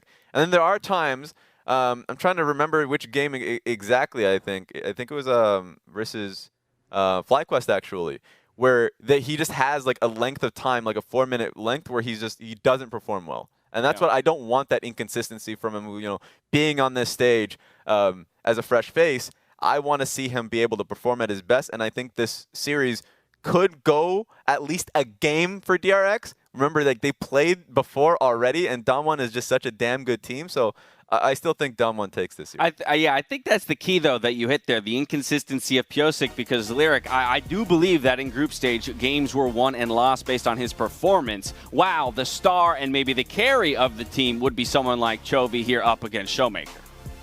Oh, yeah, and this matchup is so fun, right? Because all the LCK mid laners that came to Worlds are so good, but these two definitely just over BDD for me. Chovy really is like the king of his castle. If DRX are going to win, he needs to put up big performances. But going back to what Golden Glue said earlier, is I really like how Showmaker has looked as a mid laner. Even though we've seen a bit of struggle, right? He actually did get solo killed by both Tank, and I think he also got solo killed by Yagao one game as well. There have been struggles. I still think he played teamfights incredibly well. He's always playing for the objective, which is something Damwon have done as a whole. So I just really like how both of these mid laners have looked, and it feels like a bit of a stylistic mismatch as well. Yeah, I think this is going to be really interesting. These two are kind of like the Titan mid laners coming into the tournament from Korea. And, I think in Korea, Showmaker is playing a lot of Set, playing a lot of Galio, like the famous, the 4-man taunt, like killing everyone. They're both playing utility support champs like quite often.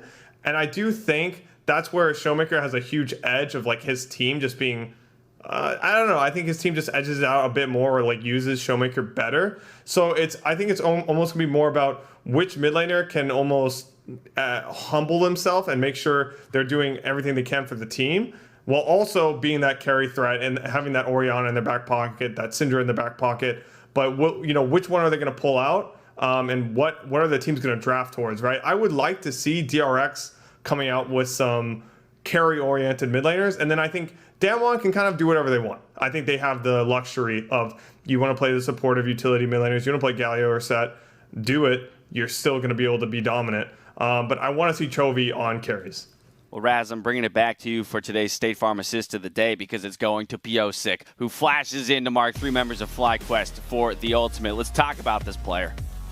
Yeah, the 3-man, queue that he had on Lilia, like these kind of plays that you want to see, like these kind of plays that you want to see set up his team, it is incredible. Because if you find plays like these, and there's the confidence behind that, like your own players or at least like your teammates know that they can follow up instantly, this is what I would love to see going up against Damwon. Yeah.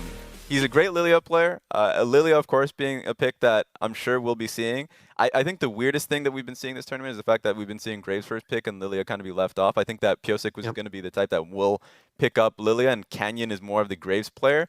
And I think he should. I think Piosik should pick up Lilia whenever he can because he's doing so damn well on it. I mean, that was a game-winning play right there, and that's what I mean when I say he could be the one who determines the results of the game while not actively being the best individual player on his team. There is so much to look forward to next week with the quarterfinal matchups. Thank you so much once again, Lyric, for helping us break them down. I'm glad we got to that Suning versus JD Gaming matchup. I hope you have a big smile on your face for the next couple days till we see it. Yep, always a pleasure, guys. All righty, thank you so much. We're going to head for a quick break. On the other side, we'll welcome Kobe back to send off FlyQuest and Unicorns of Love and close out the day. See you soon.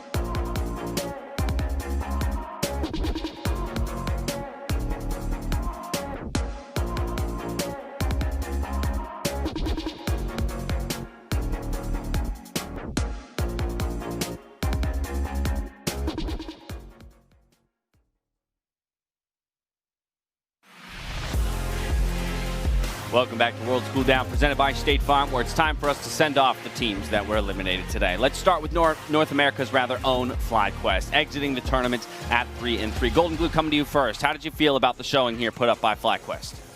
Yeah, I mean, obviously it's kind of sad that another NA team doesn't make it out of 3-3, but they took down Top. Come on! To watch them take down Top, like that was like kind of like a cherry on top on that ice cream sundae on your flight home to America. But it was really fun to watch. It was a really good game. It was like, you know, we had this game and our DRX Top game, and like FlyQuest took down Top. Like, that's awesome. They can go home feeling good about that, and although they're obviously sad that they didn't make it further, I'm glad that they put up a fight on their last day and they didn't just like give up when they had no hope.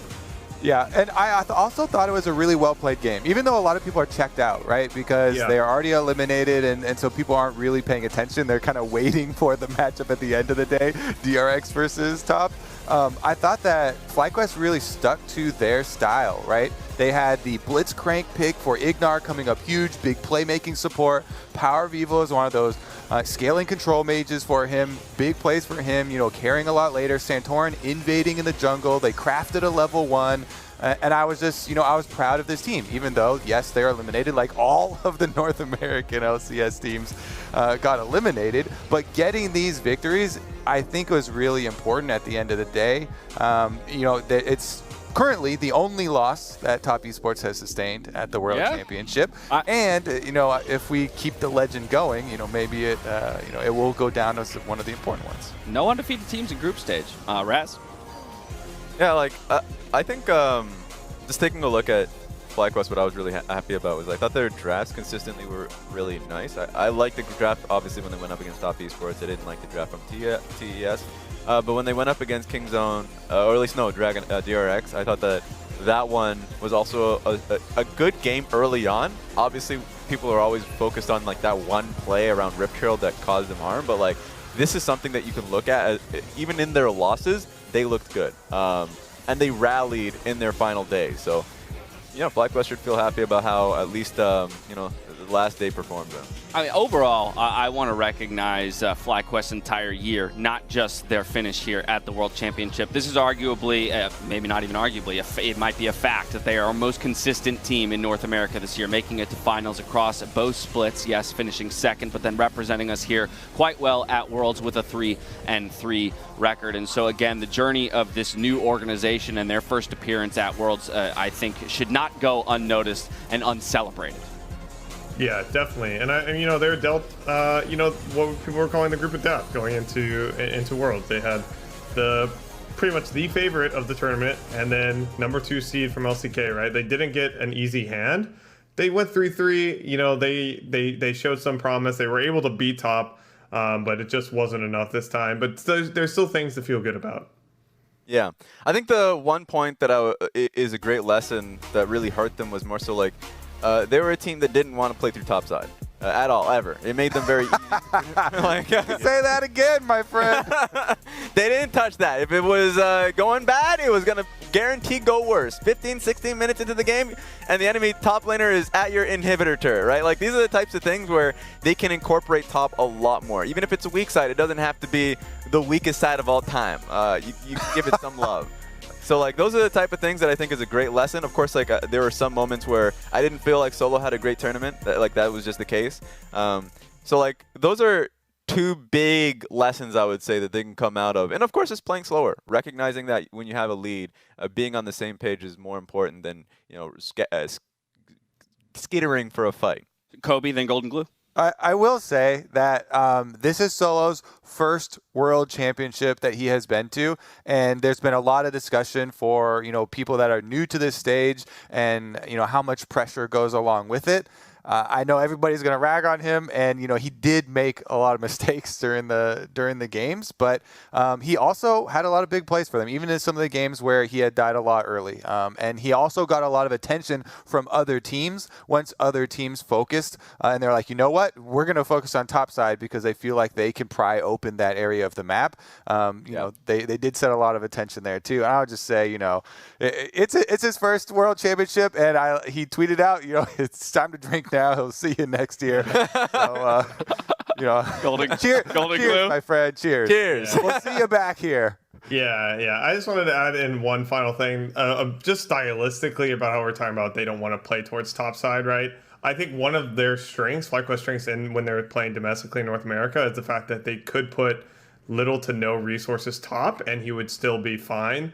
But just when you escalate that caliber, and then it's also a top-sided meta, it just becomes harder when you basically play this whole year of the style of, we're going to put all our resources into the mid laner, and then you go to Worlds, and it's a very top jungle carry-oriented meta, right? It kind of makes sense that they're going to be struggling at this, in that kind of situation.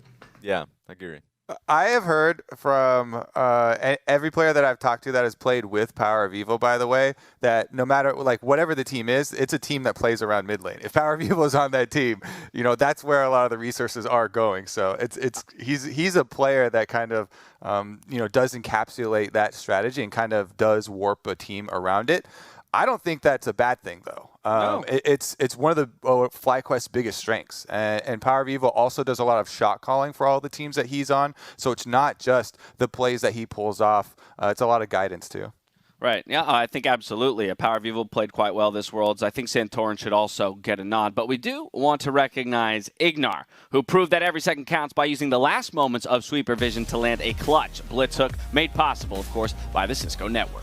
Yeah, this was my favorite one. Ignar landed a bunch of hooks, by the way. 2v2 kills in lane later on. But I like this one because they're moving up. Santorin just had the sweeper on. And as soon as they caught the little radar vision from the sweeper, boom, he instantly pulls the trigger, hooks him back in, followed up by Wild Turtle. It just shows there's no hesitation on this FlyQuest team. They've gotten to a point with their synergy where they trust each other, they follow up on each other's plays, they then are able to kite out on the Gallia ultimate, and that's one of the reasons they were able to get a victory versus LPL #1 seed. And we'll come back to wrap up FlyQuest in just a minute, but to put a capper on the FlyQuest discussion, let's hear from Lore, who spoke with Power of Evil about his Worlds run.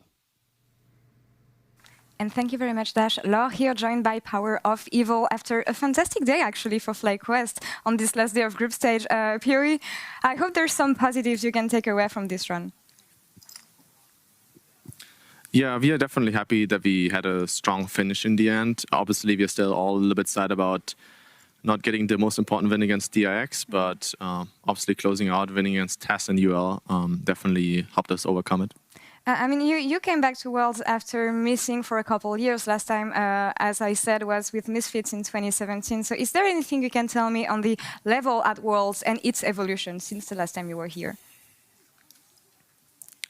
Well, Worlds is always obviously from every region, the best teams, the best players. And I think especially Group D was insanely stacked mid laners-wise. So I learned a lot playing against Chovy, Knight, and Nomans. I think they were all really great players, really good mid laners, and you could really see that you're just fighting for every CS, you're fighting for midline priority all the time, and there's gonna be ganks from both teams. And I don't know, it was just a pleasure playing against these mid laners, and I guess just learning from these matchups too. Yeah, I agree. As you said, many interesting mid laners that you faced here, and you will be back playing in NA next year for sure. So is there anything you learned from this Worlds run that can help you next year in the LCS?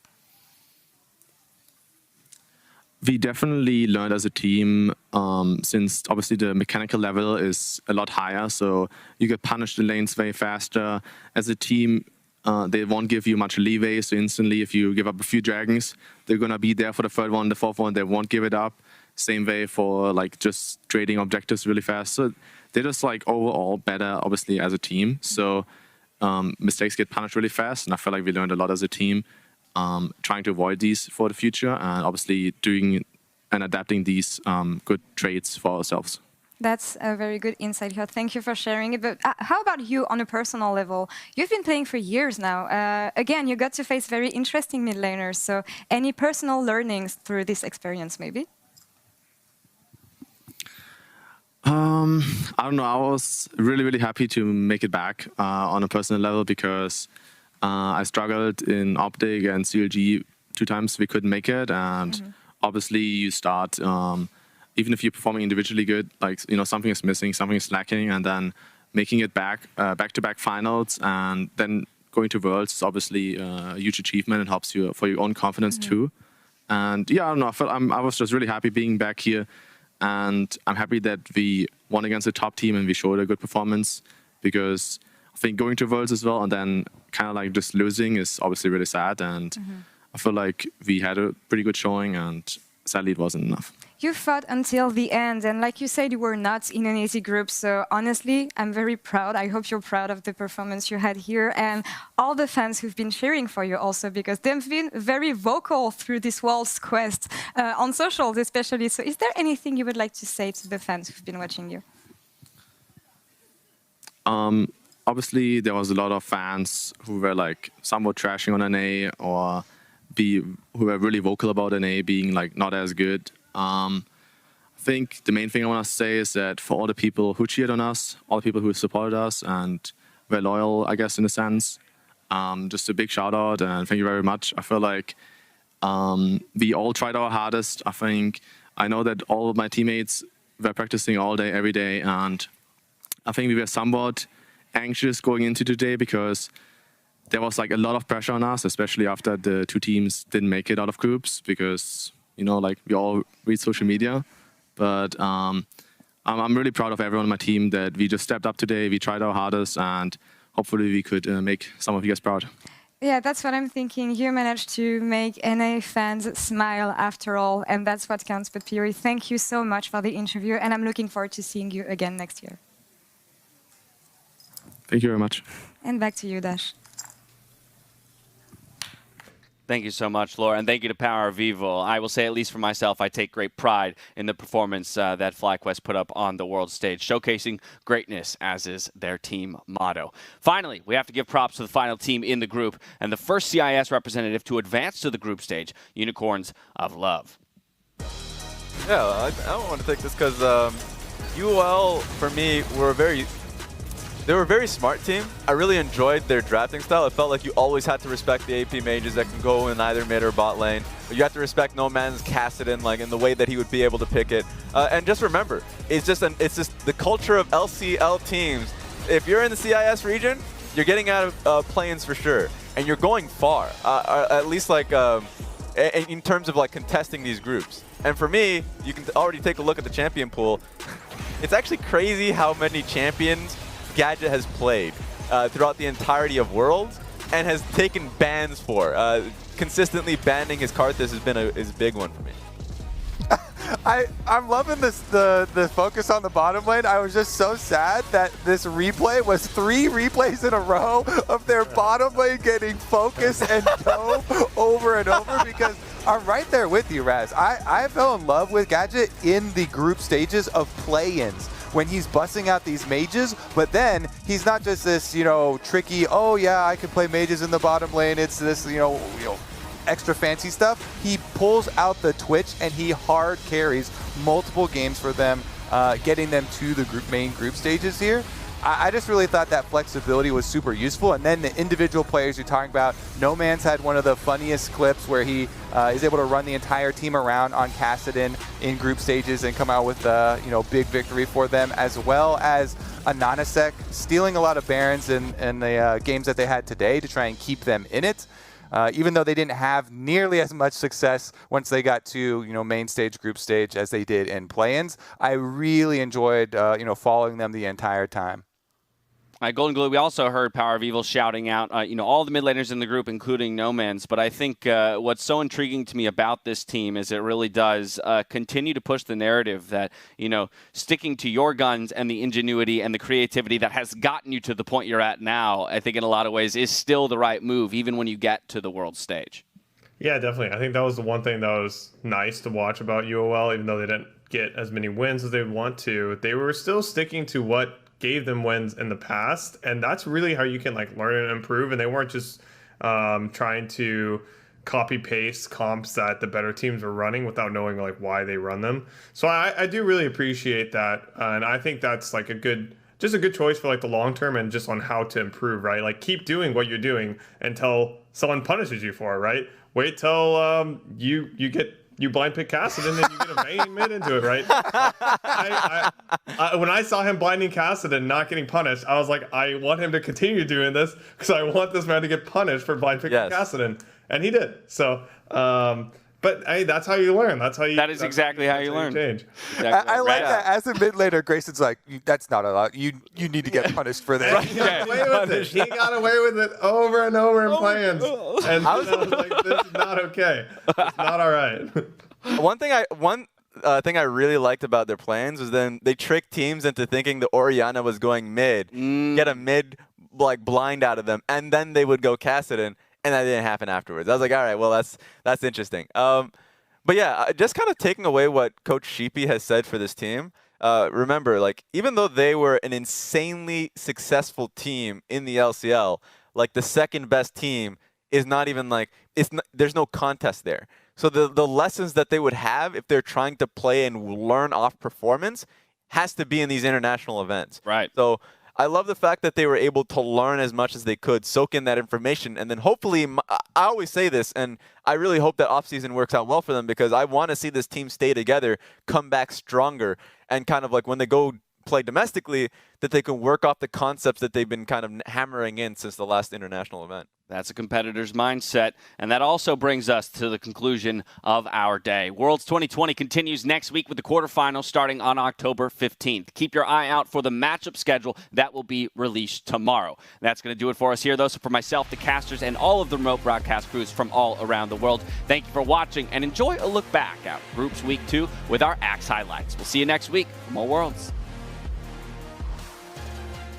Hello and welcome to Worlds 2020. Suning is going to probably be considered the heavy favorites coming into this. Yeah, I might be looking for it as he flashes. Oh, does manage to grab the kills. Now Gemini trying to fight him off, but the rest of Suning turn up, and Big gets out alive. Suning say they're moving to 3-1 as we have two teams and 3-1 now in Group A. Here comes Core JJ. He can set it up, he can make the play, he can find the ult, but he only manages to hit one. Angel simply next on the list. Now the ultimate coming in for the Jin. That's the curtain call. Suning 1, 2. He's looking to make it 3. That's the finish out. TL, what a turn. In North America, if you're not awake now, it's time to wake up. Can you feel it? The Team Liquid Miracle Run Dream. The tactical sweep for Suning because they are just cleaning house. G2 nigh the chance for Team Liquid to play their way out of this group. Oh, but as they back out, they're not put together. You got Gangplank on the flank, Gangplank. One big shot, Ben! Can you do it? Huge! My God! One moment, one shot, one barrel. That's all you need, Suning. Third seed of the LPL will take first in their group and take down the first seed of the LEC. Inspired is taken down. Canyon goes godlike. Malcolm coming in from the side. Piercing Darkness fired off. And look at all that damage. Goodbye, Finn. Goodbye, Rogue. Goodbye, hopes and dreams. Dom1 Gaming just absolutely shredding them. Canyon is here, and he is darn angry. Collateral damage goes in. The base call lands Barrel on the backline, and he gets the shutdown onto Kanavi. And this is an incredible fight for Dam1 Gaming. As the Hexag Ultimatum has the engage, dives in, 3-man stun. There's the Hexag Ultimatum, and Ghost is done for. The bullet time rips Dam1 Gaming to absolute shreds. Gods can bleed, and JDG showed us that today as they will defeat Dam1 Gaming in the final game of Group B. Going for the kill. They might pick him down. He's going to try to get away, and he cannot. Plus the steal for self-made. Fnatic get everything. Them home with even more depth for good measure. Fnatic eliminate TSM from the quarterfinals. Movement speed, but it's not going to be enough. Hillsong is eventually able to lock him down. Shockwave's going to come through. That picks up 2 kills. And Hillsong's not done it. And Fnatic are smashing this game. Them are Fnatic. And now the Dazzle comes in yet again. Clint dives on top of Reckless, unable to lock down that kill just yet. Self-made in trouble as Ruler. Oh my God, the AoE and Genji!